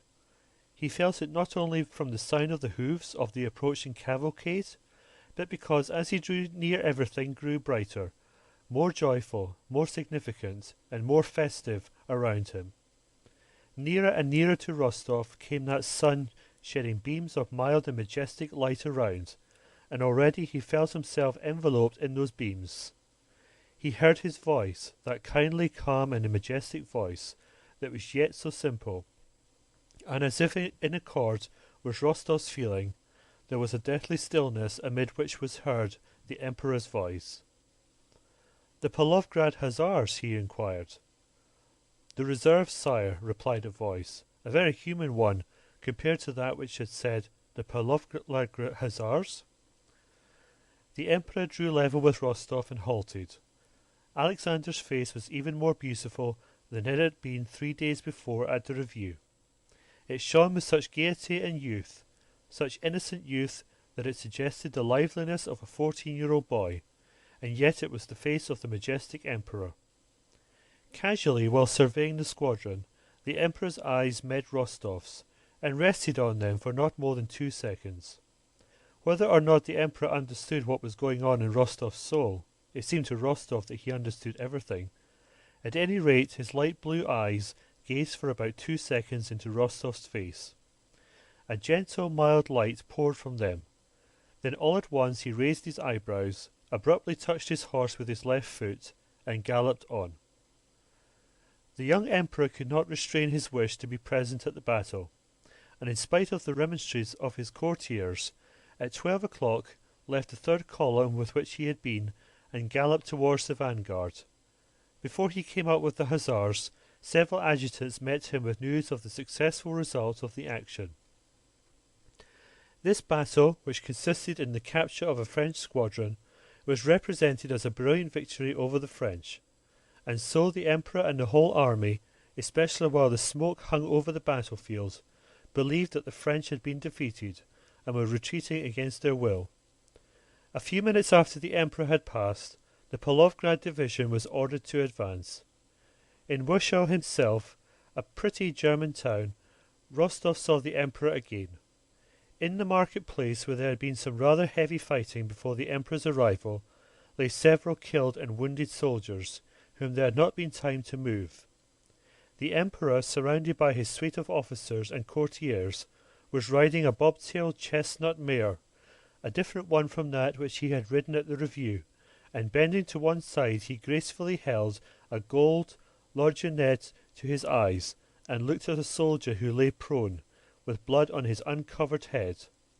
The wounded soldier was so dirty, coarse and revolting that his proximity to the Emperor shocked Rostov. Rostov saw how the Emperor's rather round shoulders shuddered as if a cold shiver had run down them, how his left foot began convulsively tapping the horse's side with the spur, and how the well-trained horse looked round unconcerned and did not stir. An adjutant, dismounting, lifted the soldier under the arms to place him on a stretcher that had been brought.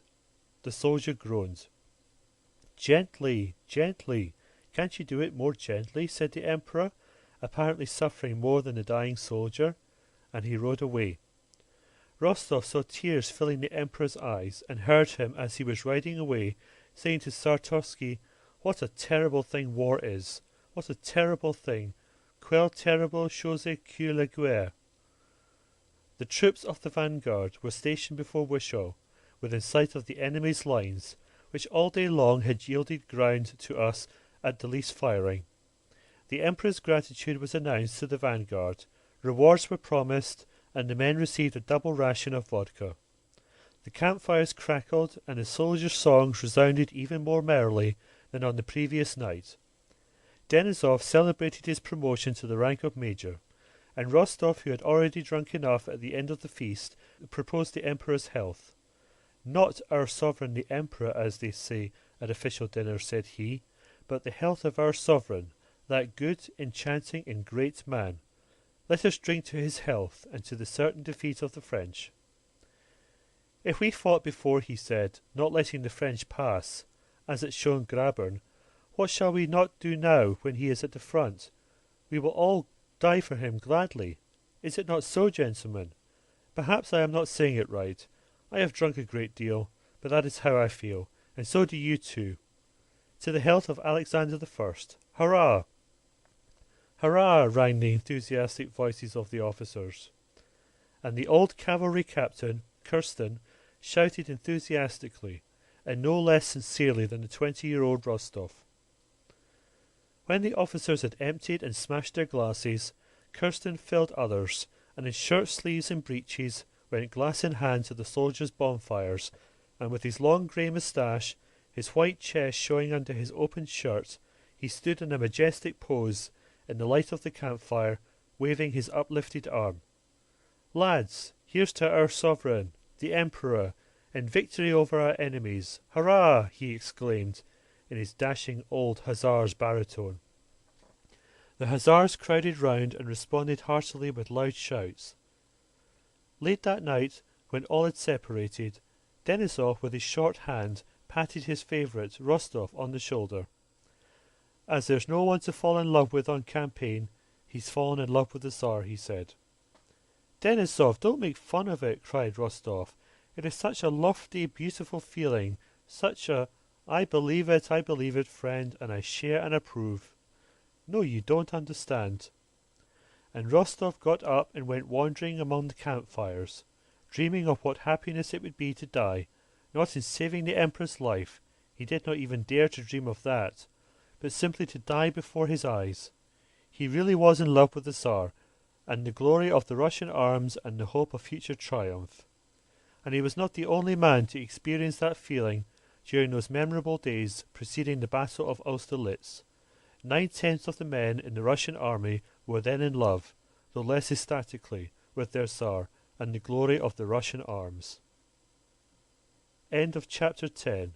Recording by Mark O'Neill, Würzburg, Germany. www.betterthan-therapy.net.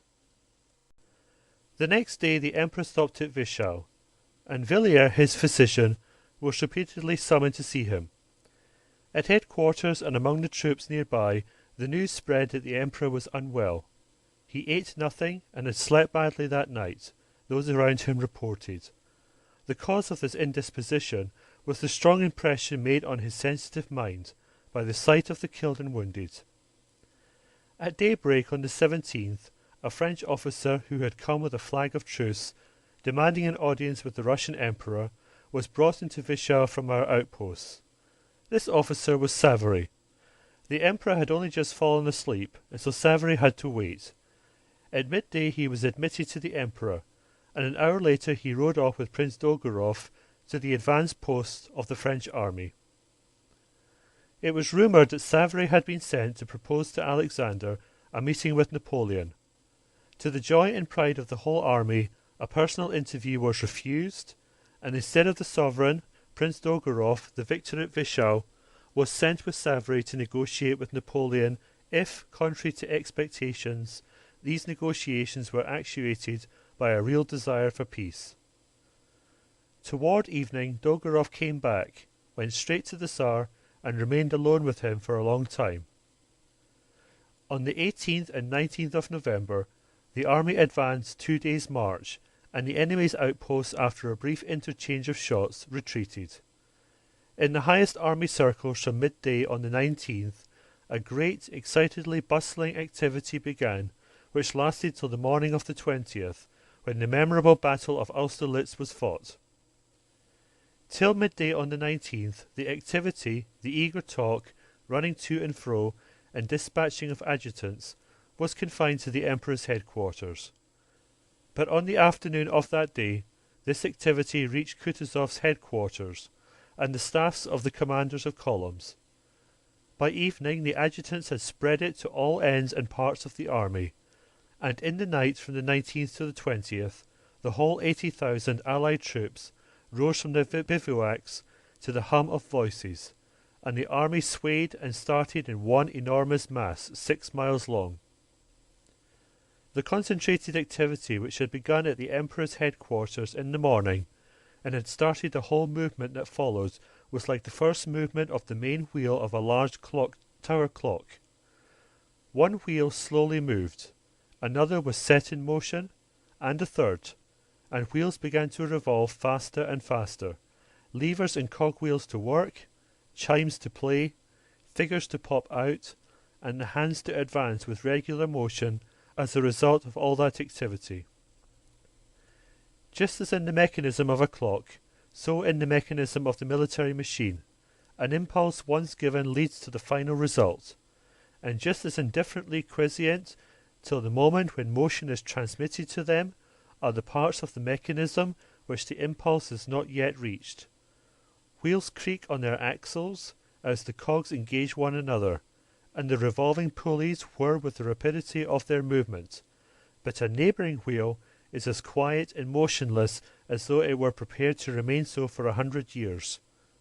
But the moment comes when the lever catches it, and obeying the impulse that wheel begins to creak, and joins in the common motion, the result and aim of which are beyond its ken. Just as in a clock, the result of the complicated motion of innumerable wheels and pulleys is merely a slow and regular movement of the hands, which show the time, so the result of all the complicated human activities of 160,000 Russians and French, all their passions, desires, remorse, humiliations, sufferings, outbursts of pride, fear and enthusiasm, was only the loss of the Battle of Austerlitz, the so-called Battle of the Three Emperors, that is to say, a slow movement of the hand on the dial of human history. Prince Andrew was on duty that day, and in constant attendance on the Commander-in-Chief. At 6 in the evening, Kutuzov went to the Emperor's headquarters, and after staying but a short time with the Tsar, went to see the Grand Marshal of the court, Count Tolstoy. Bolkonsky took the opportunity to go in to get some details of the coming action from Dolgorov. He felt that Kutuzov was upset and dissatisfied about something, and that at headquarters they were dissatisfied with him, and also that at the Emperor's headquarters everyone adopted towards him the tone of men who know something others do not know. He therefore wished to speak to Dolgorov. "Well, how do you do, my dear fellow?" said Dolgorov, who was sitting at tea with Bibelin. "The fete is for tomorrow. How is your old fellow? Out of sorts?" "I won't say he is out of sorts, but I fancy he would like to be heard." "But they heard him at the Council of War, and will hear him when he talks sense. But to temporize and wait for something now when Bonaparte fears nothing so much as a general battle is impossible." "Yes, you have seen him?" said Prince Andrew. "Well, what is Bonaparte like? Did he impress you?" "Yes, I saw him. and am convinced that he fears nothing so much as a general engagement," repeated Dolgorov, evidently prizing this general conclusion which he had arrived at from his interview with Napoleon. If he weren't afraid of a battle, why did he ask for that interview? Why negotiate? And above all, why retreat, when to retreat is so contrary to his method of conducting war? Believe me, he is afraid of a general battle. His hour has come, mark my words. "But tell me, what is he like, eh?" said Prince Andrew again. "He is a man in a grey overcoat, very anxious that I should call him Your Majesty, but who to his chagrin got no title from me. That's the sort of man he is, and nothing more," replied Dolgorov, looking round at Bibelin with a smile. "Despite my great respect for old Kutuzov," he continued, "we should be a nice set of fellows if we were to wait about, and so give him a chance to escape, or to trick us, now that we certainly have him in our hands. No, we mustn't forget Suvorov and his rule, not to put yourself in a position to be attacked, but yourself to attack. Believe me, in war, the energy of young men often shows the way better than all the experience of old conduitors." "But in what position are we going to attack him? I have been at the outposts today, and it is impossible to say where his chief forces are situated," said Prince Andrew. He wished to explain to Dolgorov a plan of attack he had himself formed. "Oh, that is all the same," Dolgorov said quickly, and getting up he spread a map on the table. "All eventualities have been foreseen. If he is standing before Brunn," and Prince Dolgorov rapidly but indistinctly explained Weyerer's plan of a flanking movement.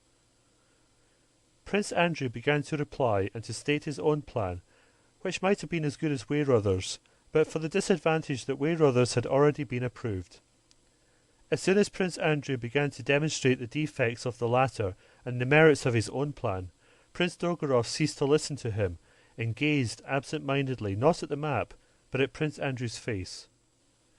"There will be a council of war at Kutuzov's tonight, though. You can say all this there," remarked Dolgorov. "I will do so," said Prince Andrew, moving away from the table. "Whatever are you bothering about, gentlemen?" said Bibelin, who till then had listened with an amused smile to their conversation, and now was evidently ready with a joke. "Whether tomorrow brings victory or defeat, the glory of our Russian arms is secure. Except your Kutuzov, there is not a single Russian in command of a column. The commanders are Herr General Wimpfen, le Comte de Langeron, der Prince de Liechtenstein, le Prince de Hohenlohe, and finally Prish, and so on, like all those Polish names." "Be quiet, backbiter," said Dolgorov. "It is not true. There are now 2 Russians, Miladovich and Dukharov, and there would be a third, Count Arachief, if his nerves were not so weak." "However, I think General Kutuzov has come out," said Prince Andrew. "I wish you good luck and success, gentlemen," he added, and went out after shaking hands with Dolgorov and Bibelin. On the way home, Prince Andrew could not refrain from asking Kutuzov, who was sitting silently beside him, what he thought of tomorrow's battle.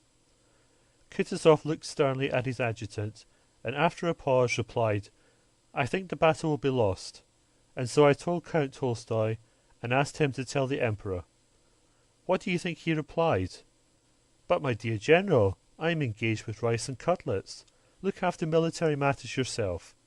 Yes, that was the answer I got.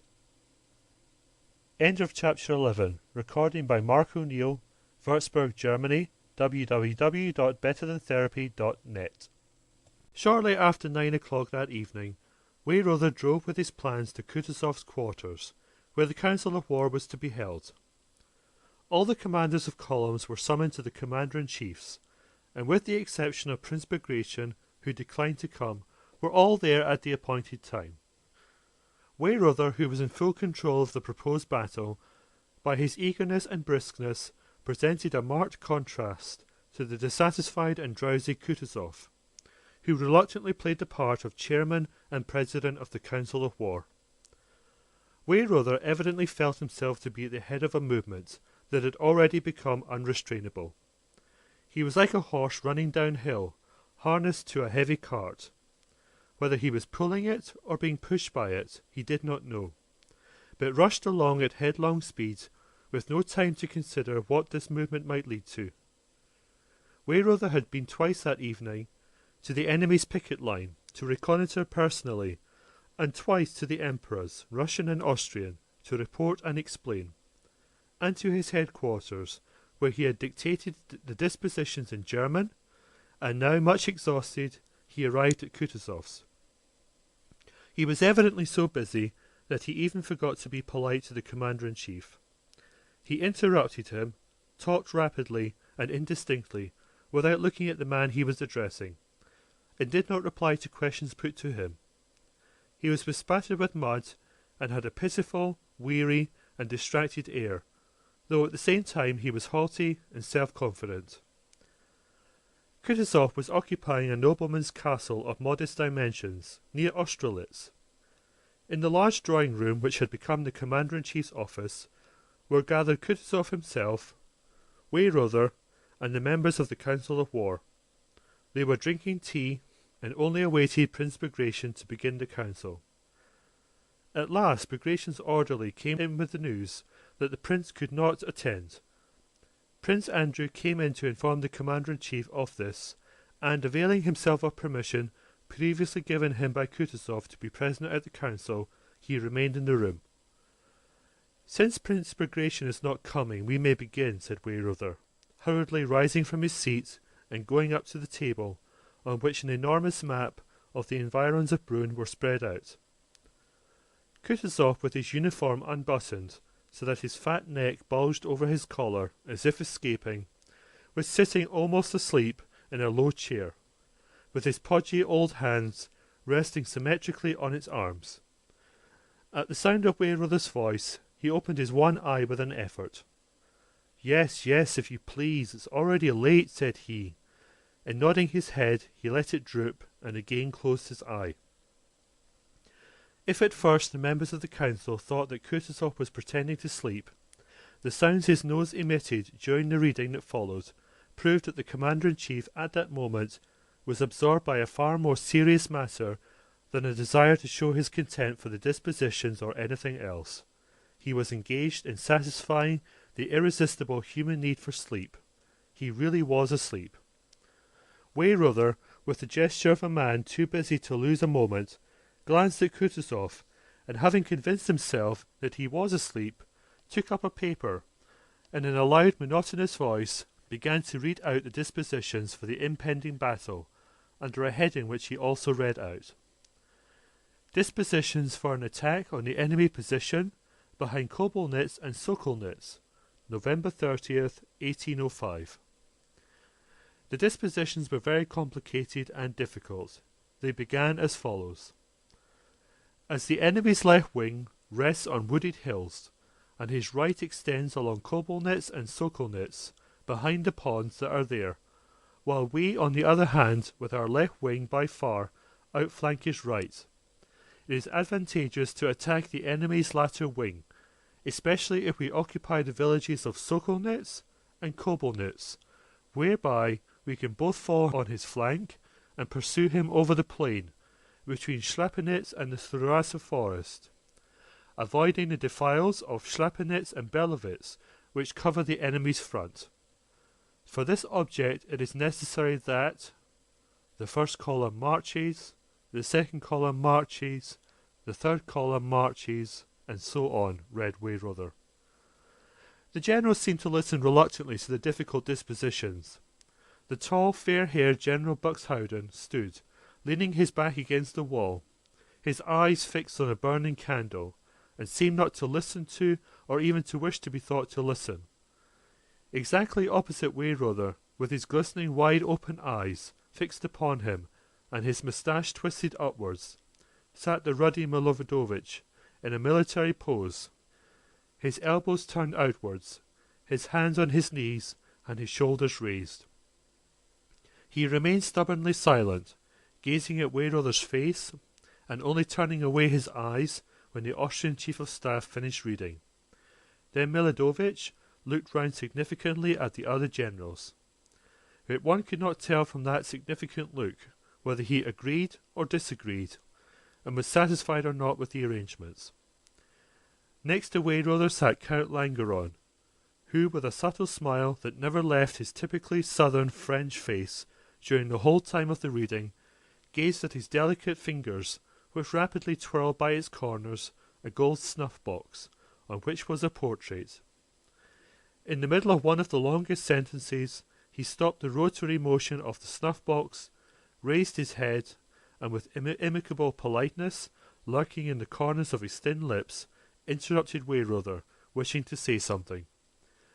But the Austrian general, continuing to read, frowned angrily, and jerked his elbows as if to say, "You can tell me your views later, but now be so good as to look at the map and listen."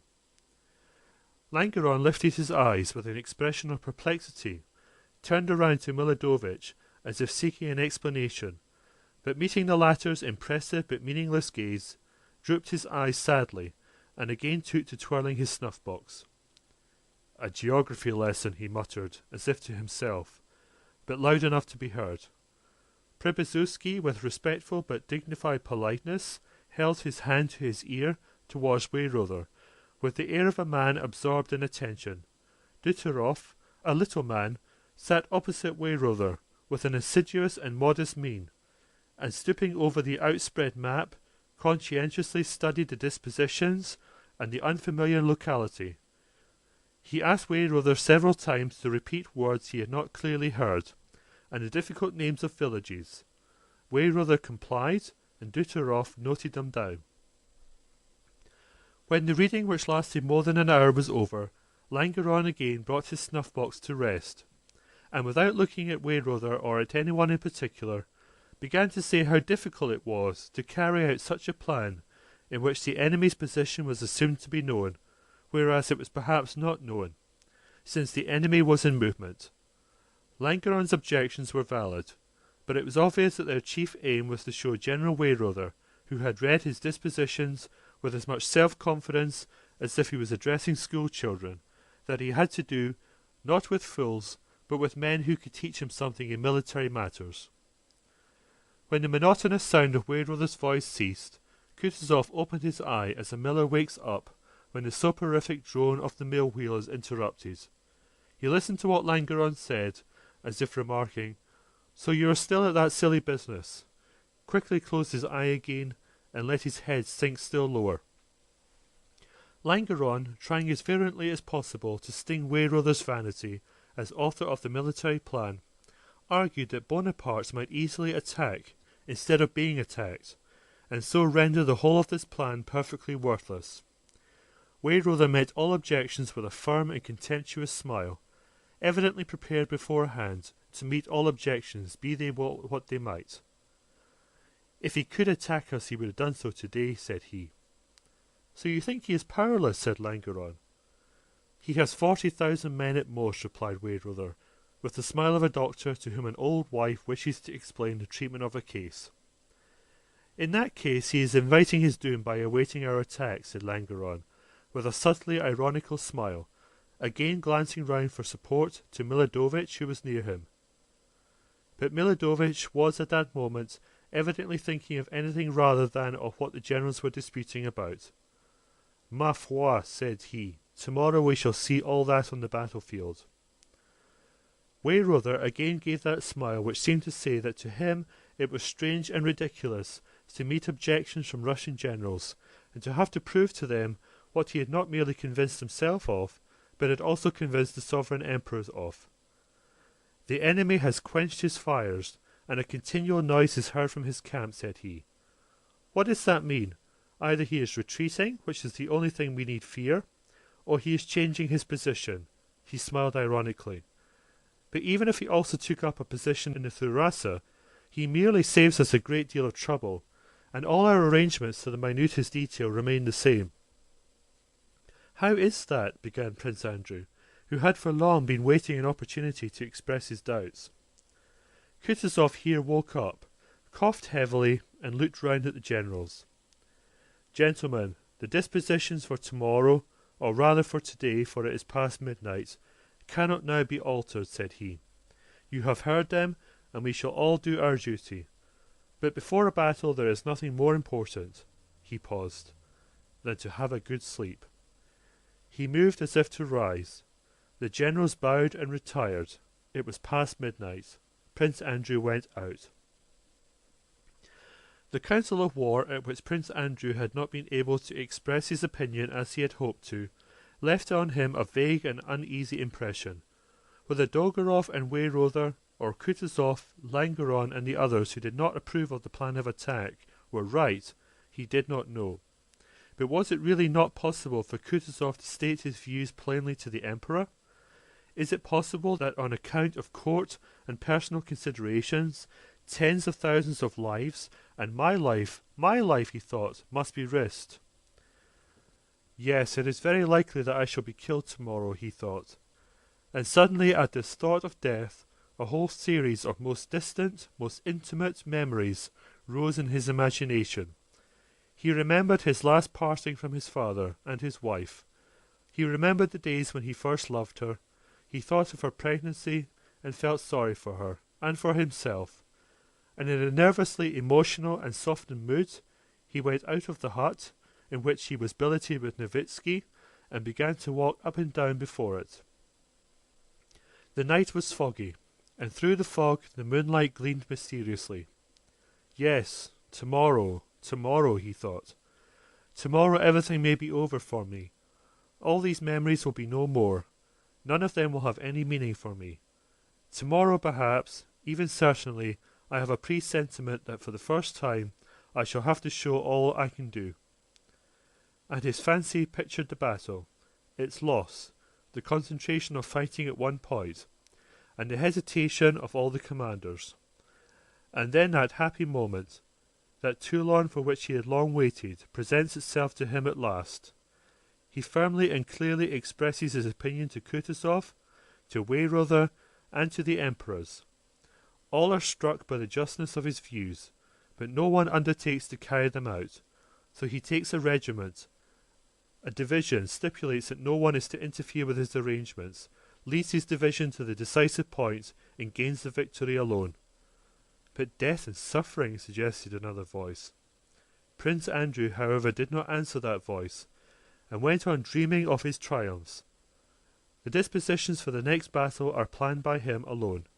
Nominally, he is only an adjutant on Kutuzov's staff, but he does everything alone. The next battle is won by him alone. Kutuzov is removed, and he is appointed. Well, and then? Asked the other voice. If before that you are not 10 times wounded, killed, or betrayed, well, what then? Well then, Prince Andrew answered himself, I don't know what will happen, and don't want to know, and can't. But if I want this, want glory, want to be known to men, want to be loved by them, it is not my fault that I want it, and want nothing but that, and live only for that. Yes, for that alone. I shall never tell anyone, but, oh God, what am I to do if I love nothing but fame and men's esteem? Death, wounds, the loss of family, I fear nothing.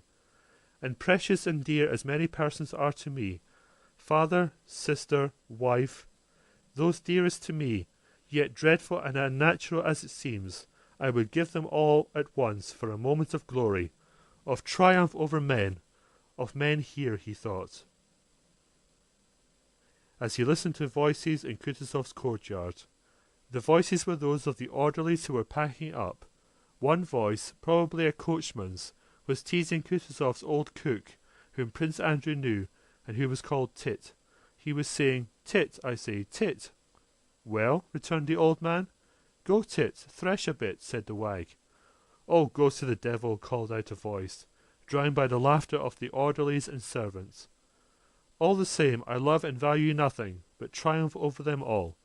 I value this mystic power and glory that is floating here above me in this mist. End of chapter 12.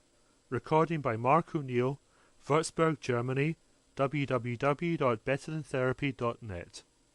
That same night, Rostov was with a platoon on skirmishing duty in front of Bagration's detachment. His hussars were placed along the line in couples, and he himself rode along the line, trying to master the sleepiness that kept coming over him. An enormous space, with our army's campfires dimly glowing in the fog, could be seen behind him. In front of him was misty darkness. Rostov could see nothing, peer as he would into that foggy distance. Now something gleamed grey, now there was something black, now little lights seemed to glimmer where the enemy ought to be. Now he fancied it was only something in his own eyes.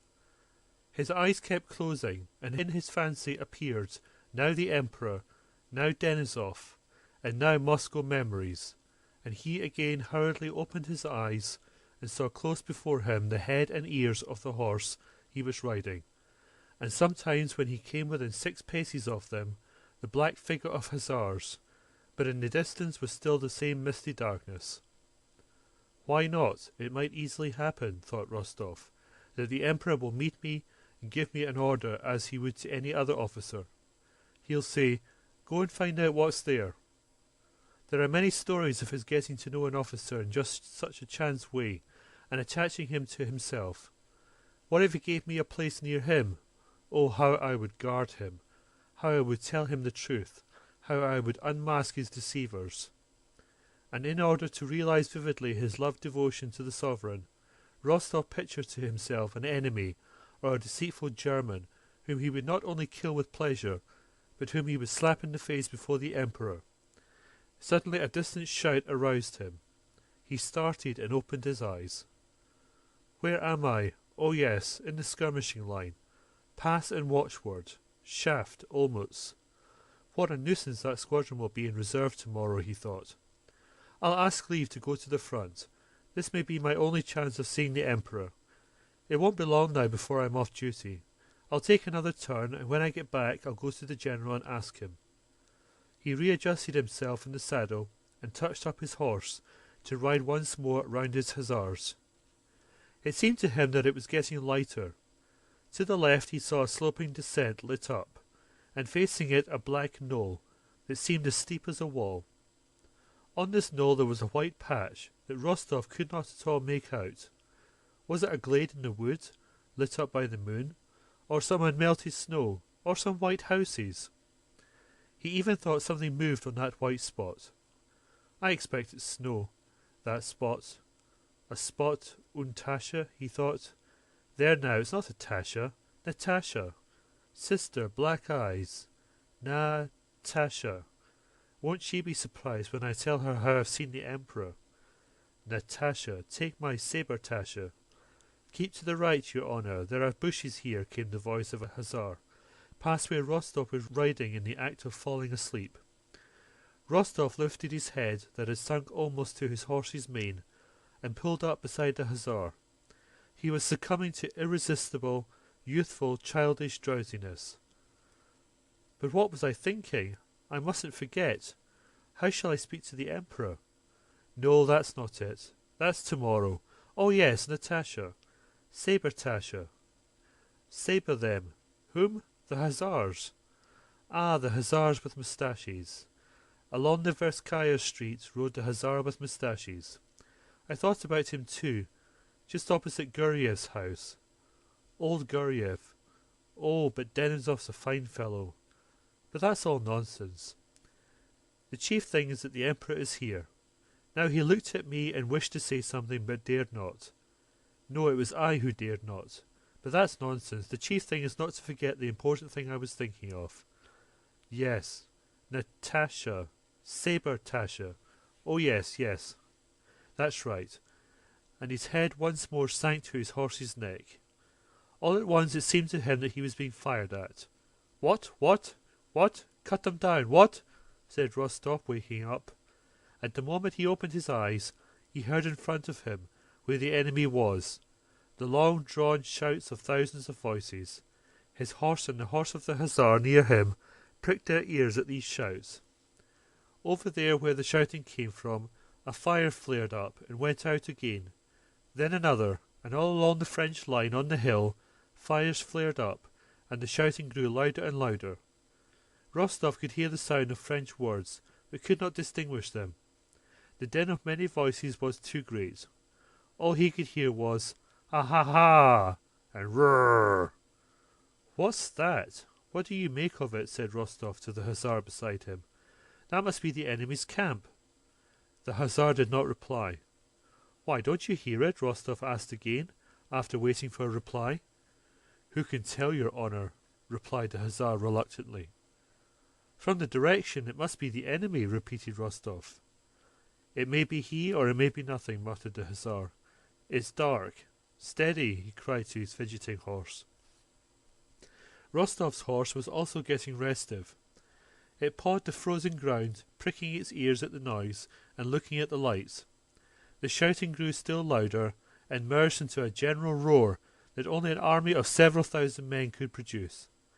The light spread further and further, probably along the line of the French camp. Rostov no longer wanted to sleep. The gay, triumphant shouting of the enemy army had a stimulating effect on him. "Vive l'Empereur! L'Empereur!" he now heard distinctly. "They can't be far off, probably just beyond the stream," he said to the Hussar beside him. The Hussar only sighed without replying and coughed angrily. The sound of horses' hoofs approaching in a trot along the line of Hussars was heard, and out of the foggy darkness the figure of a sergeant of Hussars suddenly appeared, looming huge as an elephant. "Your honour, the generals," said the sergeant, riding up to Rostov. Rostov, still looking round toward the fire and the shouts, rode with the sergeant to meet some mounted men, who were riding along the line. One was on a white horse. Prince Bagration and Prince Dolgorov, with their adjutants, had come to witness the curious phenomenon of the lights and shouts in the enemy's camp. Rostov rode up to Bagration, reported to him, then joined the adjutants listening to what the generals were saying. "Believe me," said Prince Dolgorov, addressing Bagration, "it is nothing but a trick.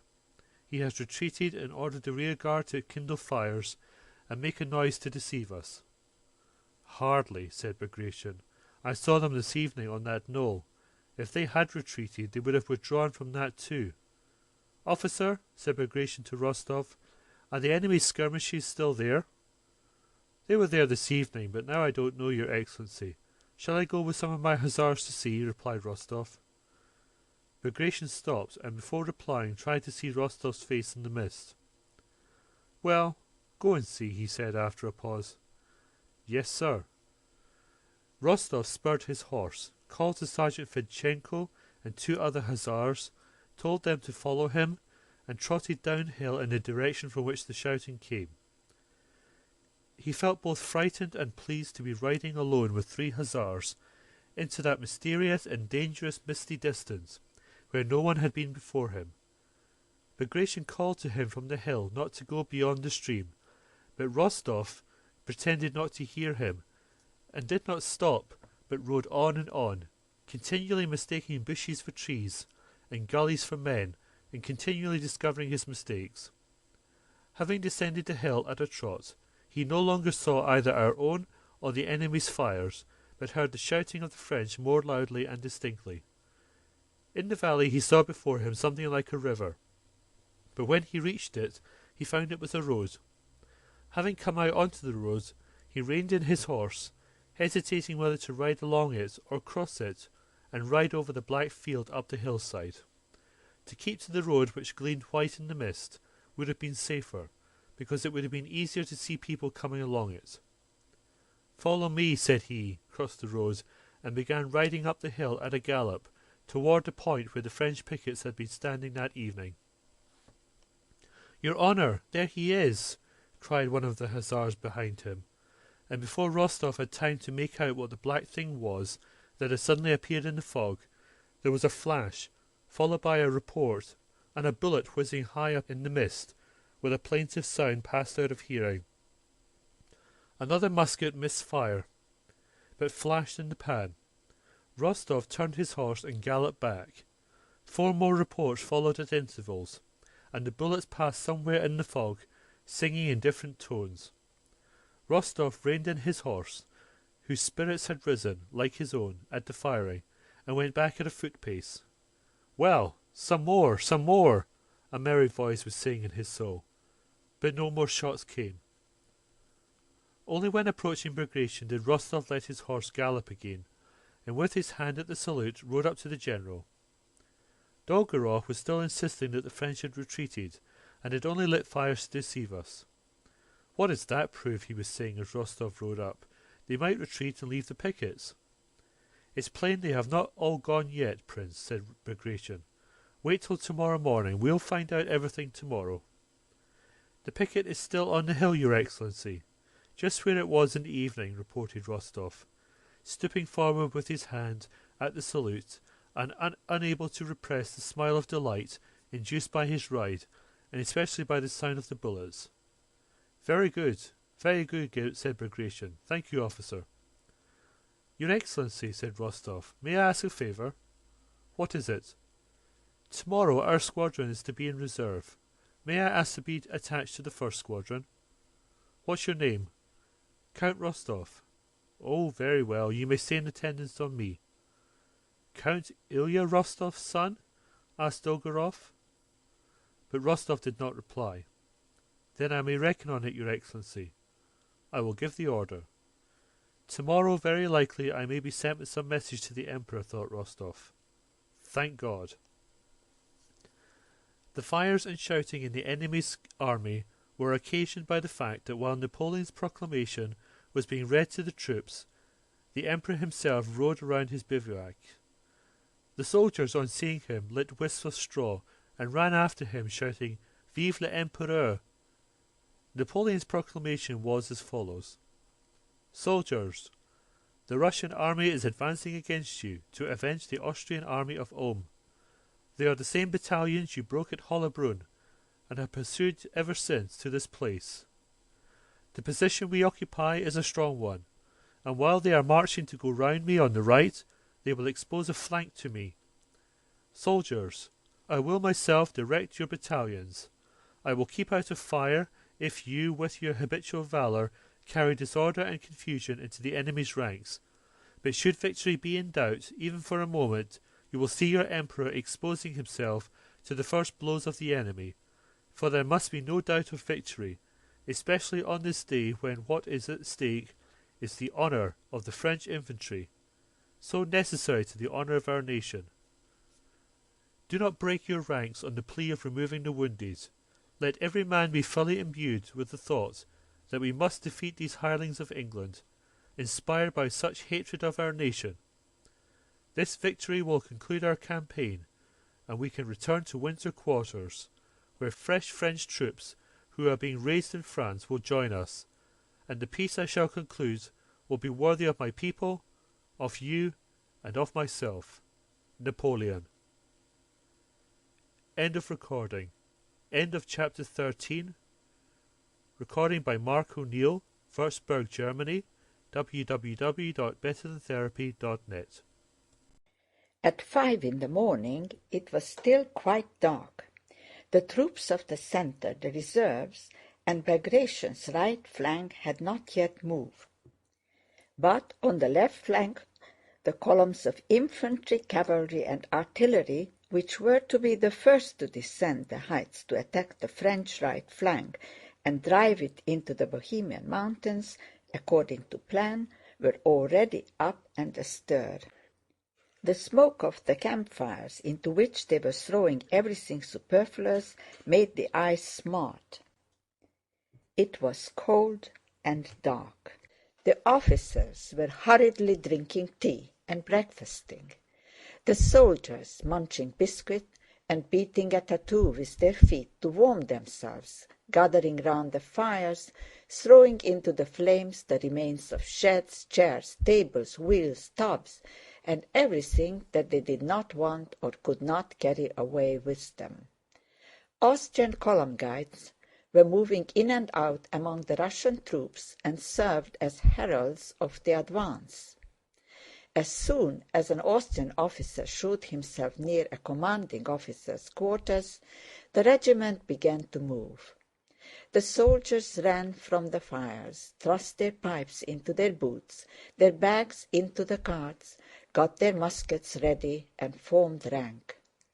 The officers buttoned up their coats, buckled on their swords and pouches, and moved along the ranks shouting.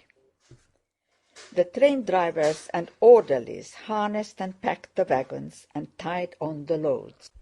The adjutants and battalion and regimental commanders mounted, crossed themselves, gave final instructions, orders and commissions to the baggagemen who remained behind, and the monotonous tramp of thousands of feet resounded.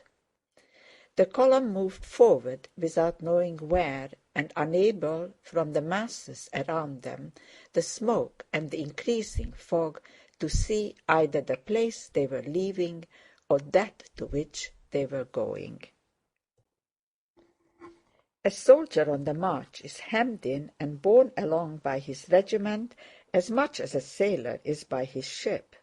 However far he has walked, whatever strange, unknown, and dangerous places he reaches, just as a sailor is always surrounded by the same decks, masts, and rigging of his ship, so the soldier always has around him the same comrades, the same ranks, the same Sergeant Major Ivan Mitrich, the same company dog Jack, and the same commanders.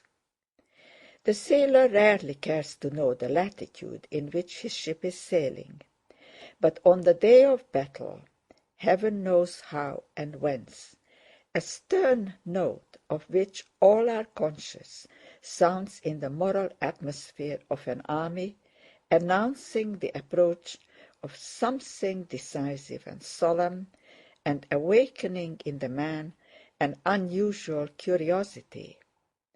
On the day of battle, the soldiers excitedly try to get beyond the interests of their regiment. They listen intently, look about, and eagerly ask concerning what is going on around them. The fog had grown so dense that though it was growing light, they could not see 10 paces ahead. Bushes looked like gigantic trees, and level ground like cliffs and slopes. Anywhere, on any side, one might encounter an enemy invisible 10 paces off. But the columns advanced for a long time, always in the same fog, descending and ascending hills, avoiding gardens and enclosures, going over new and unknown ground, and nowhere encountering the enemy. On the contrary, the soldiers became aware that in front, behind, and on all sides other Russian columns were moving in the same direction. Every soldier felt glad to know that to the unknown place where he was going, many more of our men were going too. "There now, the Kurskis have also gone past," was being said in the ranks. "It is wonderful what a lot of our troops have gathered, lads. Last night I looked at the campfires, and there was no end of them. A regular Moscow." Though none of the column commanders rode up to the ranks or talked to the men, the commanders, as we saw at the Council of War, were out of humor and dissatisfied with the affair, and so did not exert themselves to cheer the men, but merely carried out the orders. Yet the troops marched gaily, as they always do when going into action, especially to an attack. But when they had marched for about an hour in the dense fog, the greater part of the men had to halt, and an unpleasant consciousness of some dislocation and blunder spread through the ranks. How such a consciousness is communicated is very difficult to define, but it certainly is communicated very surely, and flows rapidly, imperceptibly, and irrepressibly as water does in a creek. Had the Russian army been alone, without any allies, it might perhaps have been a long time before this consciousness of mismanagement became a general conviction. But as it was, the disorder was readily and naturally attributed to the stupid Germans, and everyone was convinced that a dangerous muddle had been occasioned by the sausage-eaters. "Why have we stopped? Is the way blocked? Or have we already come up against the French? No, one can't hear them. They would be firing if we had." "They were in a hurry enough to start us," and now here we stand in the middle of a field without rhyme or reason. It is all those damned Germans muddling. What stupid devils!" "Yes, and I would send them on in front, but no fear, they are crowding up behind. And now here we stand hungry. I say, shall we soon be clear?" "They say the cavalry are blocking the way," said an officer. "Oh, those damned Germans! They don't know their own country," said another. "What division are you?" shouted an adjutant riding up. "The 18th. Then why are you here? You should have gone on long ago. Now you won't get there till evening." "What stupid orders! They don't themselves know what they are doing," said the officer and rode off. Then a general rode past shouting something angrily, not in Russian. "Tafel-afa!" But what he's jabbering no one can make out, said a soldier, mimicking the general who had ridden away. "I'd shoot them, the scoundrels. We were ordered to be at the place before 9, but we haven't got halfway." "Fine orders," was being repeated on different sides. And the feeling of energy with which the troops had started began to turn into vexation and anger at the stupid arrangements and at the Germans. The cause of the confusion was that while the Austrian cavalry was moving toward our left flank, the higher command found that our center was too far separated from our right flank, and the cavalry were all ordered to turn back to the right. Several thousand cavalry crossed in front of the infantry, who had to wait. At the front an altercation occurred between an Austrian guide and a Russian general. The general shouted a demand that the cavalry should be halted. The Austrian argued that not he, but the higher command was to blame. The troops meanwhile stood growing listless and dispirited. After an hour's delay, they at last moved on, descending the hill. The fog that was dispersing on the hill lay still more densely below, where they were descending. In front, in the fog, a shot was heard, and then another, at first irregularly at varying intervals, tra-ta-ta, and then more and more regularly and rapidly, and the action at the Goldbach stream began.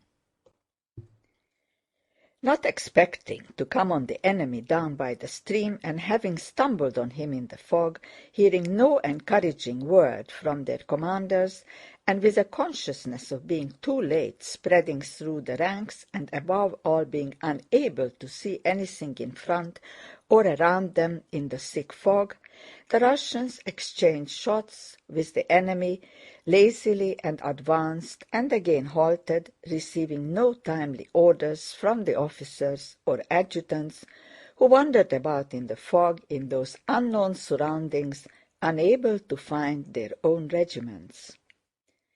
In this way the action began for the first, second, and third columns, which had gone down into the valley. The fourth column, with which Kutuzov was, stood on the Pratzen heights. Below, where the fight was beginning, there was still thick fog. On the higher ground it was clearing, but nothing could be seen of what was going on in front. Whether all the enemy forces were, as we supposed, 6 miles away, or whether they were nearby in that sea of mist, no one knew till after 8 o'clock. It was 9 o'clock in the morning. The fog lay unbroken like a sea down below, but higher up at the village of Schlapanitz, where Napoleon stood with his marshals around him, it was quite light. Above him was a clear blue sky, and the sun's vast orb quivered like a huge, hollow, crimson float on the surface of that milky sea of mist. The whole French army, and even Napoleon himself with his staff, were not on the far side of the streams and hollows of Sokolnitz, and Schlappenitz, beyond which we intended to take up our position and begin the action, but were on this side, so close to our own forces that Napoleon with the naked eye could distinguish a mounted man from one on foot. Napoleon, in the blue cloak which he had worn on his Italian campaign, sat on his small grey Arab horse a little in front of his marshals. He gazed silently at the hills, which seemed to rise out of the sea of mist, and on which the Russian troops were moving in the distance, and he listened to the sounds of firing in the valley. Not a single muscle of his face, which in those days was still thin, moved. His gleaming eyes were fixed intently on one spot.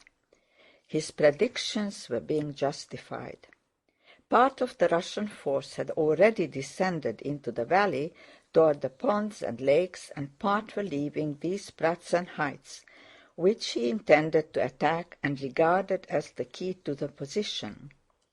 He saw over the mist that in a hollow between two hills near the village of Pratzen, the Russian columns, their bayonets glittering, were moving continuously in one direction towards the valley and disappearing one after another into the mist.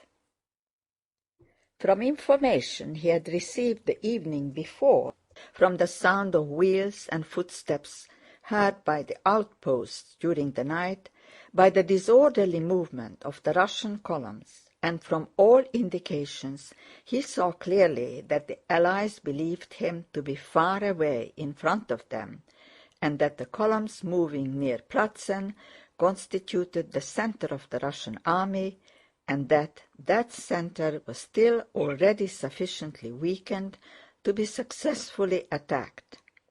But still he did not begin the engagement.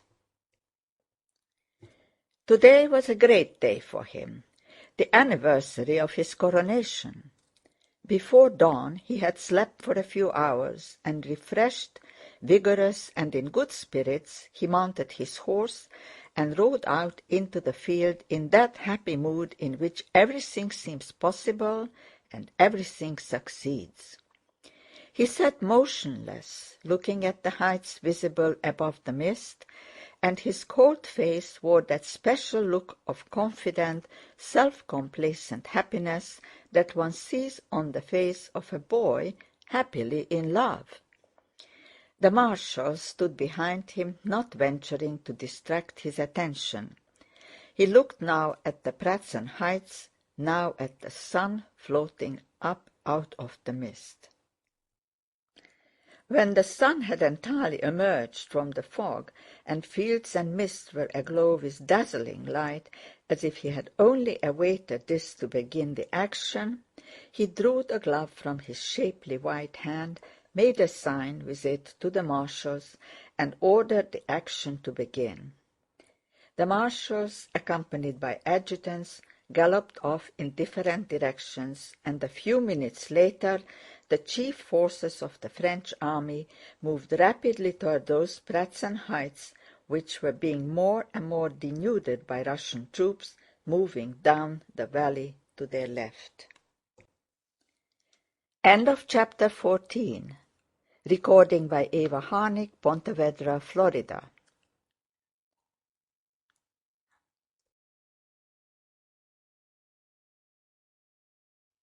At 8 o'clock, Kutuzov rode to Pratzen at the head of the 4th column, Miloradovich's, the one that was to take the place of Przebysewski's and Langeron's columns, which had already gone down into the valley. He greeted the men of the foremost regiment and gave them the order to march, thereby indicating that he intended to lead the column himself.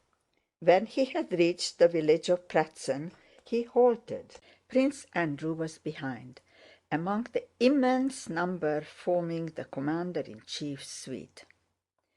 He was in a state of suppressed excitement and irritation, though controlledly calm as a man is at the approach of a long-awaited moment. He was firmly convinced that this was the day of his Toulon or his bridge of Arcola. How it would come about he did not know, but he felt sure it would do so. The locality and the position of our troops were known to him as far as they could be known to anyone in our army. His own strategic plan, which obviously could not now be carried out, was forgotten. Now entering into Weyrother's plan, Prince Andrew considered possible contingencies and formed new projects such as might call for his rapidity of perception and decision. To the left, down below in the mist, the musketry fire of unseen forces could be heard. It was there Prince Andrew thought the fight would concentrate. There we shall encounter difficulties, and there, thought he, I shall be sent with a brigade or division, and there, standard in hand, I shall go forward and break whatever is in front of me. He could not look calmly at the standards of the passing battalions. Seeing them, he kept thinking, that may be the very standard with which I shall lead the army.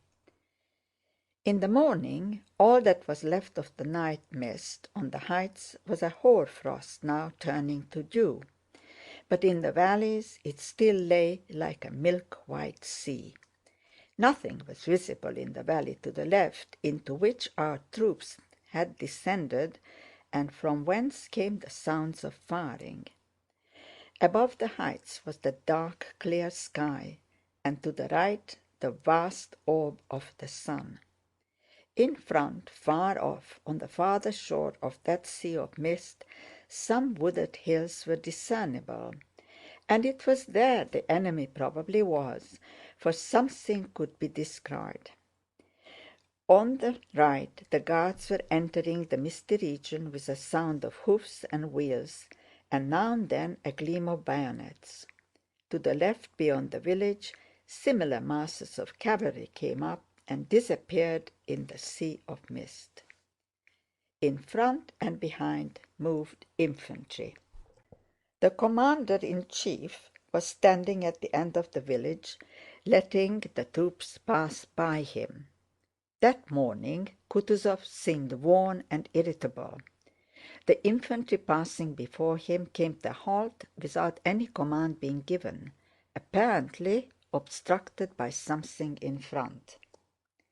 "Do order them to form into battalion columns and go round the village," he said angrily to a general who had ridden up. "Don't you understand, your excellency, my dear sir, that you must not defile through narrow village streets when we are marching against the enemy?" "I intended to reform them beyond the village, your excellency," answered the general. Kutúzov laughed bitterly. "You will make a fine thing of it, deploying in sight of the enemy. Very fine." "The enemy is still far away, your excellency, according to the dispositions." "The dispositions?" exclaimed Kutúzov bitterly. "Who told you that? Kindly do as you are ordered." "Yes, sir." "My dear fellow," Nesvítski whispered to Prince Andrew, "the old man is as surly as a dog." An Austrian officer in a white uniform with green plumes in his hat galloped up to Kutúzov and asked in the Emperor's name had the fourth column advanced into action. Kutúzov turned round without answering, and his eye happened to fall upon Prince Andrew, who was beside him.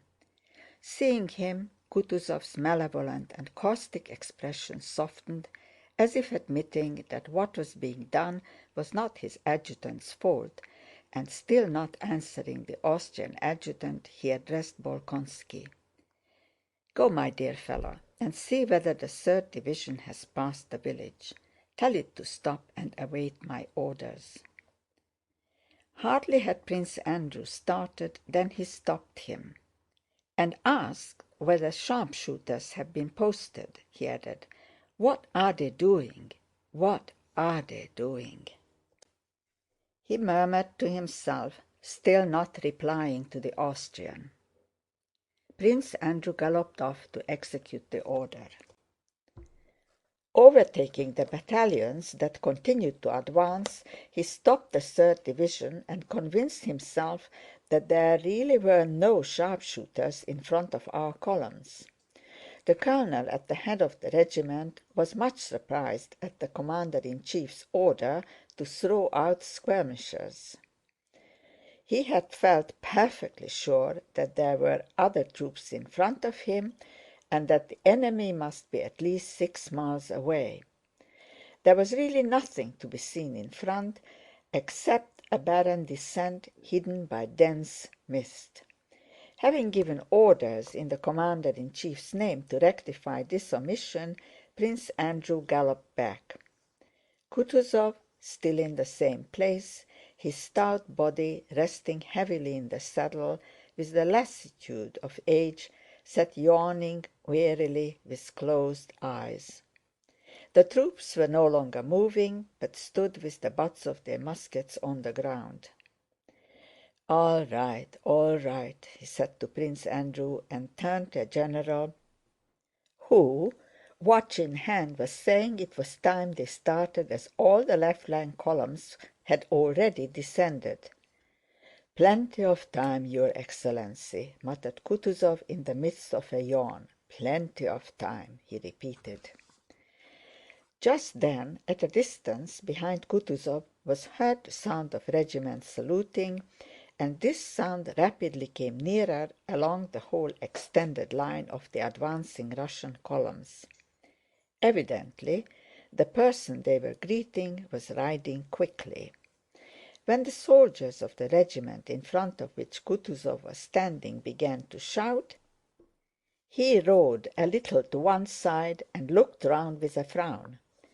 Along the road from Pratzen galloped what looked like a squadron of horsemen in various uniforms. 2 of them rode side by side, in front, at full gallop. One in a black uniform with white plumes in his hat rode a bobtailed chestnut horse. The other, who was in a white uniform, rode a black one. These were the 2 emperors, followed by their suites. Kutúzov, affecting the manners of an old soldier at the front, gave the command "Attention!" and rode up to the emperors with a salute. His whole appearance and manner were suddenly transformed. He put on the air of a subordinate who obeys without reasoning. With an affectation of respect which evidently struck Alexander unpleasantly, he rode up and saluted. This unpleasant impression merely flitted over the young and happy face of the Emperor like a cloud of haze across a clear sky and vanished. After his illness he looked rather thinner that day than on the field of Olmütz, where Bolkónski had seen him for the first time abroad, but there was still the same bewitching combination of majesty and mildness in his fine gray eyes, and on his delicate lips the same capacity for varying expression and the same prevalent appearance of good-hearted, innocent youth. At the Olmütz review he had seemed more majestic. Here he seemed brighter and more energetic. He was slightly flushed after galloping 2 miles, and reining in his horse, he sighed restfully and looked round at the faces of his suite, young and animated as his own. Czartoryski, Novosíltsev, Prince Volkonsky, Strógonov, and the others, all richly dressed, gay young men on splendid, well-groomed, fresh, only slightly heated horses, exchanging remarks and smiling, had stopped behind the Emperor. The Emperor Francis, a rosy, long-faced young man, sat very erect on his handsome black horse, looking about him in a leisurely and preoccupied manner. He beckoned to one of his white adjutants and asked some questions. "Most likely he's asking at what o'clock they started," thought Prince Andrew, watching his old acquaintance with a smile he could not repress as he recalled his reception at Brünn. In the Emperor's suite were the picked young orderly officers of the Guard and Line regiments, Russian and Austrian. Among them were grooms leading the Tsar's beautiful relay horses covered with embroidered cloth. As when a window is opened, a whiff of fresh air from the fields enters a stuffy room, so a whiff of usefulness, energy, and confidence of success reached Kutúzov's cheerless staff with the galloping advent of all these brilliant young men. "Why aren't you beginning, Mikhail Illarionovitch?"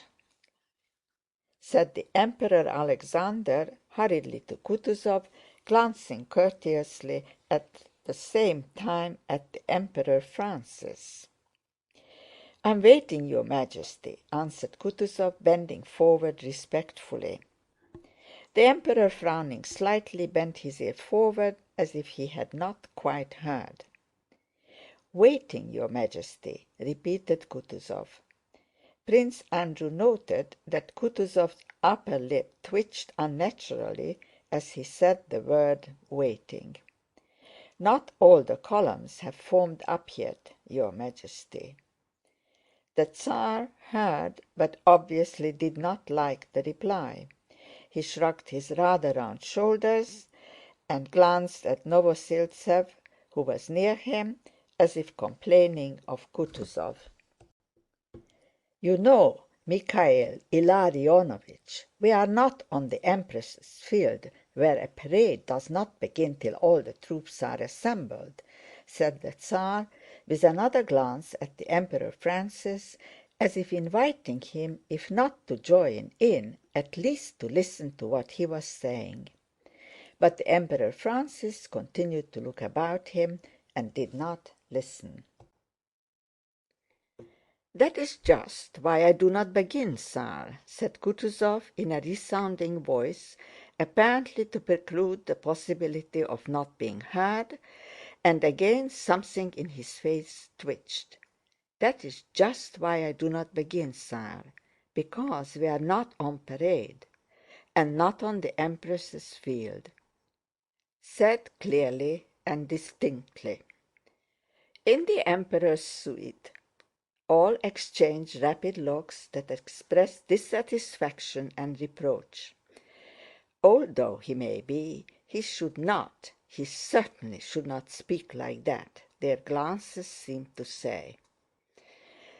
The Tsar looked intently and observantly into Kutúzov's eye, waiting to hear whether he would say anything more. But Kutúzov, with respectfully bowed head, seemed also to be waiting.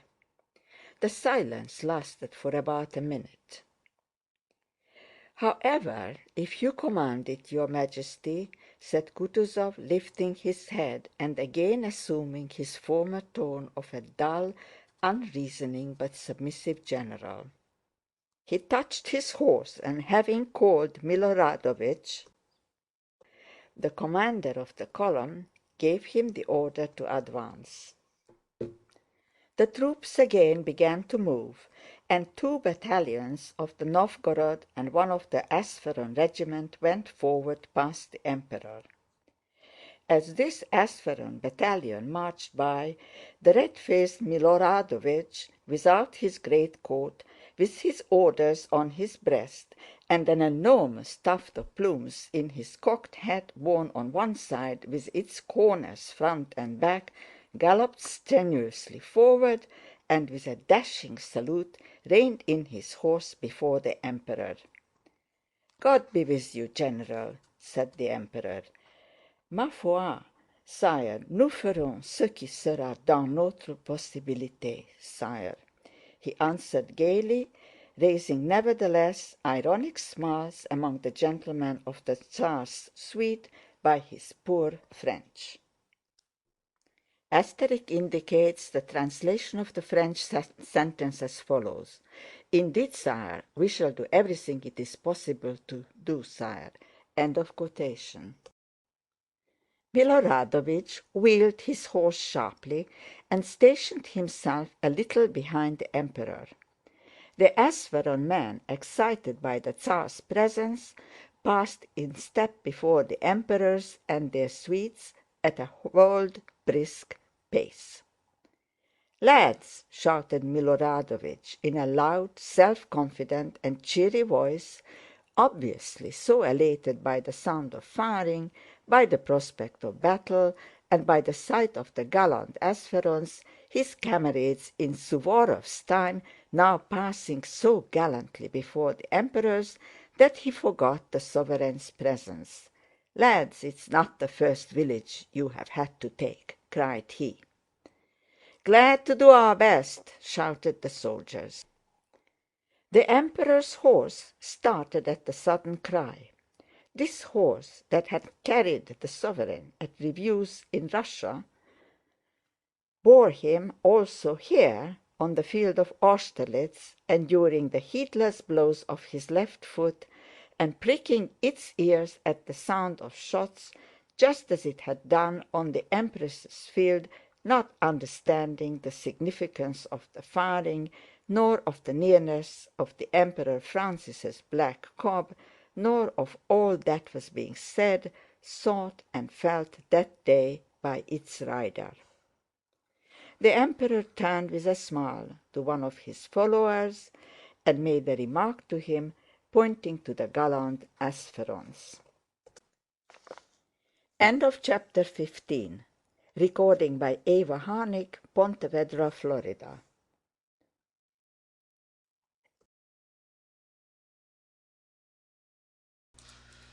Kutúzov, accompanied by his adjutants, rode at a walking pace behind the carabineers. When he had gone less than half a mile in the rear of the column, he stopped at a solitary deserted house that had probably once been an inn, where two roads parted. Both of them led downhill, and troops were marching along both. The fog had begun to clear, and enemy troops were already dimly visible about a mile and a half off on the opposite heights. Down below on the left, the firing became more distinct. Kutúzov had stopped and was speaking to an Austrian general. Prince Andrew, who was a little behind looking at them, turned to an adjutant to ask him for a field glass. "Look, look!" said this adjutant, looking not at the troops in the distance but down the hill before him. "It's the French!" The two generals and the adjutant took hold of the field glass, trying to snatch it from one another. The expression on all their faces suddenly changed to one of horror. The French were supposed to be a mile and a half away, but had suddenly and unexpectedly appeared just in front of us. "It's the enemy? No! Yes, see it is, for certain! But how is that?" said different voices. With the naked eye Prince Andrew saw them below to the right, not more than 500 paces from where Kutúzov was standing, a dense French column coming up to meet the Ápsherons. "Here it is, the decisive moment has arrived. My turn has come," thought Prince Andrew, and striking his horse he rode up to Kutúzov. "The Ápsherons must be stopped, your excellency," cried he. But at that very instant a cloud of smoke spread all around. Firing was heard quite close at hand, and a voice of naive terror, barely 2 steps from Prince Andrew, shouted, "Brothers, all is lost!" And at this, as if at a command, everyone began to run. Confused and ever-increasing crowds were running back to where 5 minutes before the troops had passed the Emperors. Not only would it have been difficult to stop that crowd, it was even impossible not to be carried back with it oneself. Bolkónski only tried not to lose touch with it, and looked around, bewildered and unable to grasp what was happening in front of him. Nesvítski, with an angry face, red and unlike himself, was shouting to Kutúzov that if he did not ride away at once he would certainly be taken prisoner. Kutúzov remained in the same place, and without answering drew out a handkerchief. Blood was flowing from his cheek. Prince Andrew forced his way to him. "You're wounded?" he asked, hardly able to master the trembling of his lower jaw. "The wound is not here, it is there," said Kutúzov, pressing the handkerchief to his wounded cheek and pointing to the fleeing soldiers. "Stop them!" he shouted, and at the same moment, probably realizing that it was impossible to stop them, spurred his horse and rode to the right. A fresh wave of the flying mob caught him and bore him back with it. The troops were running in such a dense mass that once surrounded by them it was difficult to get out again. One was shouting, "Get on! Why are you hindering us?" Another in the same place turned around and fired in the air. A third was striking the horse Kutúzov himself rode. Having by a great effort got away to the left from that flood of men, Kutúzov, with his suite diminished by more than half, rode toward a sound of artillery fire near by. Having forced his way out of the crowd of fugitives, Prince Andrew, trying to keep near Kutúzov, saw on the slope of the hill, amid the smoke, a Russian battery that was still firing and Frenchmen running toward it. Higher up stood some Russian infantry, neither moving forward to protect the battery nor backward with the fleeing crowd. A mounted general separated himself from the infantry and approached Kutúzov. Of Kutúzov's suite only 4 remained. They were all pale, and exchanged looks in silence. "Stop those wretches!" gasped Kutúzov to the regimental commander, pointing to the flying soldiers. But at that instant, as if to punish him for these words, bullets flew hissing across the regiment and across Kutúzov's suite like a flock of little birds. The French had attacked the battery, and seeing Kutúzov, were firing at him. After this volley the regimental commander clutched at his leg. Several soldiers fell, and a second lieutenant who was holding the flag let it fall from his hands. It swayed and fell, but caught on the muskets of the nearest soldiers. The soldiers started firing without orders. "Oh!" groaned Kutúzov despairingly and looked around. "Bolkónski!" he whispered, his voice trembling from a consciousness of the feebleness of age. "Bolkónski!" he whispered, pointing to the disordered battalion and at the enemy. "What is that?" But before he had finished speaking, Prince Andrew, feeling tears of shame and anger choking him, had already leapt from his horse and run to the standard. "Forward, lads!" he shouted, in a voice piercing as a child's. "Here it is," thought he, seizing the staff of the standard and hearing with pleasure the whistle of bullets evidently aimed at him. Several soldiers fell. "Hurrah!" shouted Prince Andrew, and scarcely able to hold up the heavy standard, he ran forward with full confidence that the whole battalion would follow him. And really he only ran a few steps alone. One soldier moved and then another, and soon the whole battalion ran forward, shouting "Hurrah!" and overtook him. A sergeant of the battalion ran up and took the flag that was swaying from its weight in Prince Andrew's hands, but he was immediately killed. Prince Andrew again seized the standard, and dragging it by the staff, ran on with the battalion. In front he saw artillerymen, some of whom were fighting, while others, having abandoned their guns, were running toward him. He also saw French infantry soldiers, who were seizing the artillery horses and turning their guns round. Prince Andrew and the battalion were already within 20 paces of the canyon. He heard the whistle of bullets above him unceasingly, and to the right and left of him soldiers continually groaned and dropped. But he did not look at them.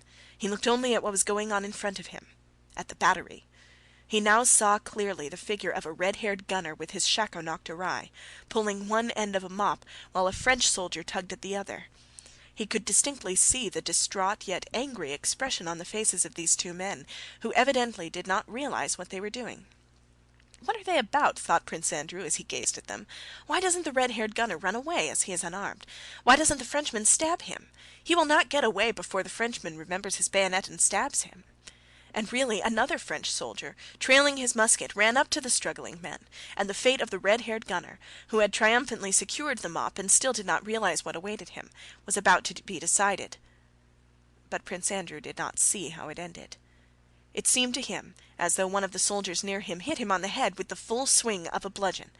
It hurt a little, but the worst of it was that the pain distracted him and prevented his seeing what he had been looking at. "What's this? Am I falling? My legs are giving way," thought he, and he fell on his back. He opened his eyes, hoping to see how the struggle of the Frenchman with the gunners ended, whether the red-haired gunner had been killed or not, and whether the cannon had been captured or saved. But he saw nothing. Above him there was now nothing but the sky, the lofty sky, not clear yet still immeasurably lofty, with gray clouds gliding slowly across it. How quiet, peaceful, and solemn!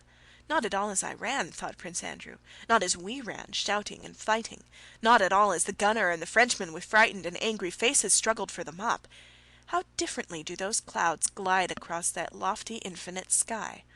How was it I did not see that lofty sky before? And how happy I am to have found it at last! Yes, all is vanity, all falsehood, except that infinite sky.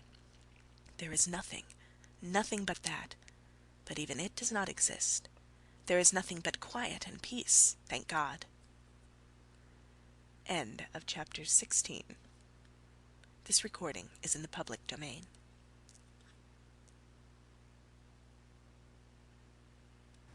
On our right flank, commanded by Bagratión, at 9 o'clock, the battle had not yet begun. Not wishing to agree to Dolgorúkov's demand to commence the action, and wishing to avert responsibility from himself, Prince Bagratión proposed to Dolgorúkov to send to inquire of the commander-in-chief.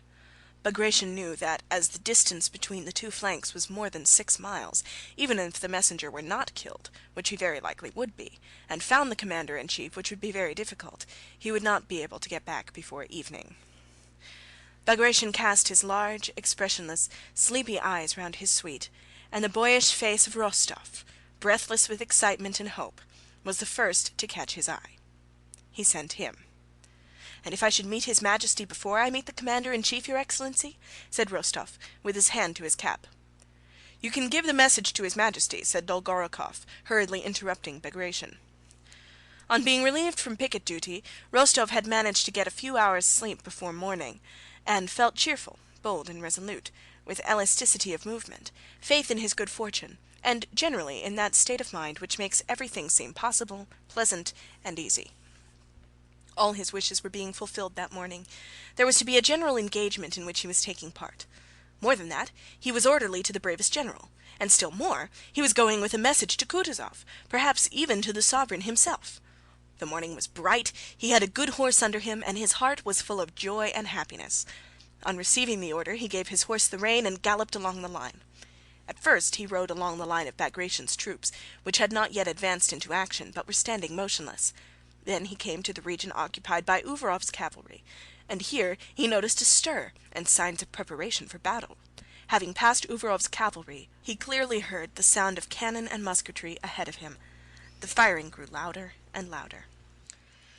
In the fresh morning air were now heard not 2 or 3 musket shots at irregular intervals as before, followed by 1 or 2 cannon shots, but a roll of volleys of musketry from the slopes of the hill before Pratzen, interrupted by such frequent reports of cannon that sometimes several of them were not separated from one another, but merged into a general roar. He could see puffs of musketry smoke that seemed to chase one another down the hillsides, and clouds of cannon smoke rolling, spreading, and mingling with one another. He could also, by the gleam of bayonets visible through the smoke, make out moving masses of infantry and narrow lines of artillery with green caissons. Rostóv stopped his horse for a moment on a hillock to see what was going on, but strain his attention as he would, he could not understand or make out anything of what was happening. There in the smoke men of some sort were moving about, in front and behind moved lines of troops, but why, whither, and who they were, it was impossible to make out.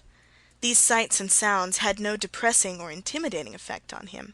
On the contrary, they stimulated his energy and determination. Go on, give it to them!" he mentally exclaimed at these sounds, and again proceeded to gallop along the line, penetrating further and further into the region where the army was already in action. "How it will be there I don't know, but all will be well," thought Rostóv. After passing some Austrian troops he noticed that the next part of the line, the Guards, was already in action. "So much the better, I shall see it close," he thought. He was riding along the front line. A handful of men came galloping toward him. They were our Uhlans, who with disordered ranks were returning from the attack. Rostóv got out of their way, involuntarily noticed that one of them was bleeding, and galloped on. "That is no business of mine," he thought. He had not ridden many hundred yards after that before he saw to his left, across the whole width of the field, an enormous mass of cavalry in brilliant white uniforms, mounted on black horses, trotting straight toward him and across his path. Rostóv put his horse to full gallop to get out of the way of these men, and he would have got clear had they continued at the same speed, but they kept increasing their pace, so that some of the horses were already galloping. Rostóv heard the thud of their hoofs and the jingle of their weapons, and saw their horses, their figures, and even their faces more and more distinctly. They were our Horse Guards, advancing to attack the French cavalry that was coming to meet them. The Horse Guards were galloping, but still holding in their horses. Rostóv could already see their faces and heard the command, "Charge!" shouted by an officer who was urging his thoroughbred to full speed. Rostov, fearing to be crushed or swept into the attack on the French, galloped along the front as hard as his horse could go, but still was not in time to avoid them. The last of the Horse Guards, a huge pock-marked fellow, frowned angrily on seeing Rostov before him, with whom he would inevitably collide. This guardsman would certainly have bowled Rostov and his Bedouin over. Rostov felt himself quite tiny and weak compared to these gigantic men and horses, had it not occurred to Rostov to flourish his whip before the eyes of the guardsman's horse. The heavy black horse, 16 hands high, shied, throwing back its ears, but the pock-marked guardsman drove his huge steed in violently, and the horse, flourishing its tail and extending its neck, galloped on yet faster. Hardly had the Horse Guards passed Rostov before he heard them shout, "Hurrah!" and looking back, saw that their foremost ranks were mixed up with some foreign cavalry with red epaulettes, probably French. He could see nothing more, for immediately afterwards cannon began firing from somewhere, and smoke enveloped everything. At that moment, as the Horse Guards, having passed him, disappeared in the smoke, Rostov hesitated whether to gallop after them or to go where he was sent. This was the brilliant charge of the Horse Guards that amazed even the French themselves. Rostov was horrified to hear later that of all that mass of huge and handsome men, of all those brilliant rich youths, officers and cadets who had galloped past him on their 1,000-ruble horses, only 18 were left after the charge. "Why should I envy them? My chance is not lost, and maybe I shall see the Emperor immediately," thought Rostov, and galloped on. When he came level with the Foot Guards, he noticed that about them and around them cannon balls were flying, of which he was aware, not so much because he heard their sound, as because he saw the uneasiness on the soldiers' faces and unnatural warlike solemnity on those of the officers. Passing behind one of the lines of a regiment of Foot Guards, he heard a voice calling him by name. "Rostov!" "What?" he answered, not recognizing Boris. "I say, we've been in the front line. Our regiment attacked," said Boris, with the happy smile seen on the faces of young men who have been under fire for the first time. Rostov stopped. "Have you?" he said. "Well, how did it go?" "We drove them back," said Boris with animation, growing talkative. "Can you imagine it?" And he began describing how the Guards, having taken up their position and seeing troops before them, thought they were Austrians, and all at once discovered from the cannon balls discharged by those troops that they were themselves in the front line and had unexpectedly to go into action. Rostov, without hearing Boris to the end, spurred his horse. "Where are you off to?" asked Boris. "With a message to His Majesty." "There he is," said Boris, thinking Rostov had said His Highness, and pointing to the Grand Duke, who with his high shoulders and frowning brows stood 100 paces away from them in his helmet and Horse Guard's jacket, shouting something to a pale white uniformed Austrian officer. "But that's the Grand Duke, and I want the Commander-in-Chief or the Emperor," said Rostov, and was about to spur his horse. "Count! Count!" shouted Berg, who ran up from the other side as eager as Boris. "Count, I am wounded in my right hand," and he showed his bleeding hand with a handkerchief tied around it. "And I remained at the front. I held the sword in my left hand, Count. All our family, the von Bergs, have been knights." He said something more, but Rostov did not wait to hear it, and rode away. Having passed the Guards and traversed an empty space, Rostov, to avoid again getting in front of the first line as he had done when the Horse Guards charged, followed the line of reserves, going far round the place where the hottest musket fire and cannonade were heard. Suddenly he heard musket fire quite close in front of him, and behind our troops, where he could never have expected the enemy to be. "What can it be?" he thought. "The enemy in the rear of our army? Impossible!" And suddenly he was seized by a panic of fear for himself and for the issue of the whole battle. But be that what it may, he reflected, there's no riding round it now.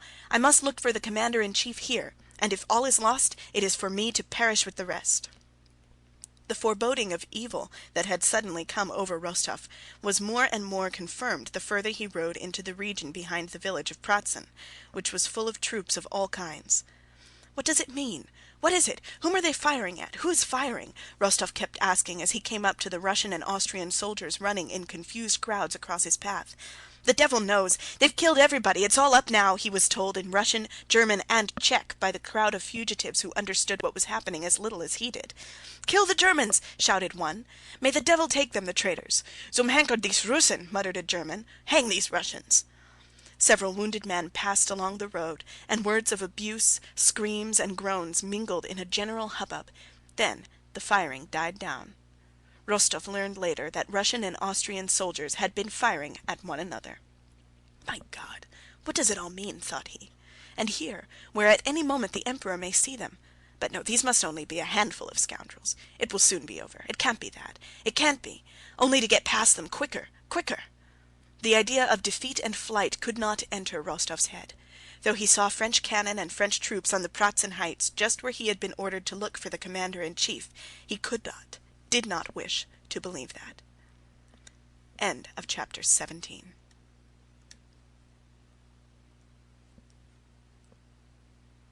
Rostov had been ordered to look for Kutuzov and the Emperor near the village of Pratzen, but neither they nor a single commanding officer were there, only disorganized crowds of troops of various kinds. He urged on his already weary horse to get quickly past these crowds, but the further he went, the more disorganized they were. The high road on which he had come out was thronged with calaches, carriages of all sorts, and Russian and Austrian soldiers of all arms, some wounded and some not. This whole mass droned and jostled in confusion under the dismal influence of cannon balls flying from the French batteries stationed on the Pratzen heights. "Where's the Emperor? Where's Kutuzov?" Rostov kept asking everyone he could stop, but got no answer from anyone. At last, seizing a soldier by his collar, he forced him to answer. "Eh, brother, they've all bolted long ago," said the soldier, laughing for some reason and shaking himself free. Having left that soldier, who was evidently drunk, Rostov stopped the horse of a batman or groom of some important personage, and began to question him. The man announced that the Tsar had been driven in a carriage at full speed about an hour before along that very road, and that he was dangerously wounded. "It can't be," said Rostov. "It must have been someone else." "I saw him myself," replied the man with a self-confident smile of derision. "I ought to know the Emperor by now, after the times I've seen him in Petersburg. I saw him just as I see you. There he sat in the carriage, as pale as anything. How they made the 4 black horses fly! Gracious me, they did rattle past. It's time I knew the imperial horses and Ilya Ivanitch. I don't think Ilya drives anyone except the Tsar." Rostov let go of the horse and was about to ride on, when a wounded officer, passing by, addressed him. "Who is it you want?" he asked. "The commander-in-chief. He was killed by a cannon-ball, struck in the breast before our regiment." "Not killed, wounded," another officer corrected him. "Who? Kutuzov?" asked Rostov. "Not Kutuzov, but what's his name? Well, never mind. There are not many left alive. Go that way, to that village. All the commanders are there," said the officer, pointing to the village of Hostjerdek, and he walked on. Rostov rode at a foot pace, not knowing why or to whom he was now going. The Emperor was wounded, the battle lost. It was impossible to doubt it now. Rostov rode in the direction pointed out to him, in which he saw turrets and a church. What need to hurry? What was he to say to the Tsar or Kutuzov, even if they were alive and unwounded? "Take this road, your honor. That way you'd be killed at once," the soldier shouted to him. "They'd kill you there." "Well, what are you talking about?" said another. "Where is he to go? That way is nearer." Rostov considered, and then went in the direction where they said he would be killed. "It's all the same now. If the Emperor's wounded, am I to try and save myself?" he thought. He rode on to the region where the greatest number of men had perished in fleeing from Pratzen. The French had not yet occupied that region, and the Russians, the uninjured and slightly wounded, had left it long ago. All about the field, like heaps of manure on well-kept ploughland, lay from 10 to 15 dead and wounded to each couple of acres. The wounded crept together in 2s and 3s, and one could hear their distressing screams and groans, sometimes feigned, or so it seemed to Rostov. He put his horse to a trot to avoid seeing all these suffering men, and he felt afraid not for his life, but for the courage he needed, and which he knew would not stand the sight of these unfortunates. The French, who had ceased firing at this field strewn with dead and wounded where there was no one left to fire at, on seeing an adjutant riding over it, trained a gun on him, and fired several shots. The sensation of those terrible whistling sounds and of the corpses around him merged in Rostov's mind into a single feeling of terror and pity for himself. He remembered his mother's last letter. What would she feel, thought he, if she saw me here now on this field with the cannon aimed at me? In the village of Hostjerdek there were Russian troops retiring from the field of battle, who, though still in some confusion, were less disordered. The French cannon did not reach there, and the musketry fire sounded far away. Here everyone clearly saw and said that the battle was lost. No one whom Rostov asked could tell him where the Emperor or Kutuzov was. Some said the report that the Emperor was wounded was correct, others that it was not, and explained the false rumor that had spread by the fact that the Emperor's carriage had really galloped from the field of battle with the pale and terrified Oberhofmarschall Count Tolstoy, who had ridden out to the battlefield with others in the Emperor's suite. One officer told Rostov that he had seen someone from headquarters behind the village to the left, and thither Rostov rode, not hoping to find anyone, but merely to ease his conscience. When he had ridden about 2 miles and had passed the last of the Russian troops, he saw, near a kitchen garden with a ditch round it, 2 men on horseback facing the ditch. One with a white plume in his hat seemed familiar to Rostov. The other, on a beautiful chestnut horse, which Rostov fancied he had seen before, rode up to the ditch, struck his horse with his spurs, and giving it the rein, leaped lightly over. Only a little earth crumbled from the bank under the horse's hind hoofs. Turning the horse sharply, he again jumped the ditch, and deferentially addressed the horseman with the white plumes, evidently suggesting that he should do the same. The rider, whose figure seemed familiar to Rostov, and involuntarily riveted his attention, made a gesture of refusal with his head and hand, and by that gesture Rostov instantly recognized his lamented and adored monarch. "But it can't be he, alone in the midst of this empty field," thought Rostov. At that moment Alexander turned his head, and Rostov saw the beloved features that were so deeply engraved on his memory. The Emperor was pale, his cheeks sunken and his eyes hollow, but the charm, the mildness of his features was all the greater. Rostov was happy in the assurance that the rumors about the Emperor being wounded were false. He was happy to be seeing him. He knew that he might and even ought to go straight to him and give the message Dolgorukov had ordered him to deliver. But as a youth in love trembles, is unnerved, and dares not utter the thoughts he has dreamed of for nights, but looks around for help or a chance of delay and flight when the longed-for moment comes and he is alone with her, so Rostov, now that he had attained what he had longed for more than anything else in the world, did not know how to approach the Emperor, and 1,000 reasons occurred to him why it would be inconvenient, unseemly, and impossible to do so. What? It is as if I were glad of a chance to take advantage of his being alone and despondent. A strange face may seem unpleasant or painful to him at this moment of sorrow. Besides, what can I say to him now, when my heart fails me and my mouth feels dry at the mere sight of him? Not one of the innumerable speeches addressed to the Emperor that he had composed in his imagination could he now recall. Those speeches were intended for quite other conditions. They were for the most part to be spoken at a moment of victory and triumph, generally when he was dying of wounds and the sovereign had thanked him for heroic deeds, and while dying he expressed the love his actions had proved. Besides, how can I ask the Emperor for his instructions for the right flank now that it is nearly 4 o'clock and the battle is lost? No, certainly I must not approach him. I must not intrude on his reflections. Better to die 1,000 times than risk receiving an unkind look or bad opinion from him, Rostov decided, and sorrowfully and with a heart full of despair he rode away, continually looking back at the Tsar, who still remained in the same attitude of indecision. While Rostov was thus arguing with himself and riding sadly away, Captain von Toll chanced to ride to the same spot, and seeing the Emperor, at once rode up to him, offered his services, and assisted him to cross the ditch on foot. The Emperor, wishing to rest and feeling unwell, sat down under an apple tree, and von Toll remained beside him. Rostov, from a distance, saw with envy and remorse how von Toll spoke long and warmly to the Emperor, and how the Emperor, evidently weeping, covered his eyes with his hand and pressed von Toll's hand. And I might have been in his place, thought Rostov, and hardly restraining his tears of pity for the Emperor, he rode on in utter despair, not knowing where to or why he was now riding. His despair was all the greater from feeling that his own weakness was the cause of his grief. He might, not only might, but should have gone to the sovereign.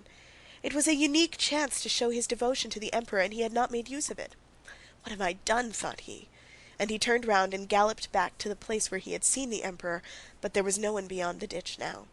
Only some carts and carriages were passing by. From one of the drivers he learned that Kutuzov's staff were not far off. In the village the vehicles were going to. Rostov followed them. In front of him walked Kutuzov's groom, leading horses in horsecloths. Then came a cart, and behind that walked an old bandy-legged domestic serf in a peaked cap and sheepskin coat. "Tit, I say, tit," said the groom. "What?" answered the old man absent-mindedly. "Go, tit, thresh a bit." "Oh, you fool!" said the old man, spitting angrily. Some time passed in silence, and then the same joke was repeated. Before 5 in the evening, The battle had been lost at all points. More than 100 cannon were already in the hands of the French. Przebyshev and his corps had laid down their arms. Other columns, after losing half their men, were retreating in disorderly, confused masses. The remains of Langeron's and Dokhturov's mingled forces were crowding around the dams and banks of the pods near the village of Ogeds. After 5 o'clock it was only at the Ogeds dam that a hot cannonade, delivered by the French alone, was still to be heard from numerous batteries ranged on the slopes of Pratzen Heights, directed at our retreating forces. In the rearguard, Dokhturov and others, rallying some battalions, kept up a musketry fire at the French cavalry that was pursuing our troops. It was growing dusk.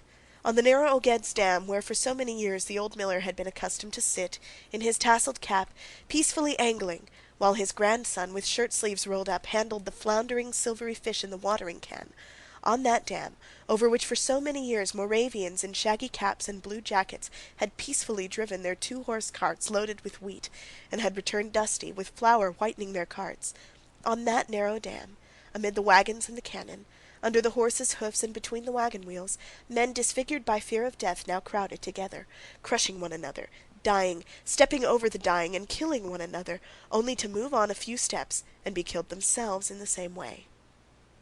Every 10 seconds a cannon ball flew compressing the air around, or a shell burst in the midst of that dense throng, killing some and splashing with blood those near him. Dólokhov, now an officer, wounded in the arm and on foot with the regimental commander on horseback and some 10 men of his company, represented all that was left of that whole regiment. Impelled by the crowd, they had got wedge in at the approach to the dam, and jammed in on all sides had stopped because a horse in front had fallen under a cannon, and the crowd were dragging it out. A cannonball killed someone behind them, another fell in front and splashed Dólokhov with blood. The crowd, pushing forward desperately, squeezed together, moved a few steps, and again stopped. "Move on 100 yards and we are certainly saved. Remain here another 2 minutes and it is certainly death," thought each one. Dólokhov, who was in the midst of the crowd, forced his way to the edge of the dam, throwing 2 soldiers off their feet, and ran on to the slippery ice that covered the millpool. "Turn this way!" he shouted, jumping over the ice, which creaked under him. "Turn this way!" he shouted to those with the gun. "It bears!" The ice bore him, but it swayed and creaked, and it was plain that it would give way not only under a cannon or a crowd, but very soon even under his weight alone. The men looked at him and pressed to the bank, hesitating to step onto the ice. The general on horseback at the entrance to the dam raised his hand and opened his mouth to address Dólokhov. Suddenly a cannonball hissed so low above the crowd that everyone ducked. It flopped into something moist, and the general fell from his horse in a pool of blood. Nobody gave him a look or thought of raising him. "Get onto the ice, over the ice! Go on, turn, don't you hear? Go on!" Innumerable voices suddenly shouted after the ball had struck the general, the men themselves not knowing what or why they were shouting. One of the hindmost guns that was going onto the dam turned off onto the ice. Crowds of soldiers from the dam began running onto the frozen pond. The ice gave way under one of the foremost shoulders, and one leg slipped into the water. He tried to right himself, but fell in up to his waist. The nearest soldiers shrank back. The gun driver stopped his horse, but from behind still came the shouts. "Onto the ice! Why do you stop? Go on! Go on!" And cries of horror were heard in the crowd. The soldiers near the gun waved their arms and beat the horses to make them turn and move on. The horses moved off the bank.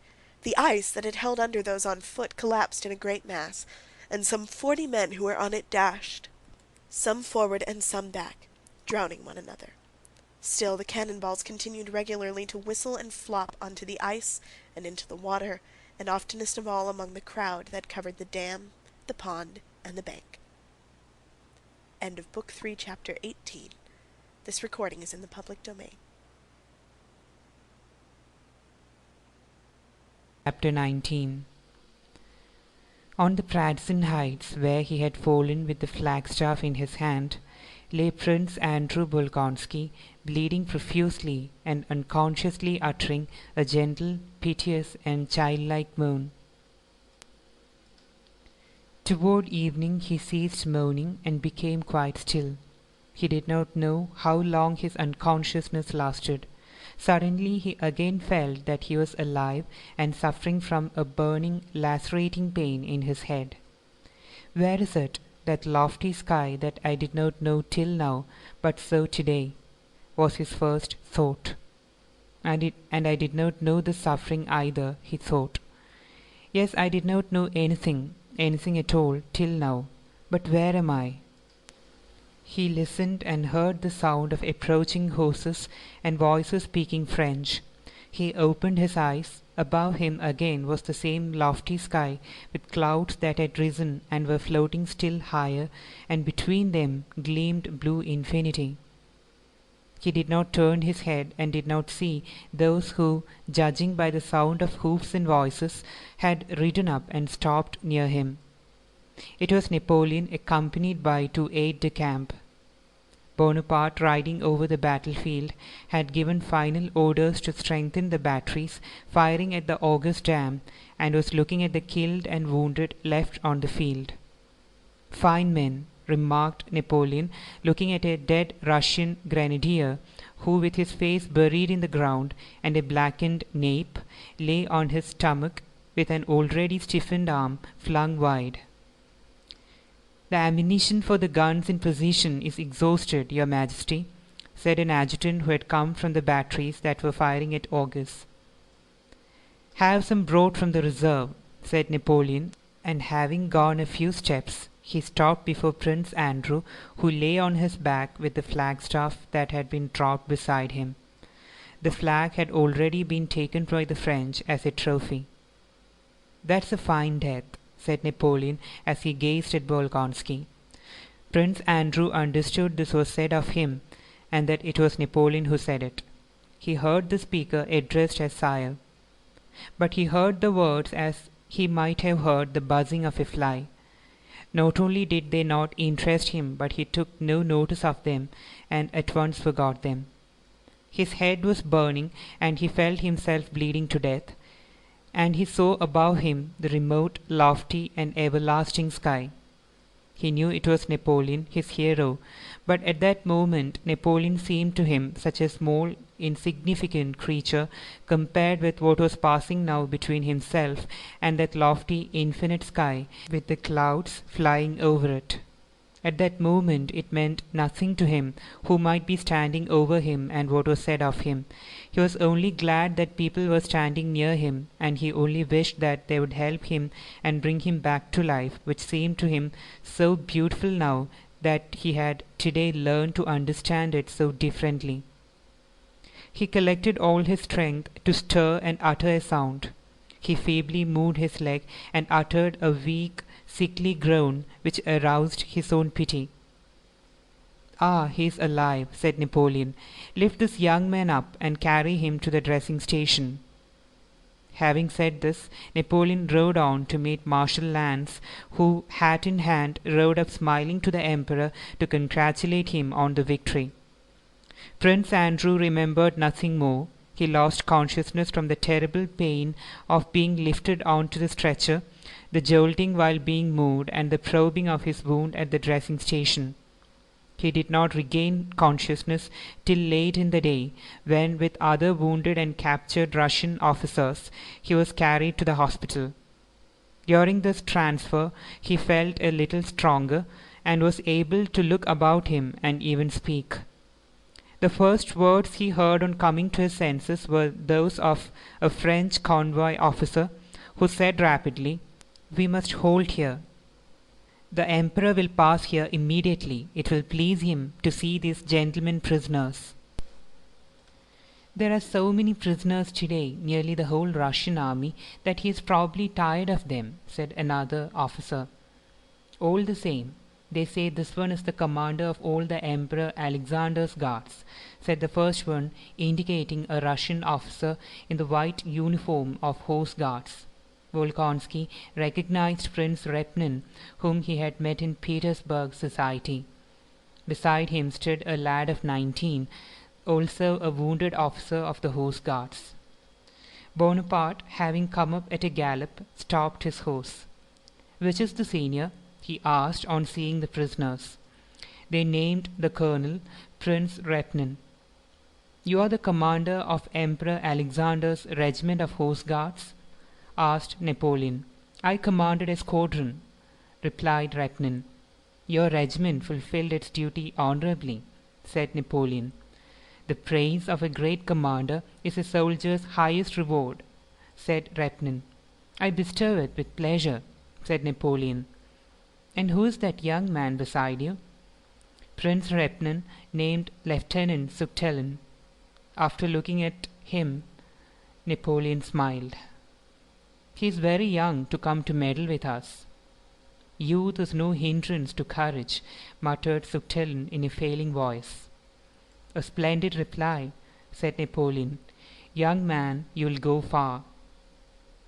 Prince Andrew, who had also been brought forward before the Emperor's eyes to complete the show of prisoners, could not fail to attract his attention. Napoleon apparently remembered seeing him on the battlefield, and addressing him, again used the epithet "young man" that was connected in his memory with Prince Andrew.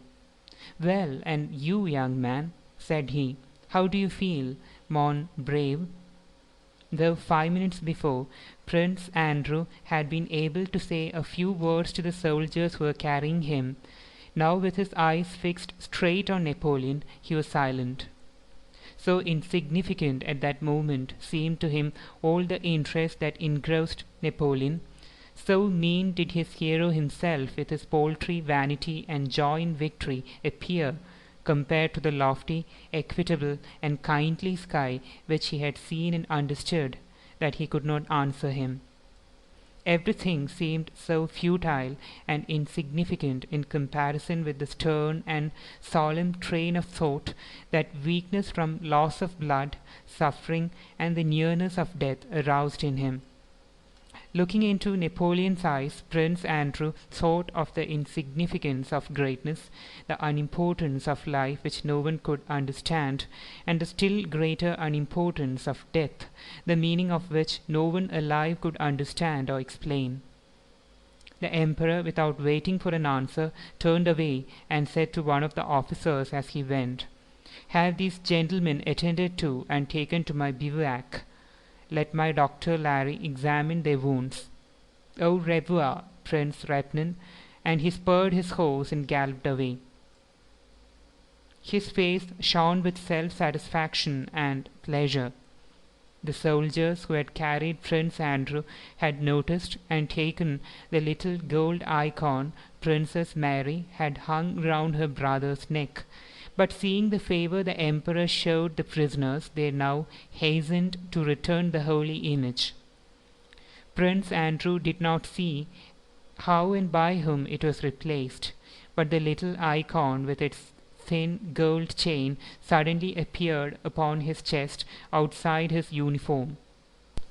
It would be good, thought Prince Andrew, glancing at the icon his sister had hung round his neck with such emotion and reverence. It would be good if everything were as clear and simple as it seems to Mary. How good it would be to know where to seek for help in this life and what to expect after it beyond the grave. How happy and calm I should be if I could now say, "Lord, have mercy on me." But to whom should I say that? Either to a power indefinable, incomprehensible, which I not only cannot address, but which I cannot even express in words. The great all or nothing, said he to himself. Or to that God who has been sewn into this amulet by Mary. There is nothing certain, nothing at all, except the unimportance of everything I understand, and the greatness of something incomprehensible, but all-important. The stretchers moved on. At every jolt he again felt unendurable pain. His feverishness increased, and he grew delirious. Visions of his father, wife, sister, and future son, and the tenderness he had felt the night before the battle, the figure of the insignificant little Napoleon, and above all this, the lofty sky, formed the chief subjects of his delirious fancies. The quiet home life and peaceful happiness of Bald Hills presented itself to him. He was already enjoying that happiness when that little Napoleon had suddenly appeared with his unsympathizing look of short-sighted delight at the misery of others, and doubts and torments had followed, and only the heavens promised peace. Toward morning, all these dreams melted and merged into the chaos and darkness of unconsciousness and oblivion, which in the opinion of Napoleon's doctor Larry was much more likely to end in death than in convalescence. "He is a nervous bilious subject," said Larry, "and will not recover." And Prince Andrew, with others fatally wounded, was left to the care of the inhabitants of the district. End of chapter 19.